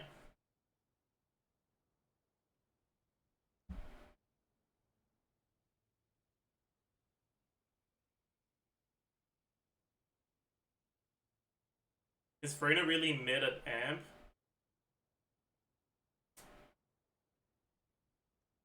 Again, it depends on how you define mid. But Farina doesn't provide a large enough amp to justify putting her in any team.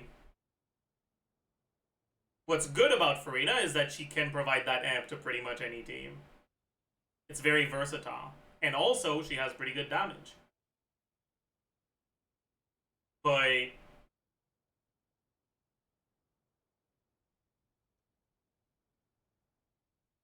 like just the number on her buff, it's forgettable.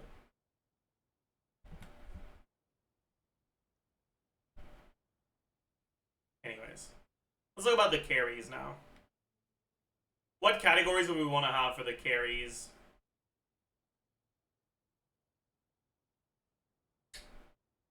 Um,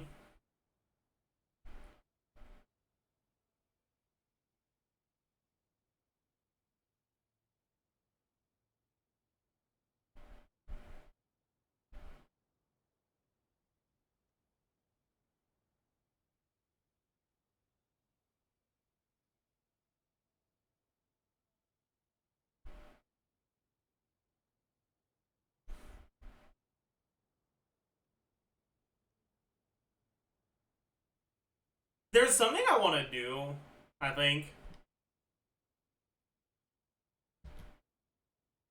Damage,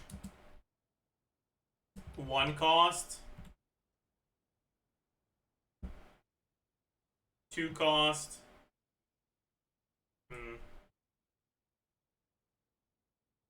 Because, like, I don't know if there's a better way to convey this idea, which is that, like,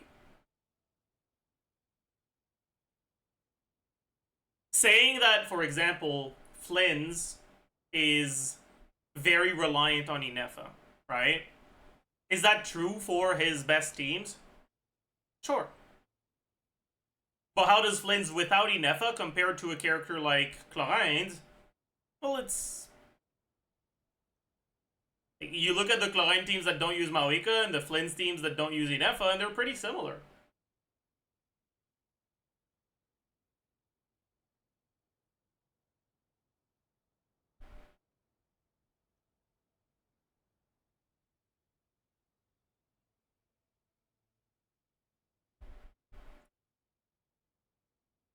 People don't really call Chlorine Maoika dependent. They call the Chlorine Maoika team Chlorine getting wheelchaired by Maoika. But you could kind of describe them the same way. But, like, reliance on supports, would you say that Skirk is reliant on her supports when Skirk with 4 stars only is way better than Raiden in her premium team? Like, a Raiden, like, carry. Like, it's kind of...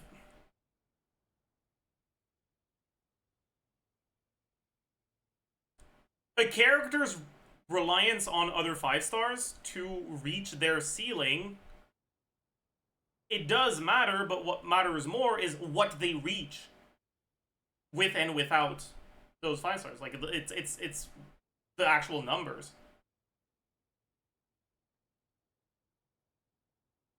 Why does it Raiden isn't good, but would you say that Raiden is reliant on other 5-star supports? Would you say that Raiden is less reliant on other 5-star supports than Skirk? If you just look at reliance, he's way less reliant. But does that mean that Raiden is a character that is practically less reliant on other 5-star supports? No. Because Raiden without other 5-star supports is worse than Skirk without other 5-star supports. You'll get away with clears much easier with Skirk as your only 5-star than with Raiden as your only 5-star.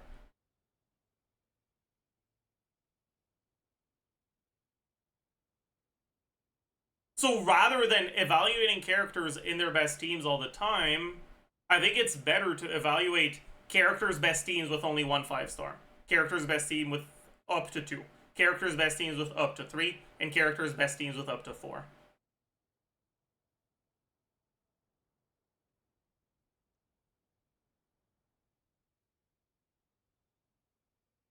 I think for conveying this like information on carries and how good they are, this is actually the cost system is actually like kind of useful for this.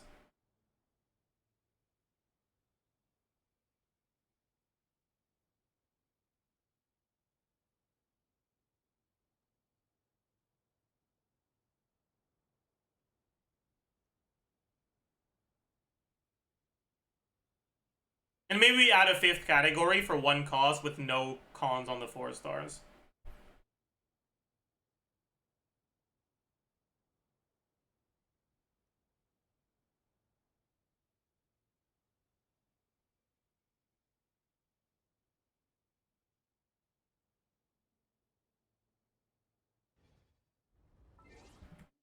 So 0 5-star supports. 1.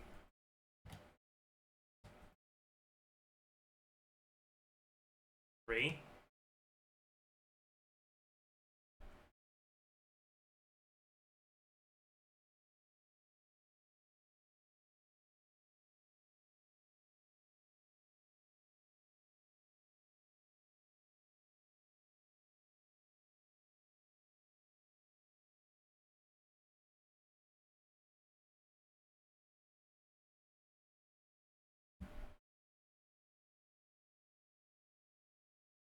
And then no 4-star cons. Alright.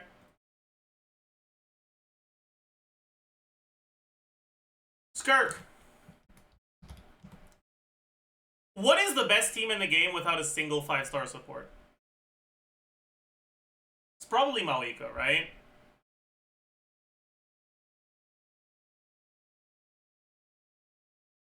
It's between Malika and Varissa, right? I wonder what the highest one is on GC Sim. I'm kind of curious. Sword by DPS. Remove. I'll at least remove like the good 5-star supports so that it's gonna be easier to scroll through.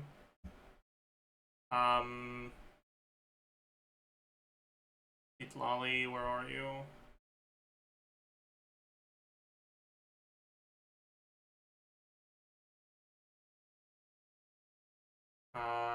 Who else is a Escoffier?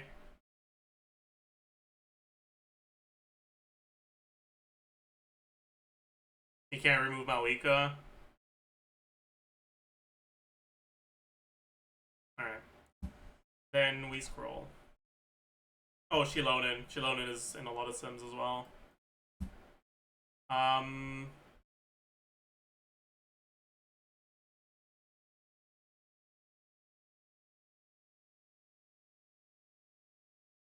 We'll remove this. Yeah, Shenhe is in a lot of sims. Kazuha has in a lot of sims. Nahida is in a lot of sims.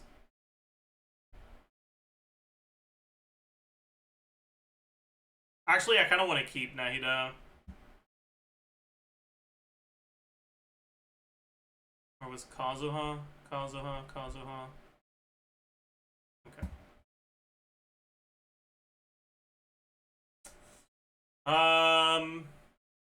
That's Whale. Overload Malika is at 107k, but this is like kind of fake.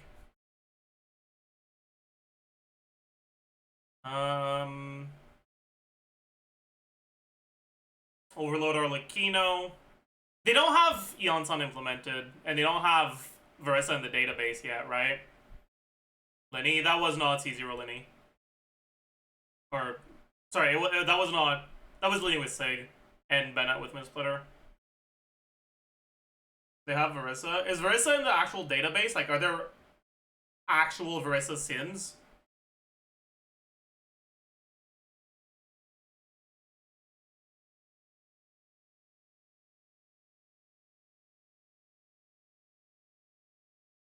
Huh.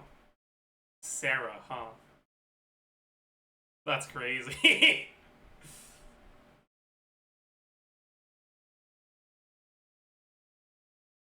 They don't have Eonson yet, so the best Varissa teams won't be here. But it's still one of the best. What, right? Alright, we'll see it soon. Right, we had Arlecchino.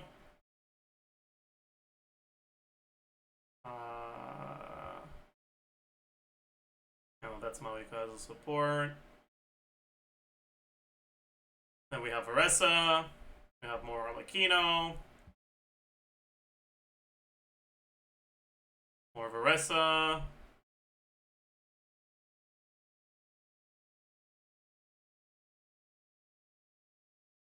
Oh, personal stats sim. I see. I was like, that seems a little high. It's a personal one rotation sim. Yeah, okay. Okay.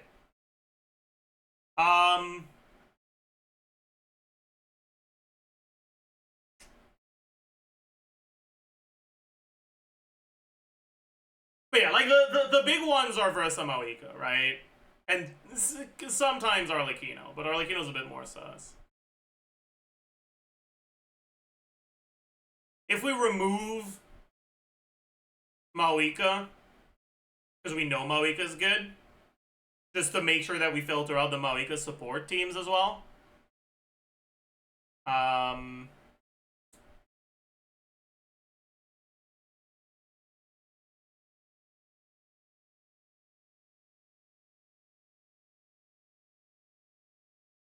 What are we left with? So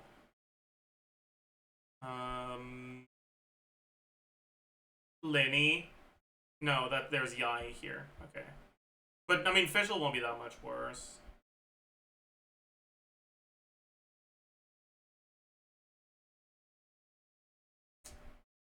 Yeah, Fischl here. So Lenny's there as well. Arlecchino. Switsig. Oh, yeah, this is fake. It's not KQM standard. Lenny.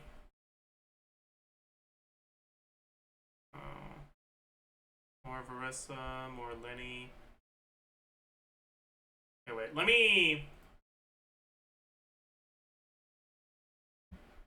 remove Lenny, let me remove Verissa. Because we've already seen those.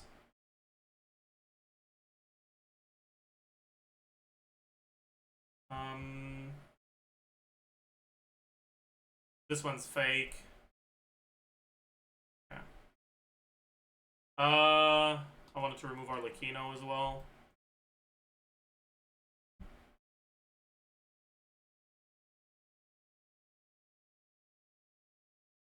Okay.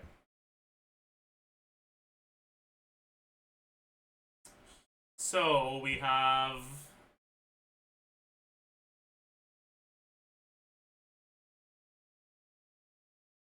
actually I wonder what Llama, Kuki, Singto +1 would be at. It's probably pretty similar, honestly.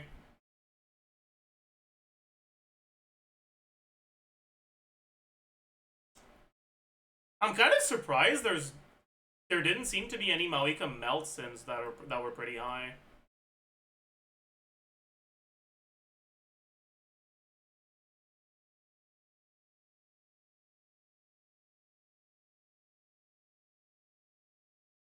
I wonder if it's just because people don't really...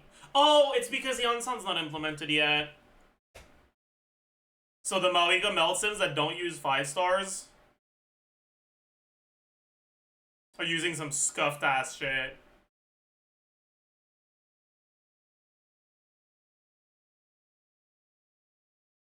I guess we can put Shilonen back, and because we know that Shilonen and Yansan are fairly similar.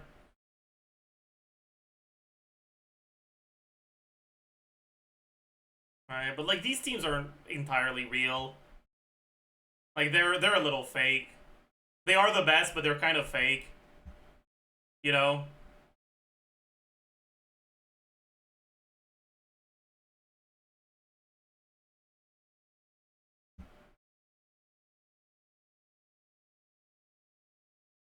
Yeah. Why is there no Yansan, but there's Kirk? Because implementing Yansan sounds like a very painful thing. You gotta implement all the movement stuff properly. Like, That doesn't sound very fun.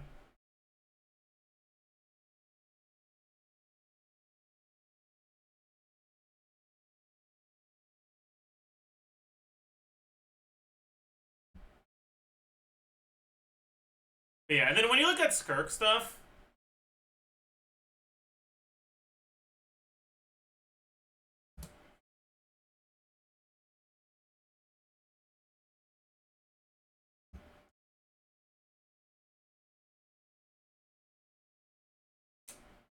I wonder if people have properly simmed a lot of... There's so many Escaffiers. Just...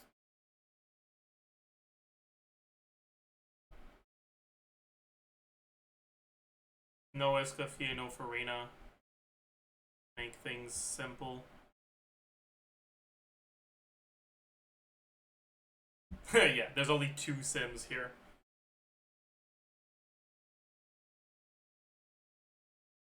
And they're not the best teams you can be doing.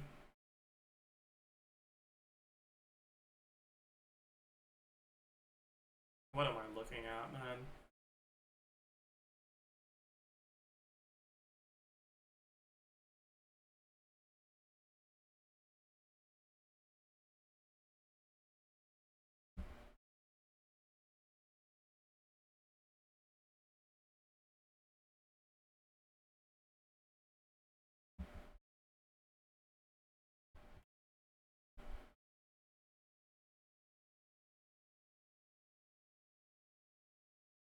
The best Escaffier Farina team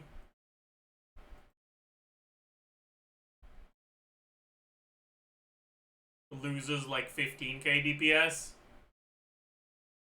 And this is probably pretty min-maxed.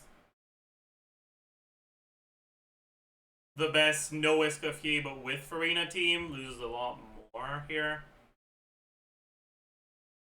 I wonder how min-maxed this is. This doesn't look min-maxed.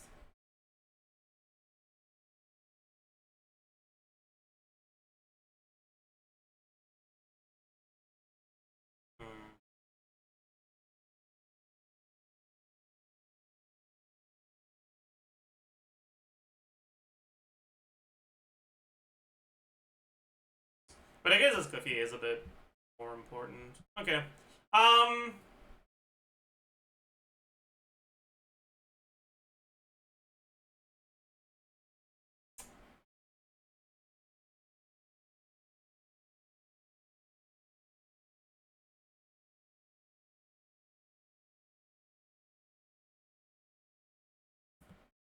1 5-star support.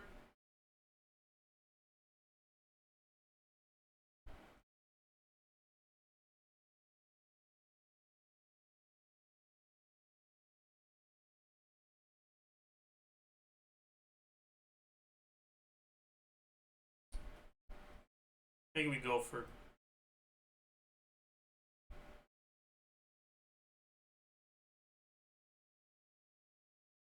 I think it's still Okay, I gotta look at the fucking... I gotta look at this one properly. Because that's pretty high. That's higher than what I got in my calcs by a decent margin.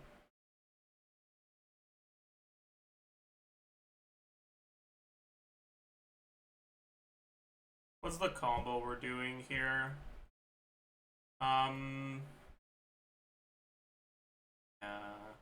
This combo's a little fake here.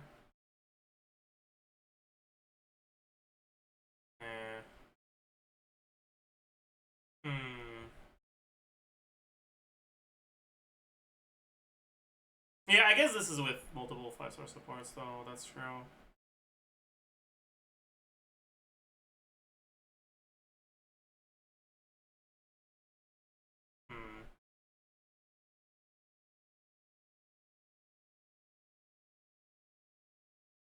I think you need 2 for it to really qualify as great.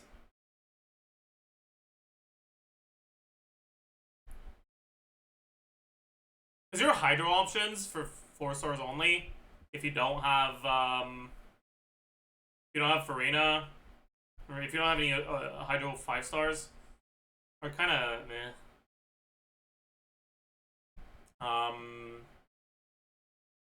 Yeah, so this would be great. This would be good. And this would be acceptable.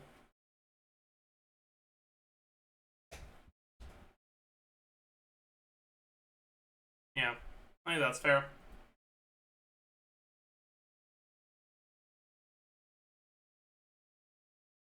3 5-star supports is also great. 65k acceptable. That's not the best one. It'll be more than 65k.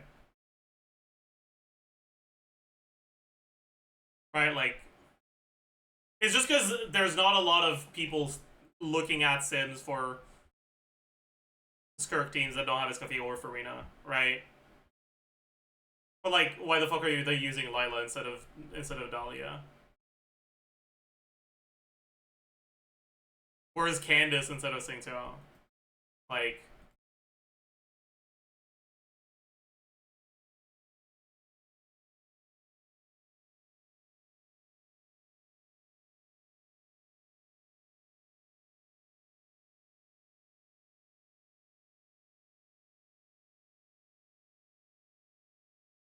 the event sword who needs a shield? Do you know what Dahlia does? Dahlia's not in the sim. Then that's why. But the point remains, right? This is not at all Skirk's best 4-star only team, right?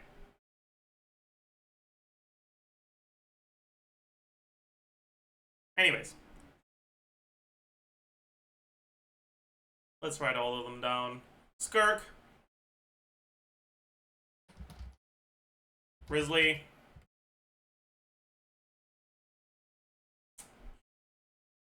Fremine. Alloy. Ayaka. Ella. Ganyu.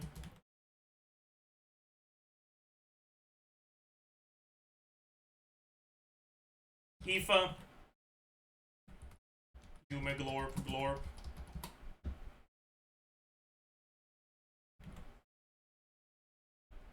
Chaska. Wanderer. Hazel.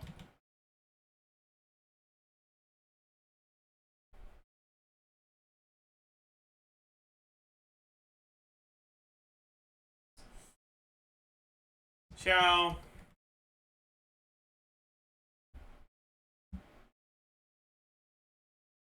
Flynn's. Varessa. Sethos. Coand. Sino.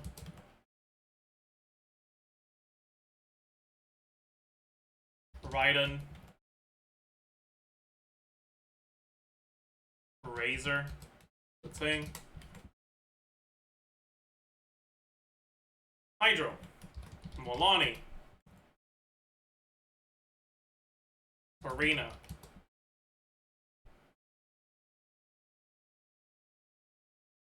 What am I doing? Navila. What did I fucking say Farina? Am I an idiot? Hydro MC.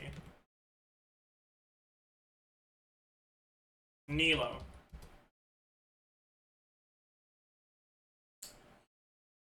I'll have Yulon. Ayato. Do I want to have Kogomi? No, not really.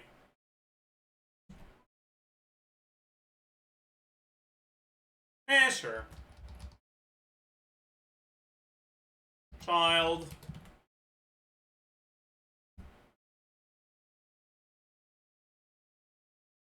Mawika. Arlecchino.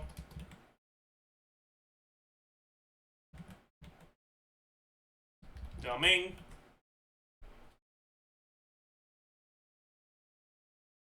Lenny.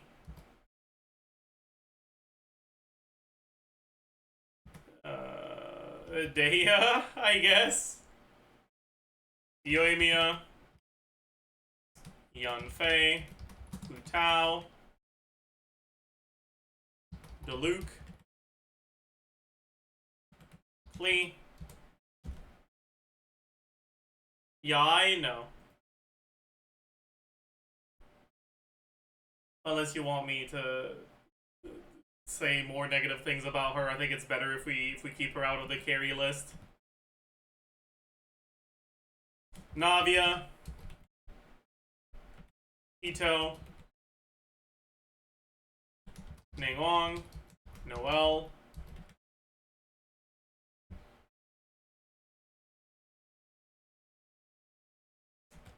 Nefer,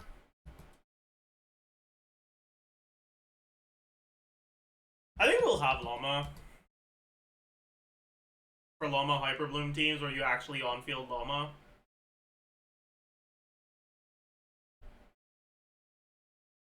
Kinich,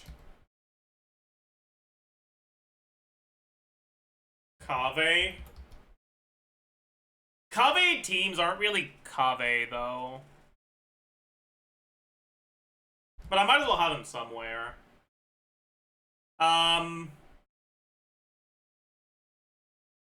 Alhaitham, Nahida. Ready? Alright, that. No 4-star cons on Skirk teams. Probably also acceptable. Like, it's worse. But she doesn't really lose more than other carries do.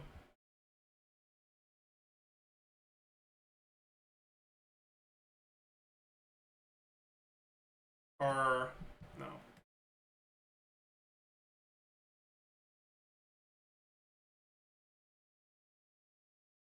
We'll talk about this later, actually. Okay, Risley. What are Risley's team options for no other 5 stars? I guess it's just Melt, right?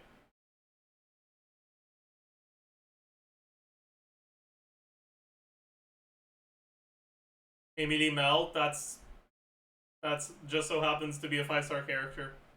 Hyperfridge. Hyperfridge is probably his best one. I'd say it's acceptable. His best team is with 1 5-star support. And by the way, if the team is like TTDS Risley, it's not getting counted for this, okay? It's probably Llama Hyperfridge. Fuck, you're right. Ah, shit, bro.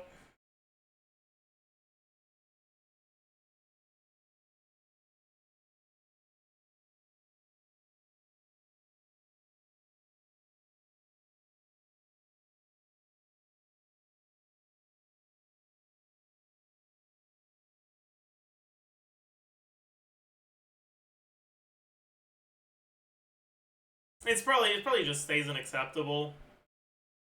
And stays unacceptable. And this goes to mid. Because like your comparison is changing, right? And he doesn't gain anything from a last from getting one more.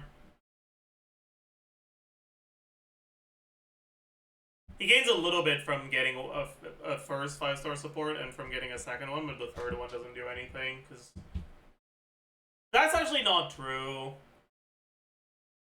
Because that 3 5-star supports, I guess in freeze teams.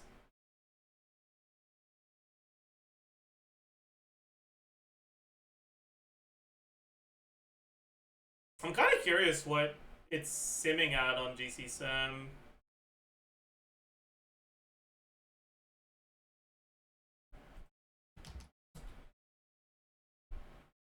What's his best? Again, this doesn't count. It's only at 82k. That's pretty pathetic, huh? Yeah, okay. I guess it's probably not better than just the... No, this is fake as well. So it is better.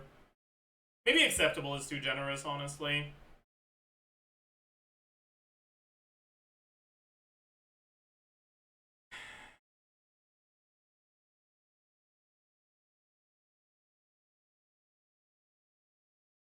Jeff, don't use GC Sim and be careful with the info it provides. The difference between...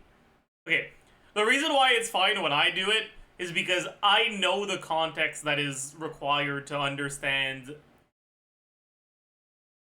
these things.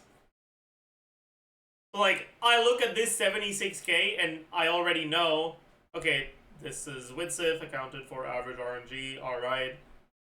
That means there's opportunity for it to be better or worse depending on the situation. I know, well, I can't just be comparing 76k to another character's best team. Like, I know that Rosaria's better, basically, than this. Like, I know all of those, all of that additional context.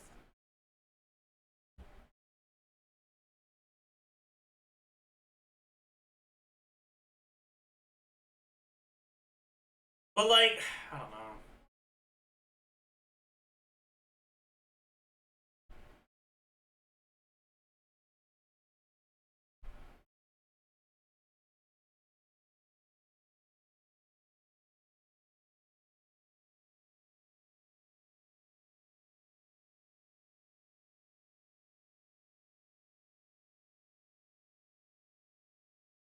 Should a character like Risley be unacceptable if his best team is Llama Hyperbloom and that is acceptable? Or should I rank him based on his second best team? Because, like, who's actually playing Risley Hyperbloom? Like, Risley players do not play him in Hyperbloom. So I feel like I shouldn't rank him based off of that.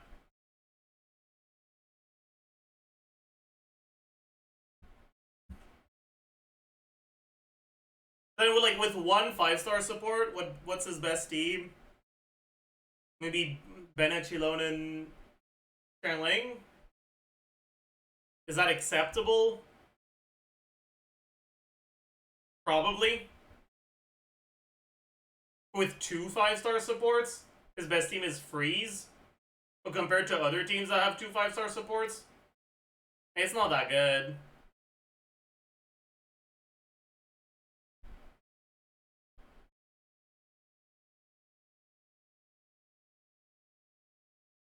Right?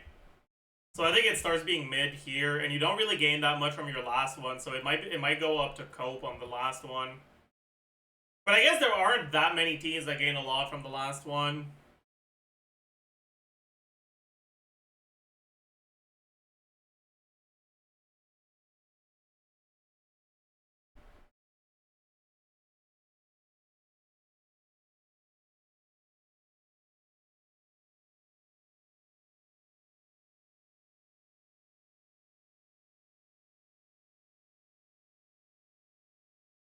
I don't know.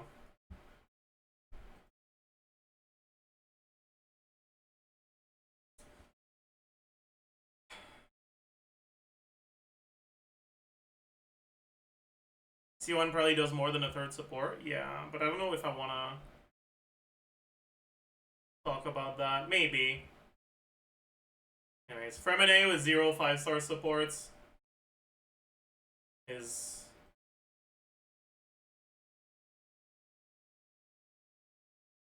I think bad, straight up.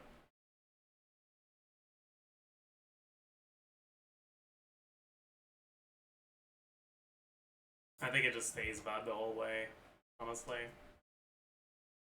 Alloy, same thing. Ayaka, 0 5-star supports, probably Cope. 1 5-star support, probably acceptable.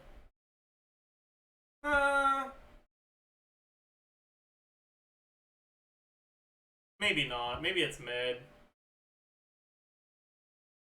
And 2 5-star supports is acceptable. And same for 3, I think.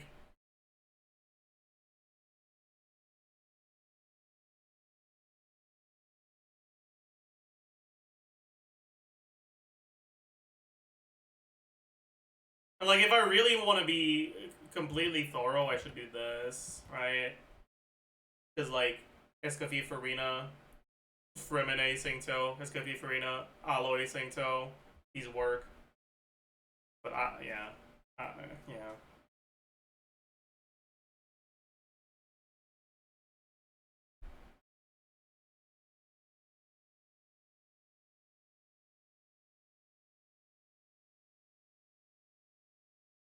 Why is Ayaka acceptable, but Risley Cope was a DPS difference? It's pretty big.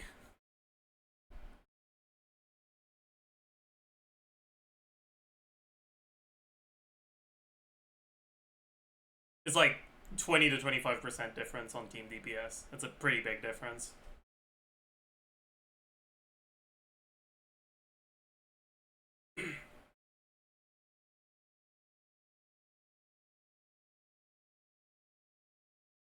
Ganyu's best team without any 5-star supports. Bennett Changling something. Probably the something. You know, it might be Eon Son. Lanyan? No. Melt with Sucrose? No. That's fake.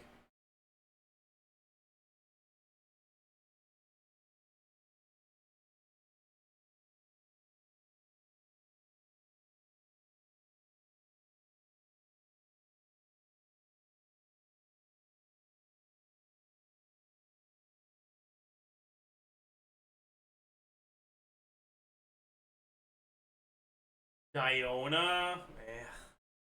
Maybe. A Dendro, but what 4-star Dendro doesn't fucking suck ass in these teams?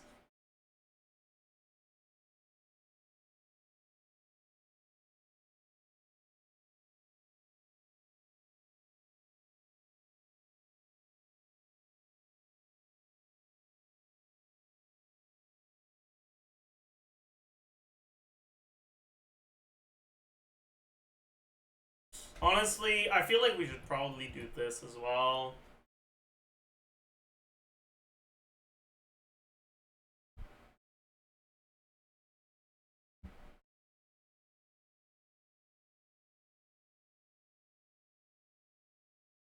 Because, like, Nogcry is introducing a lot of 2-unit cores that are good.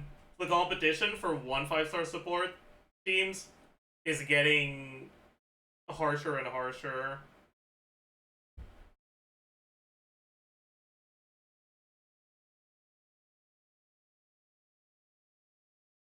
It's probably mid. Mid. Mid. Mid. Honestly. I think this is actually pretty reasonable.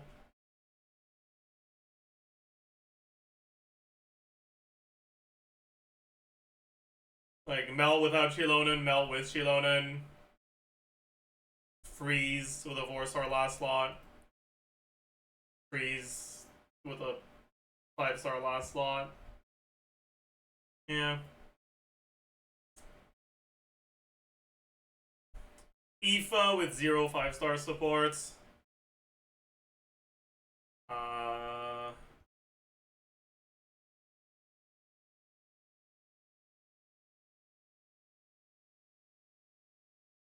Mid, I think.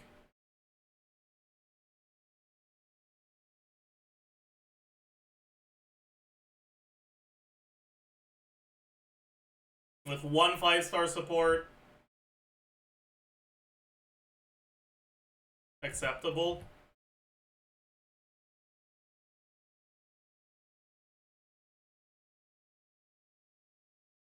With 2 5-star supports, acceptable. With 3 5-star supports, mid. I think.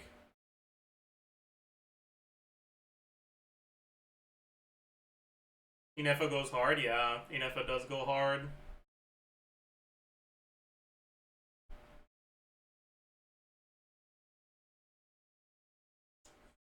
Yume Glorp Glorp. You make a little Lorb can't use Sing Cho, so it really fucking hurts these two. Right? Like, you gotta use a different Hydro, like fucking Barbara or some shit. You're not happy with that. So I think it's Cope, and then mid. I know. Yeah, I guess you do have I know now, that's true. Okay, you know what? That's a good point. But it's still not ideal.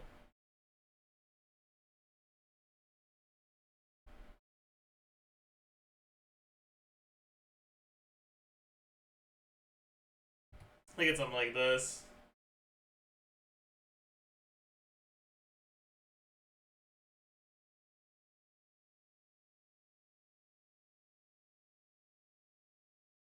Just put the bat in the bag? No, definitely not.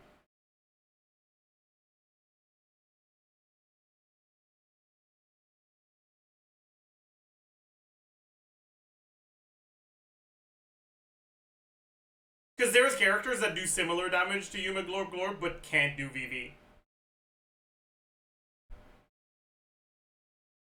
So we can't be giving her bad, you know, when Alloy exists. Anyways, Chaska. Bennett or Ron, I guess Shang Ling. Probably mid. Bennett or Ron for Rena.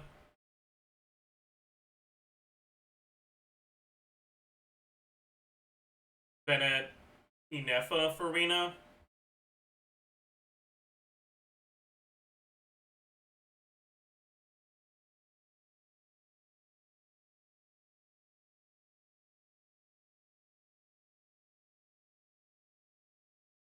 Maybe it breaks into good.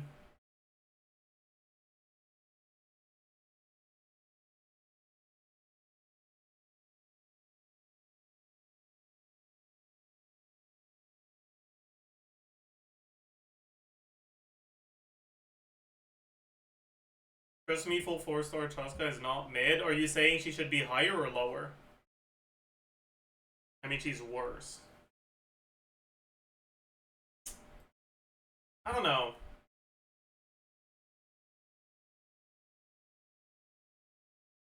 The thing is,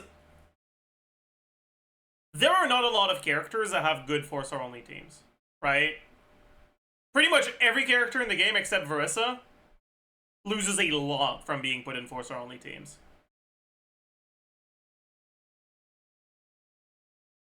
So the competition is much, much easier.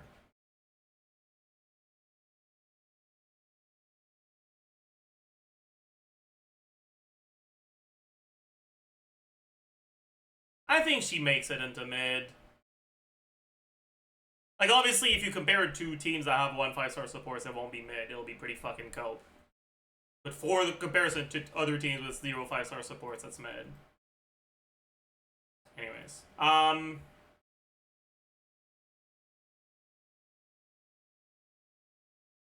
3 5-star supports.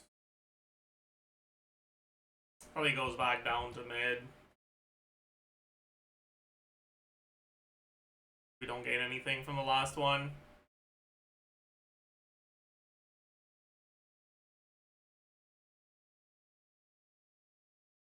You put Chaska same as Aoife?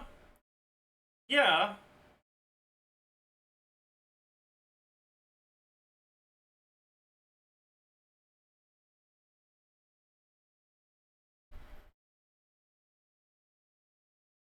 Yeah, I did.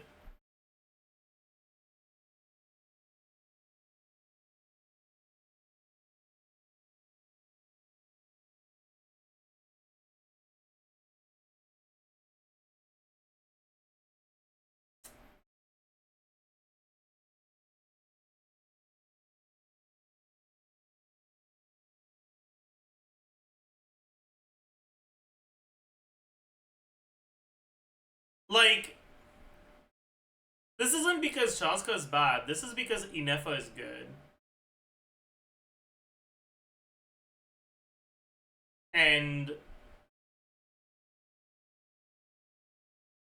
Aoife has much better synergy with Yennefer than Chaska does.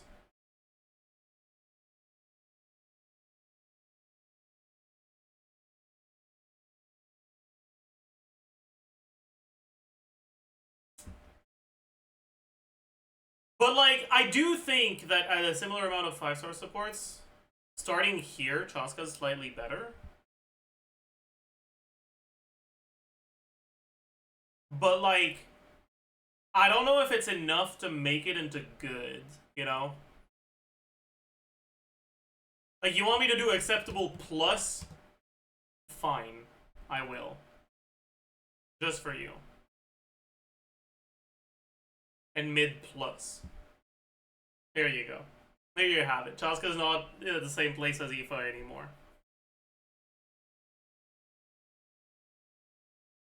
Mid Pro Max. Yep.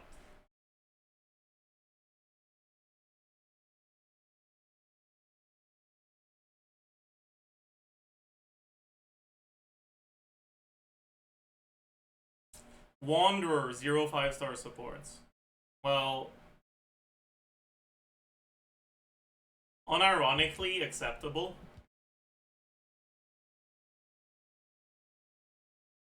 1 5-star support, mid, 2 5-star supports, cope, 3 5-star supports, bad.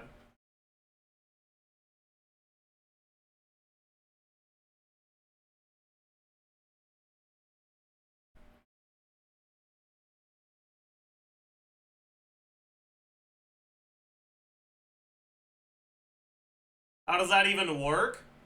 His damage basically doesn't increase from his best team here to his best team here. Like, there's a bit of an increase from this one to this one.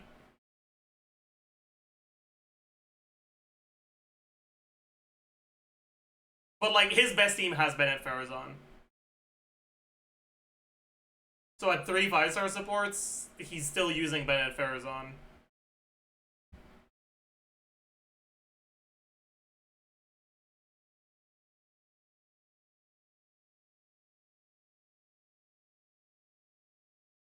Like, honestly, this might be too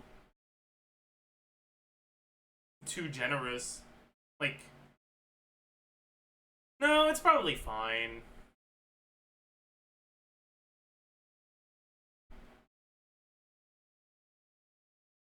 Maybe I should put this in good. I don't know.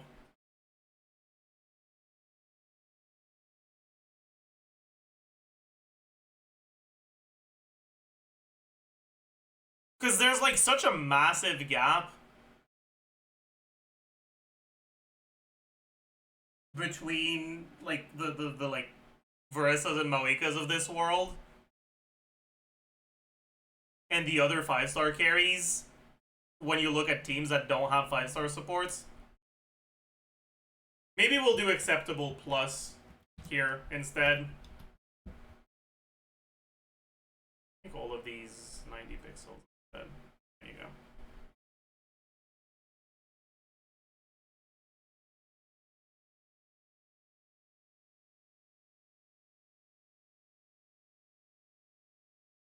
Ayaka is definitely good with 3 5-stars. I don't know, man. Ayaka with 3 5-star supports is worse than Varissa with 0 5-star supports.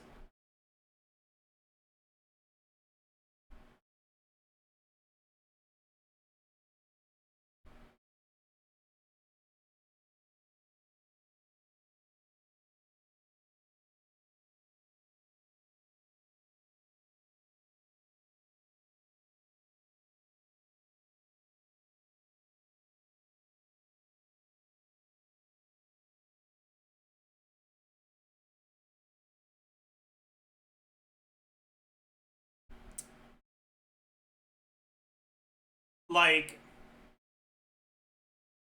I wouldn't say that, like, the best C0 Varissa teams and the best C0 Flynn's teams, the best C0 Nefer teams when she comes out, I wouldn't say those are great. Those would be good. But they're above Ayaka.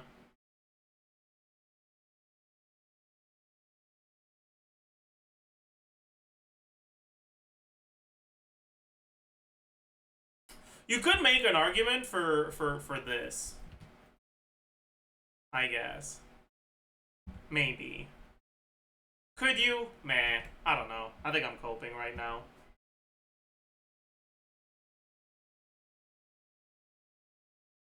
Here goes Versa. Charlene Janson isn't great. It is great, but it's great for 0 cost. It wouldn't be. It wouldn't like Versa won't rank great in the in this one.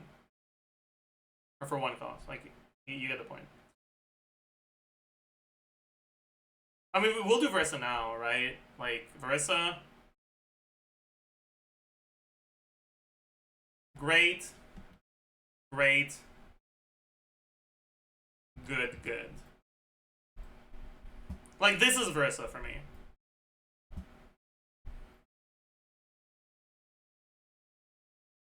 Actually, no, it's not. It's great, good, good, good.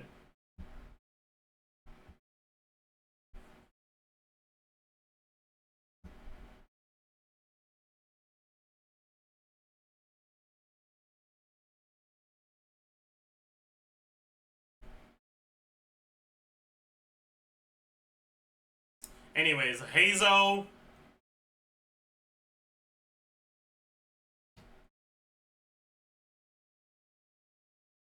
Yeah. Ciao. Holy bias.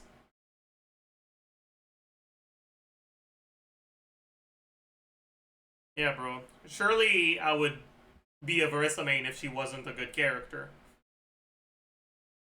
Surely I think Versa is a good character as a result of me being a Versa main, rather than me being a Versa main as a result of me thinking she's a good character. Sugi.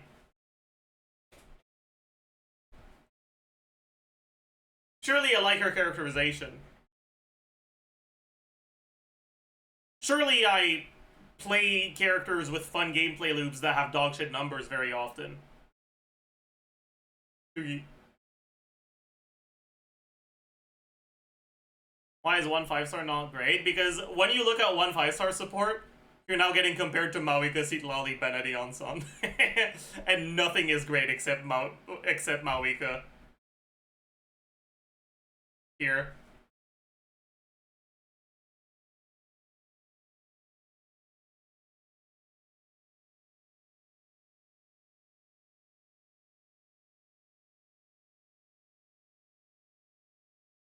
Why is Hazel mid acceptable, mid?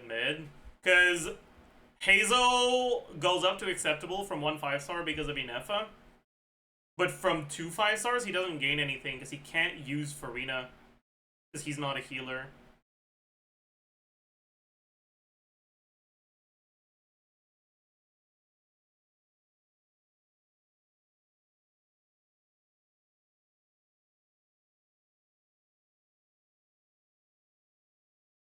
Proto Amber exists. Yeah, but that's fake as hell.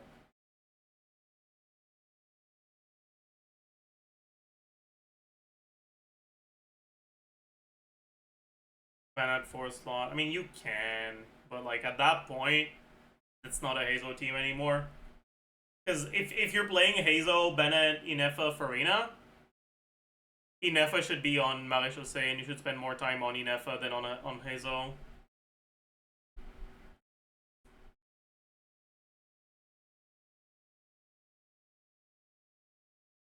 Yelan is good for 2 5-stars. Yeah, you'll probably end up using Yelan, but it's not even noticeably better than Tsingtao in these teams. Yelan ER requirements are pretty high. Anyways. Chao! Chao's 0 5-star supports probably goes unacceptable.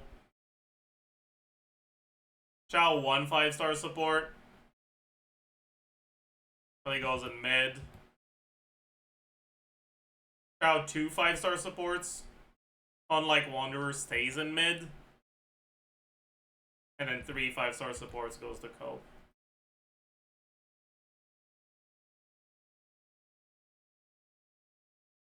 Flynn's 0 5-star supports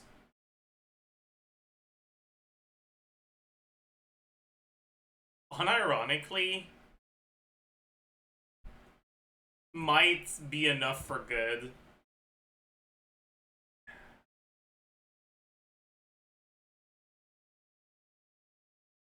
Like, other than the outliers, teams with no 5-star supports tend to be so dog shit that even if it's a lot worse than with 1 5-star, everything is a lot worse. Right?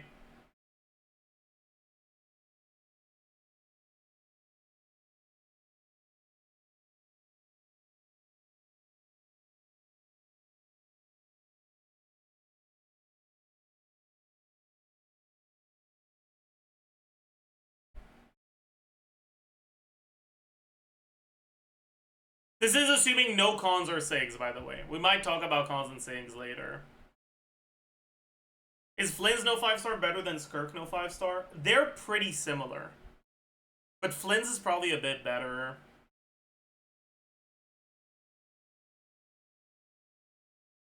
Maybe not.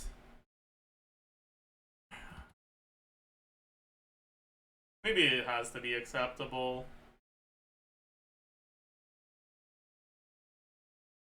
Yeah, maybe we put it back to acceptable plus along with Skirk. Sure.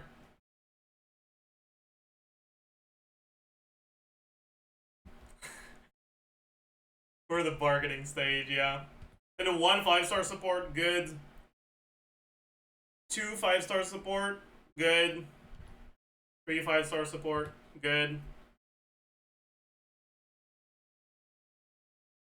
Meh. Maybe we fall back down to acceptable plus here.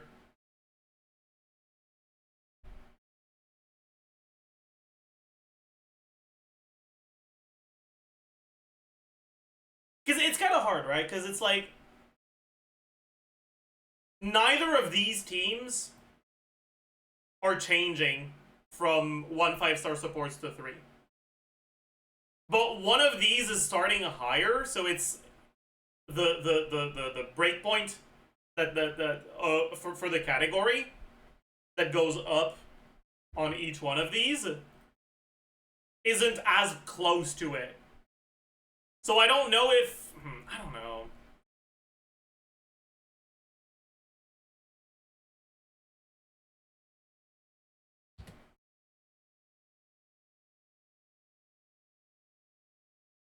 Maybe the only proper way of doing this is actually doing a full team DPS calc for every single carry in the game's best teams with 0, 1, 2, and 3 5-star supports. And then just color coding based on the numbers we get.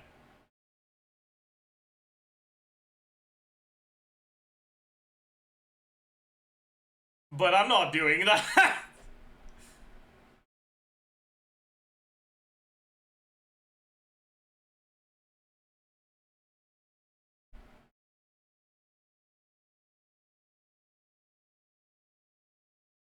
Months of content. True, I guess.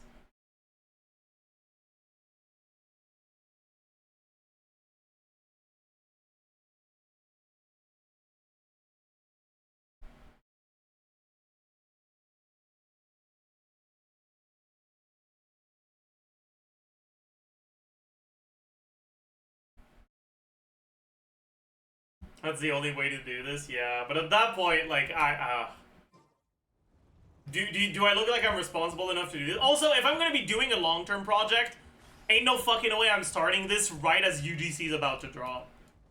Like, if I'm gonna be doing a long-term project, I might as well do a fucking cool UGC game mode instead of a fucking really thorough Excel spreadsheet, you know? Like, you know?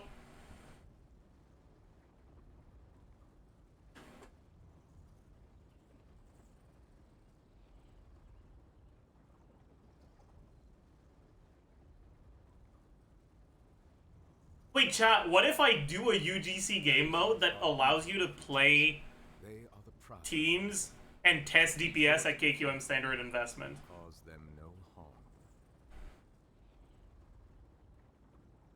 Wait. Wait. Like, something that allows you to, like, auto-complete KQM standard investment and test rotations and have it tell you how much damage you did in how many seconds.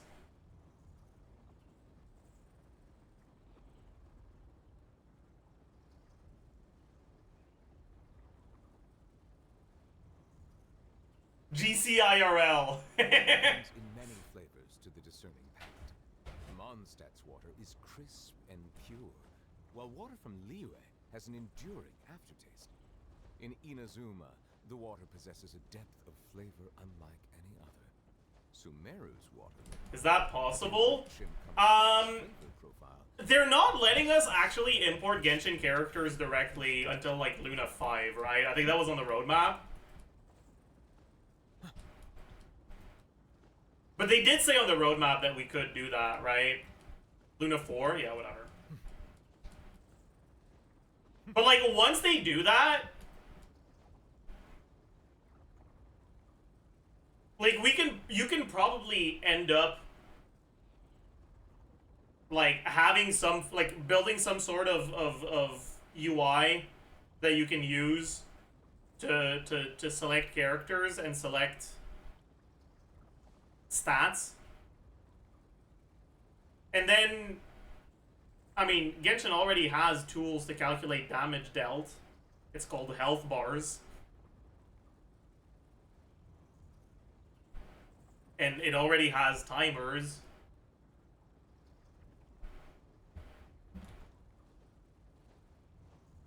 So, like, it should be doable.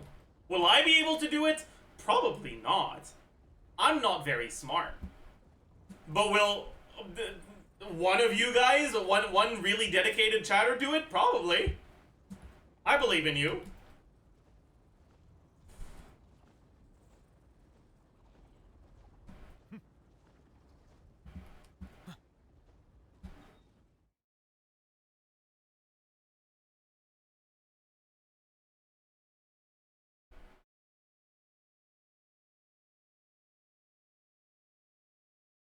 What if you import not Nefer to Calcur? So true.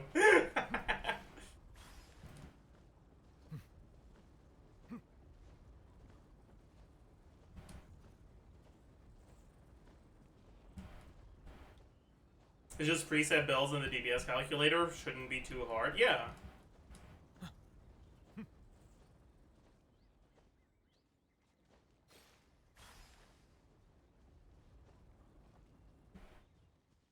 So I'm really excited to see what tools we're gonna have on the UGC. And I'm also excited to see if it's gonna be easy enough to use for me to be able to do it properly. Oh, I was like, why did I just heal? Oh, I have Baiju on the team. I can't remember the last time I explored with Baiju on the team, man.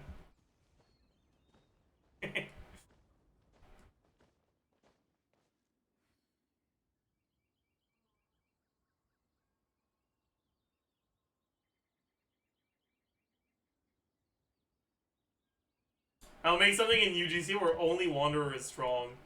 So true.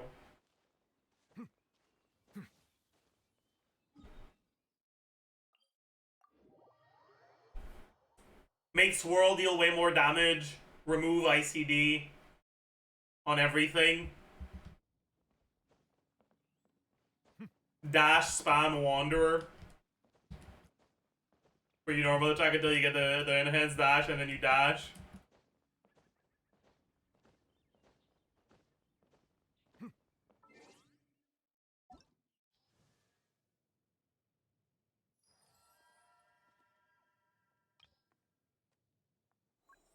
Would he be the best at it? Probably, actually. I don't think anyone else would be as good.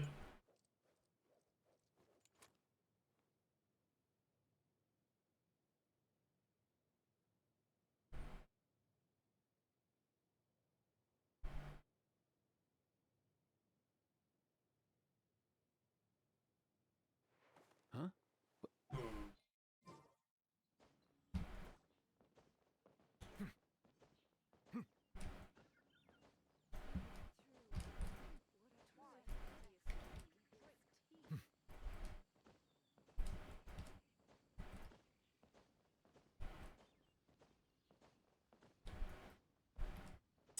There's on Chaska. Chaska is 6 bullets every time she charges her thing. Wanderer gets 4 instances of animal on every dash on top of the normal attacks. I'm pretty sure Wanderer is still faster.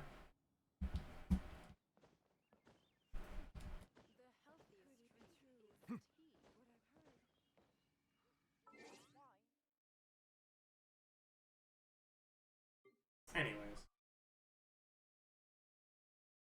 Also, I gave up on the idea of making this into a video. I'm gonna be completely honest.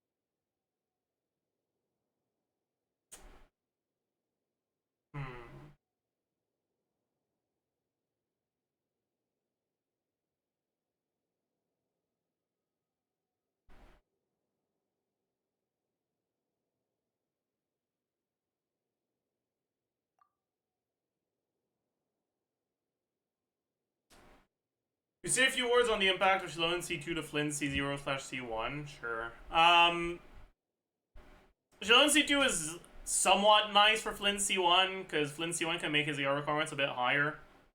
You get to remove that. But it's still worse than Sucrose. And same thing for Flynn C0, because he does have ER requirements, or you can end up using the Burst playstyle, but it's still worse than Sucrose. It's not something you'll play because like it's not something you should pull for.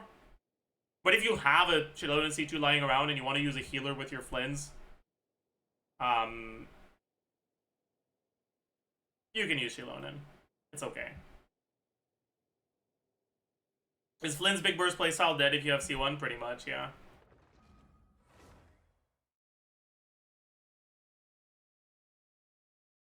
Pretty much, yeah.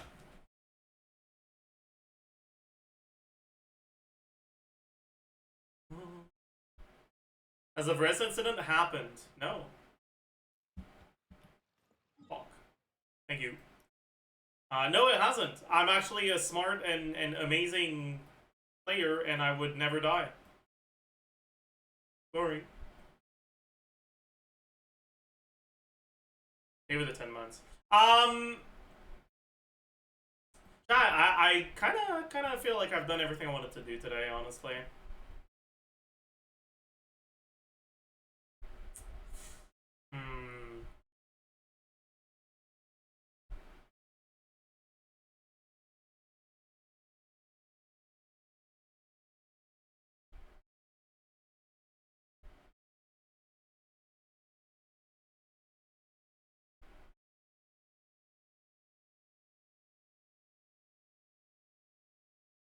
Rhythm game. You want me to do some rhythm game? I'm down.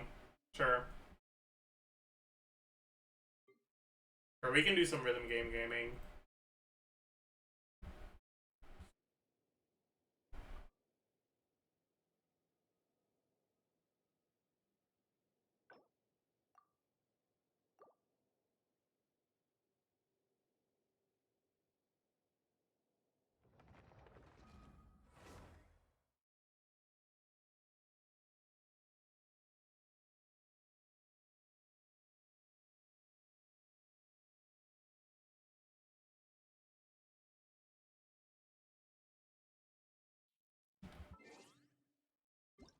Loma post-release.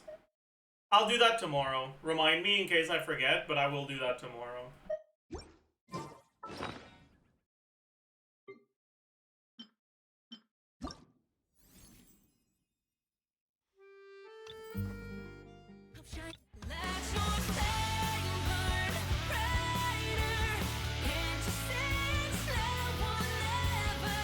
I'm gonna practice the end section a couple times. Import, legendary, yeah. When does the hard part of the end start again? I don't remember.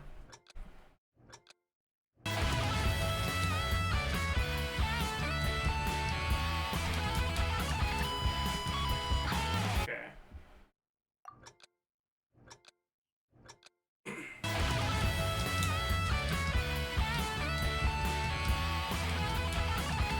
Fuck.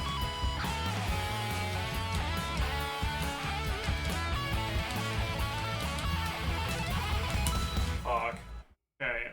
Let's practice this a couple of times.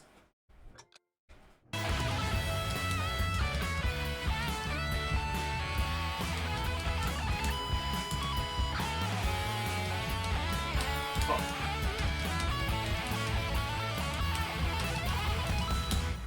That was bad. Come on, man. Do better, idiot.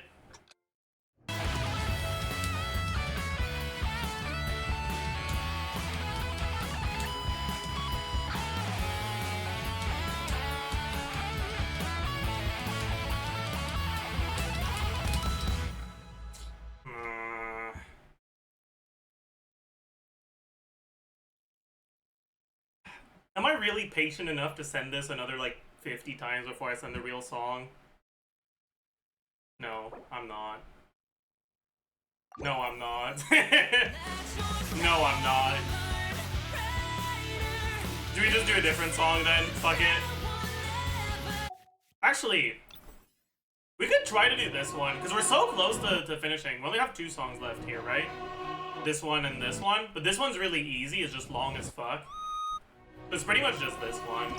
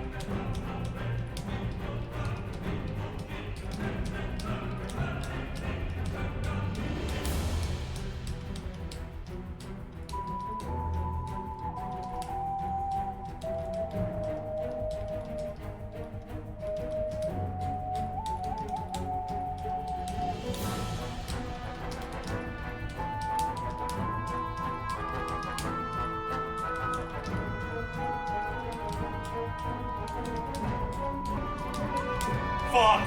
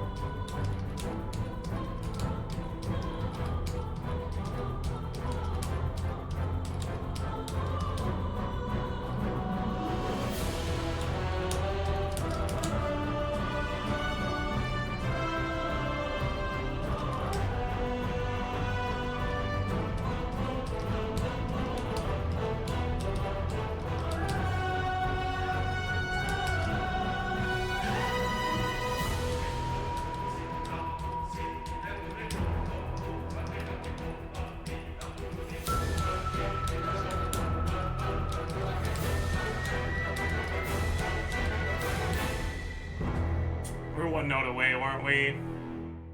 Man, we got one good again! Not again! Not again! Fuck! Fuck! It wasn't even on the hard part, too. Ah, whatever. Whatever, I'm pissed. What is this? Just do this. This one's fun. Are you okay? I'm not okay. I'm very upset right now.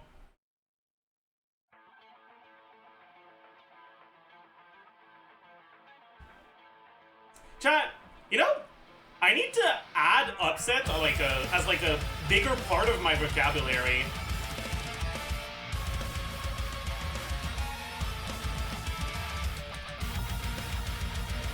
Because it's like a really polite way of conveying extreme emotion, you know?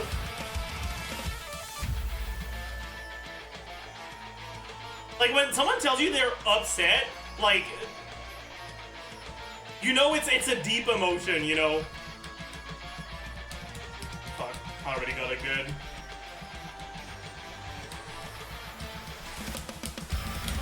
Fuck.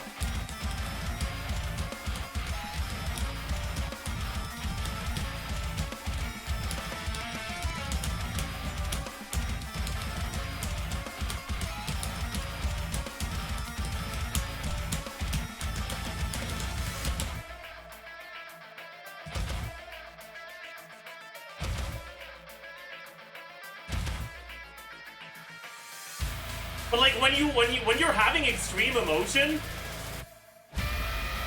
upset is like too polite of a word to use, you know?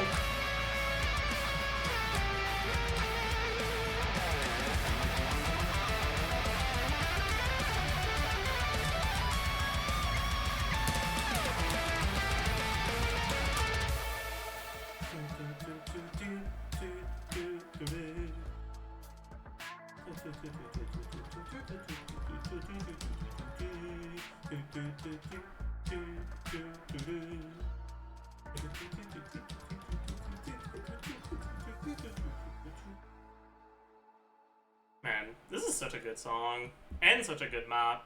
I love it. Let's do it again. Add upset and remove unironically. I should unironically do that. So true.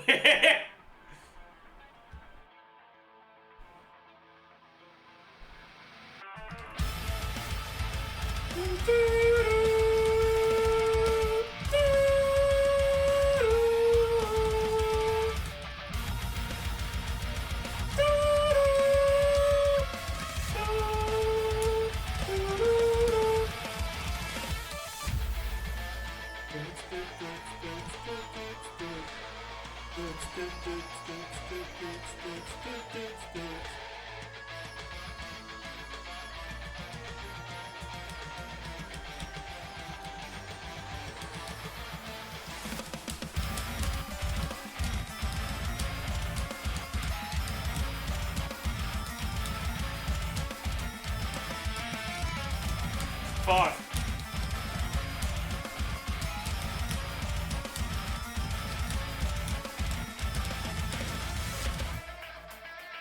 We can do better. We gotta get through this one, man. Is the meta talk over? Kinda, yeah. What about as a general rule? What should I say instead? Okay, I got a fucking good on the second note. That's pathetic. Jesus Christ. That's shameful, actually.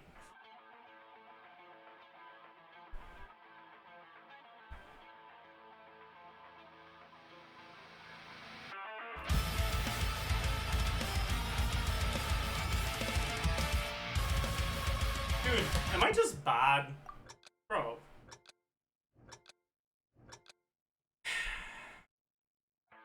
Yes? Shut the fuck up! That was a rhetorical question.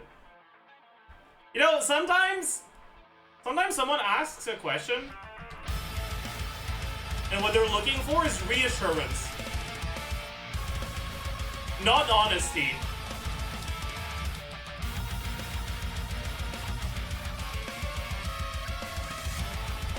Lie to me, mods. Like, normal chatters, sure, right? I'll take it. But like, mods, you can lie to me, right? As a favor.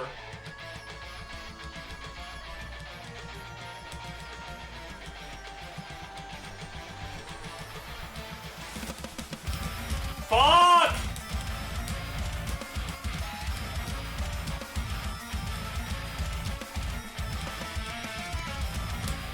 Fuck! Why do I always get goods there? I mean, I know why. It's because I fucking suck ass. But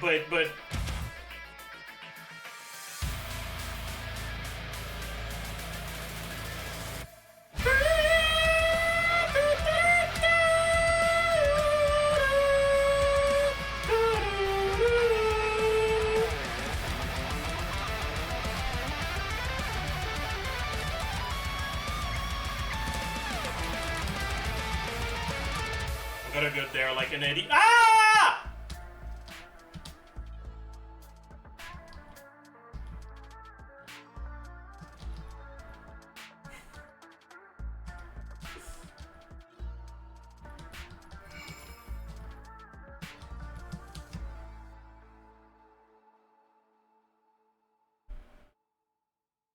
I threw. I mean, once I got the first good, it was over, but a free sub for every good beat? That's 3. Dude, I wonder how difficult it would be to get only goods. That sounds like it would be a really funny challenge. I don't have the patience for that. Actually, it's probably really easy. Just change your sensitivity so that a perfect is a good, and then just do a perfect.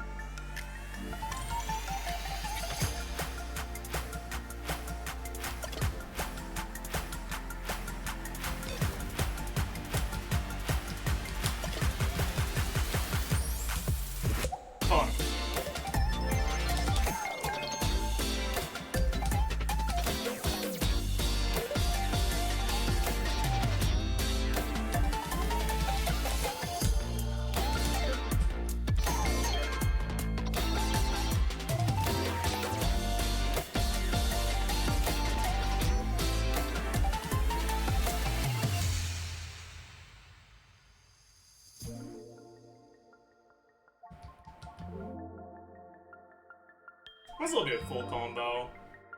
Not all perfect, but pretty decent performance, honestly.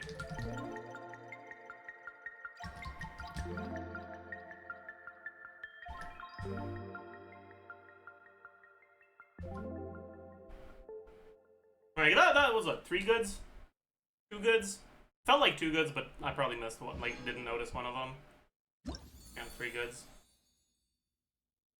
Tier list all the albums?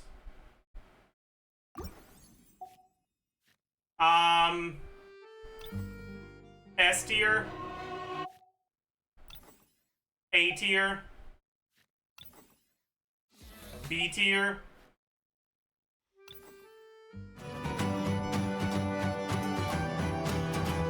D, B, C, I think.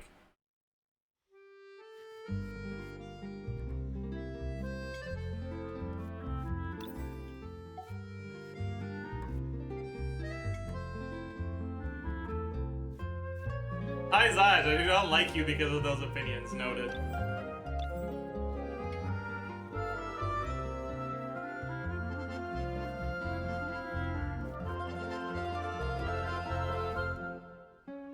Best map of each album. Deya, Yeonsan,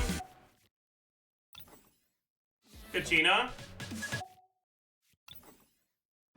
I don't remember, I'm gonna be honest. It's been so long since I did these. The other one was fun, actually.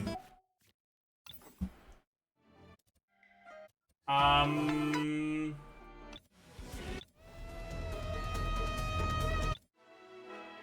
don't know. I guess Rage Beneath the Mountains. I don't know.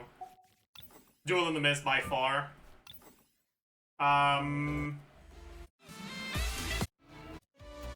Wait, actually,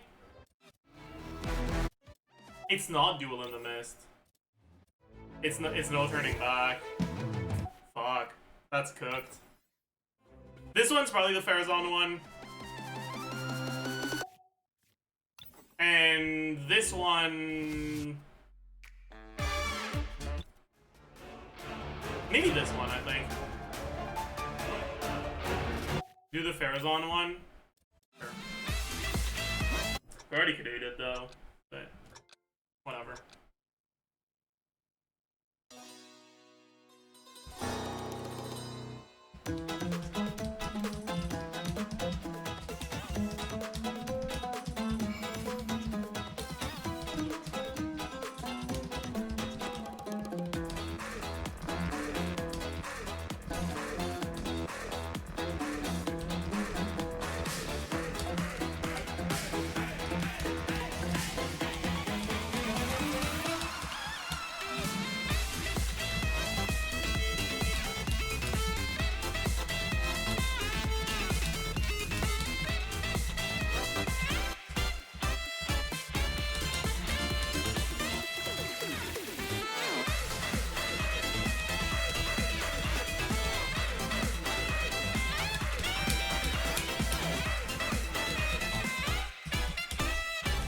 Fuck.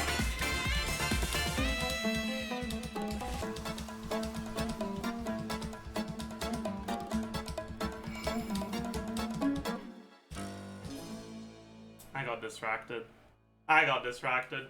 GG. One miss. Is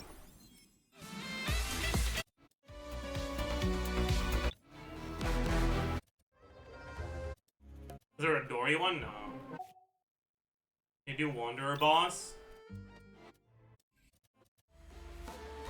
Sure.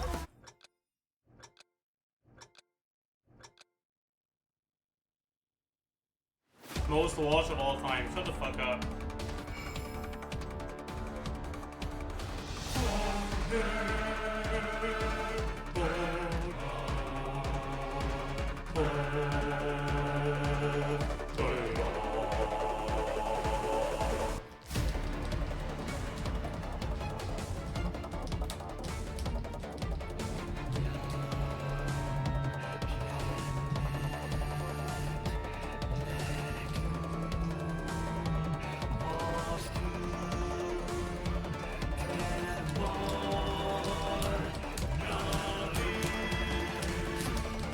Fuck. I got lost a little there.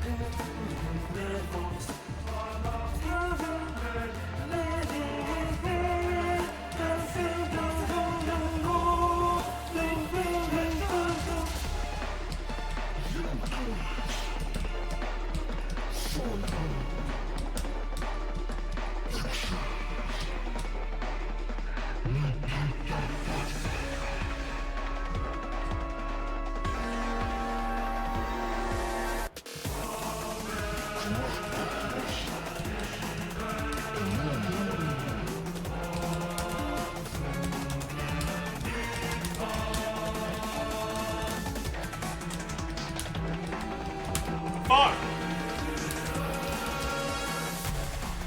I got the hard part and then fucking failed on an easy part. Cooked.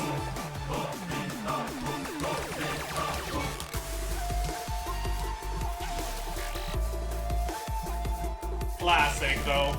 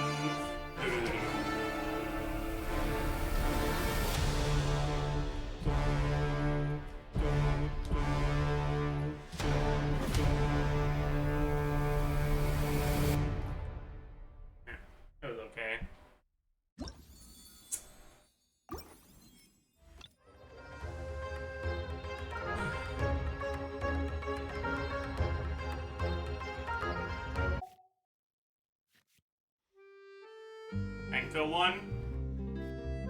Or...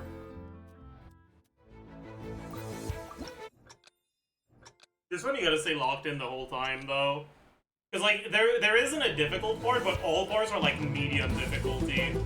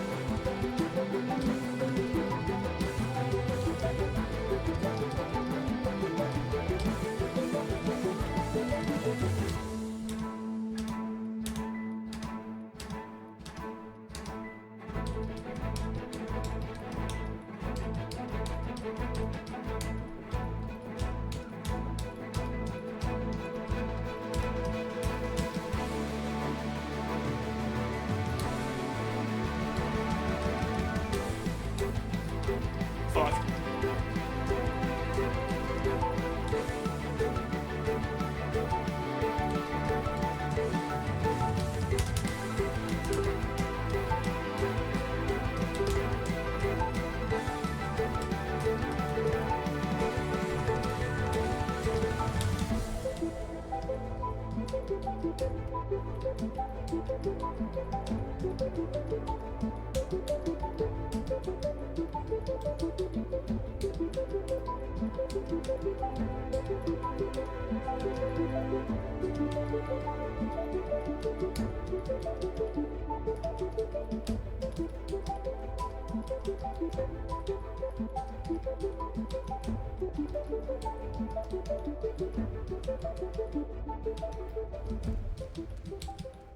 Yeah. 2 goods? 3 goods? I think it was 2. 4! Oh, wow. How's that?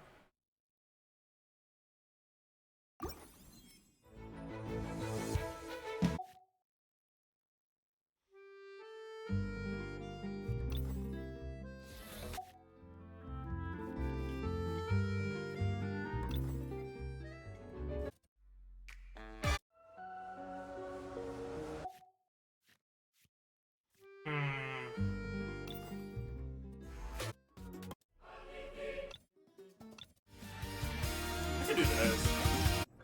This one doesn't suck ass to listen to, like the 12th track on this one.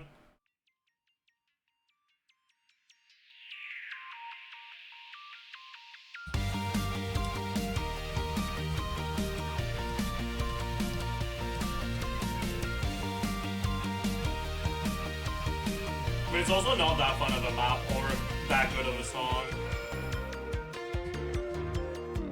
Kind of just average in both respects.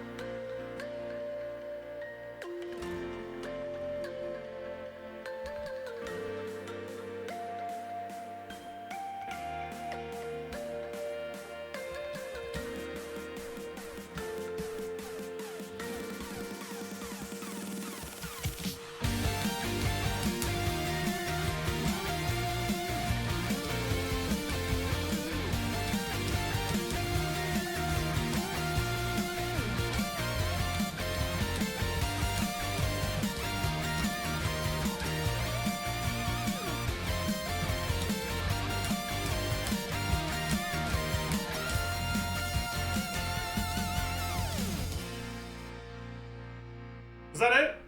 I think that was it. Yeah, we got it. Very nice. Very nice! Yep, canoe.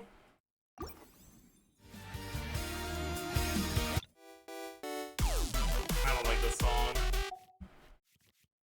Okay, we can do Blazing Heart again. Man, the end is so hard. Was the single worst song that has a rhythm game map? Track 12 of the Natlin, first Natlin album.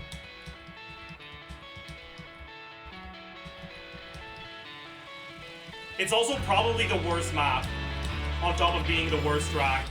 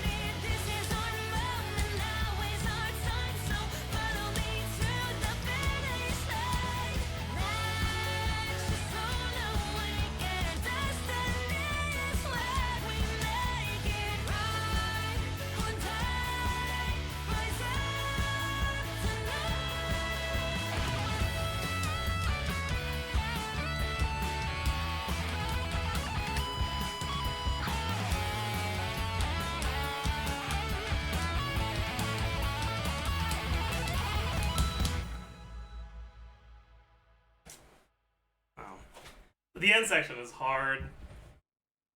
It is what it is, man. It is what it is. Legendary choke. I mean, I will keep choke. It's the hardest part in the song is the last, like, 50 notes.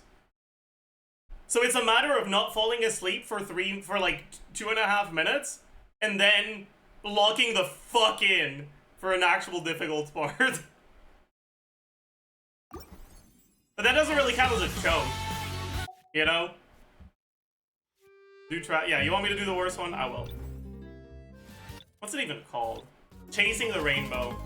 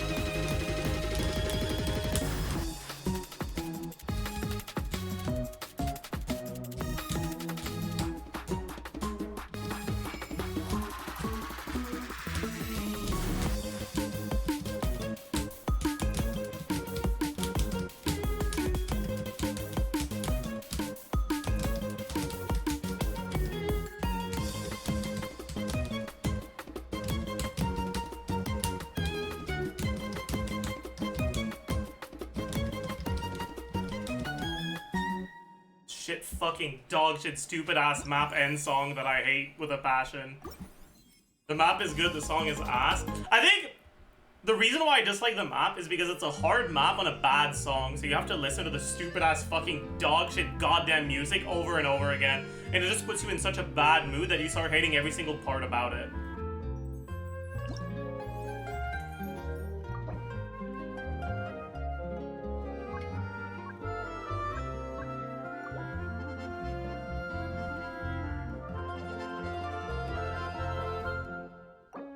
I wonder if there's a lot of people that submitted this. Oh, I can filter by BPM for Daya. Right? Yeah. Alright, let's look at some of the maps that people made for Daya. Because it's my favorite song on here.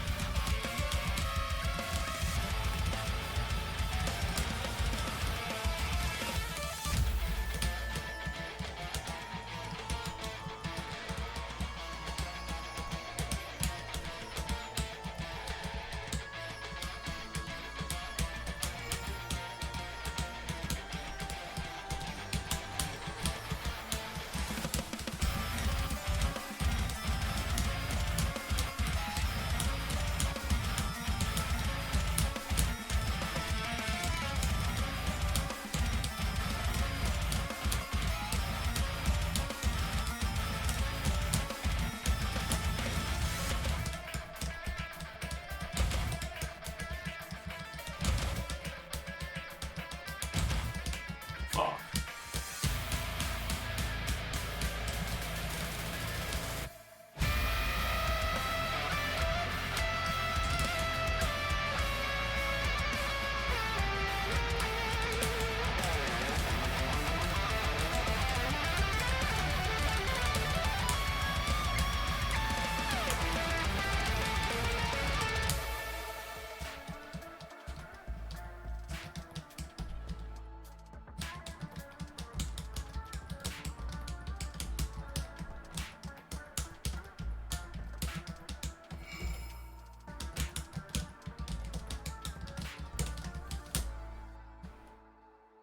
Fucking. Oh! Jesus Christ, that's a hard map, but it's pretty fun. That was a good one. The one thing I didn't like was like when there were like a bunch of like alternating long notes that were really short. Because I couldn't tell what I was supposed to press when. That's the only part I didn't like about this map.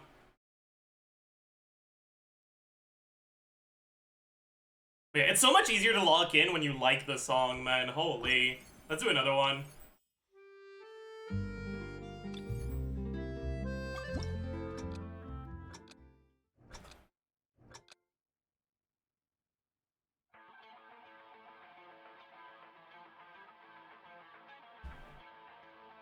This start is much slower.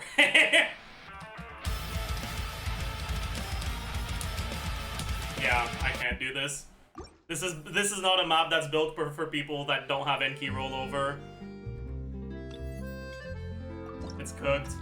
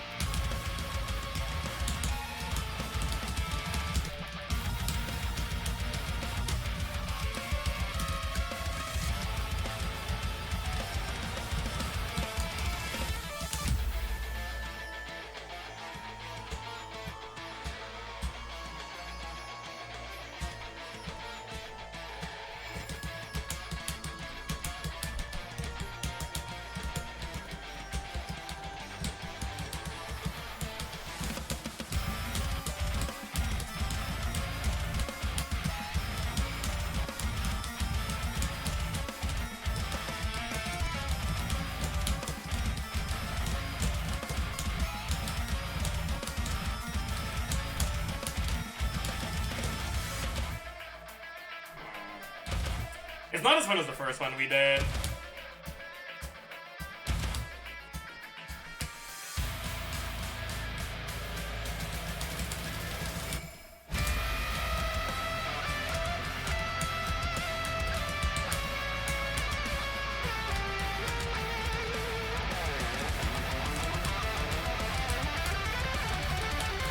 I'm lost.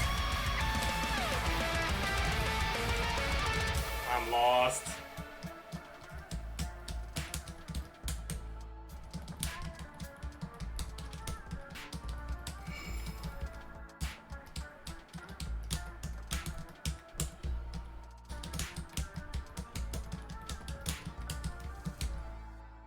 Nah. I got lost in the middle there. Let's do the one we saved. This was a fucking banger. Ugh. My fingers hurt, man.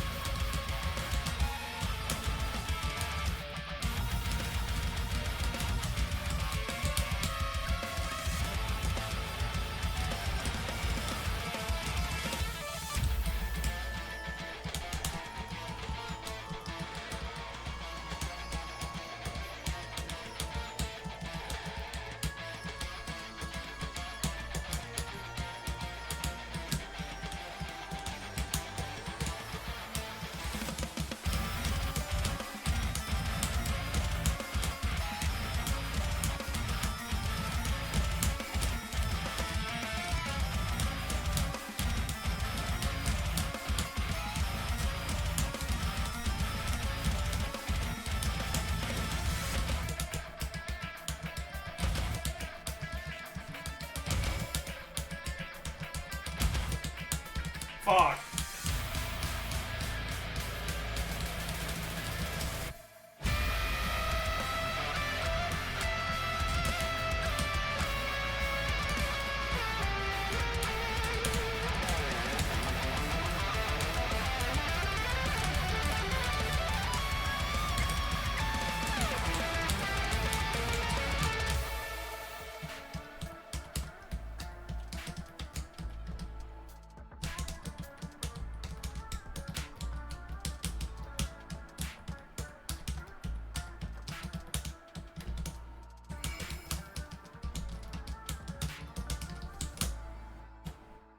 It was better than the last one, but it wasn't great. Oh, man. My fingers hurt. Alright, let's look at some of the other ones. Different song, maybe? What's another good song on this album?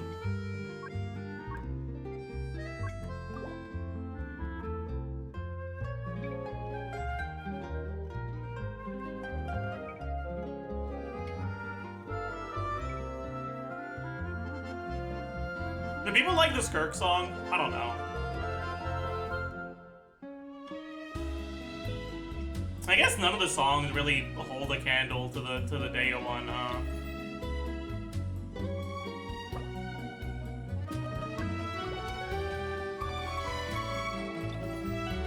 Popular? Sure, let's give this one a shot.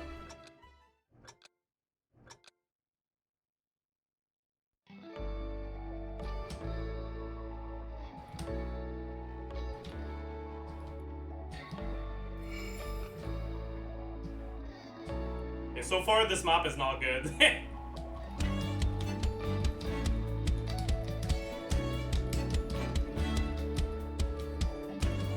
Okay, it's not as bad now. That was like 7 goods in a row, my god.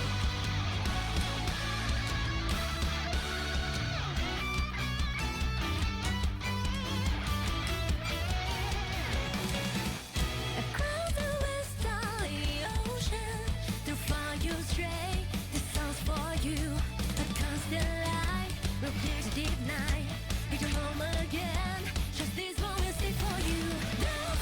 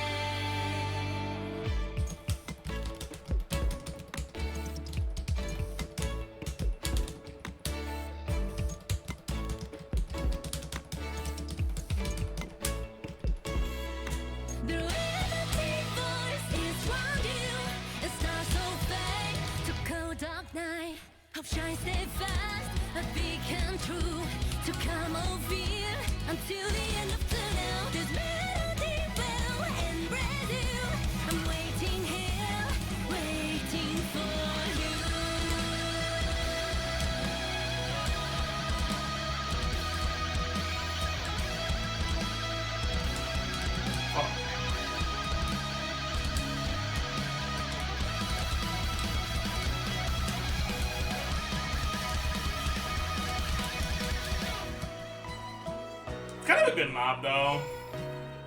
The first like 30 seconds are kind of ass, but then it's a good. The rest of the map is good. It's not too hard either. Like I could probably canoe this if I sent a bunch of attempts.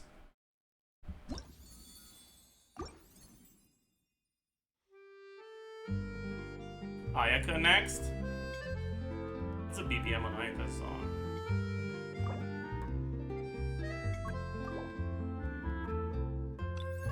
$168.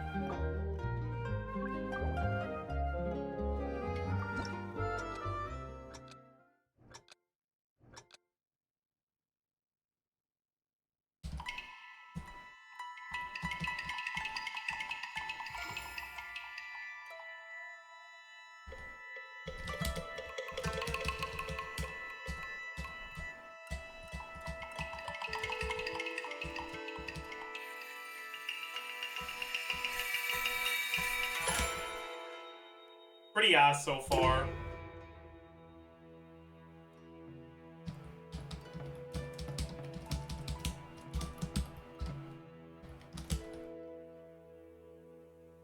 Really ass so far.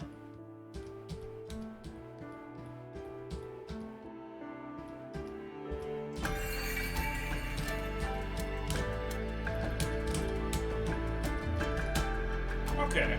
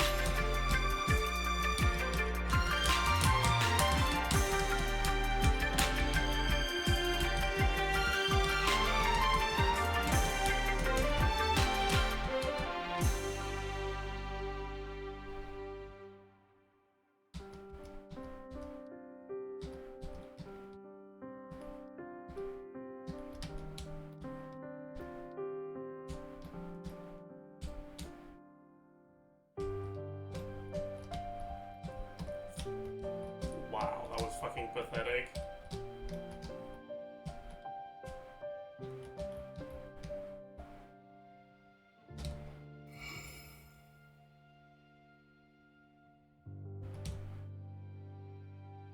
Meh.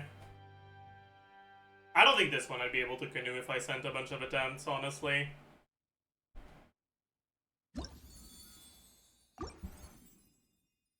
Try this one too.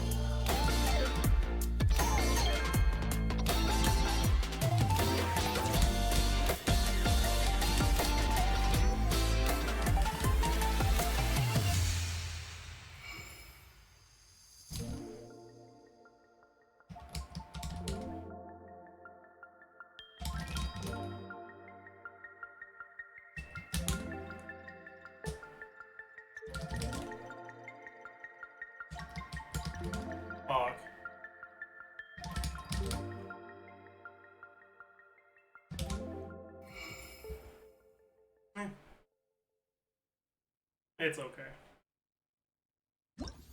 It's okay.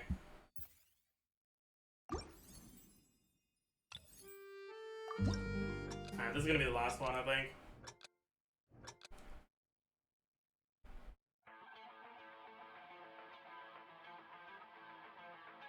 Wait, isn't this the one that I tried earlier? That that just had too many notes at the same time? Yeah, it is. Fuck. GG.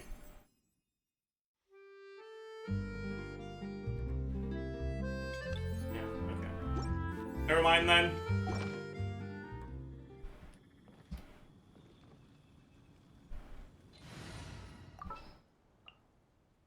Alright, chat. Will there be enough food? I think this is gonna be it for today. So, as usual. Wait, actually, do I have a video to post? Let me check. Stall, we already did the stall. No, I don't. Okay, let me... Could it be true? What I've heard.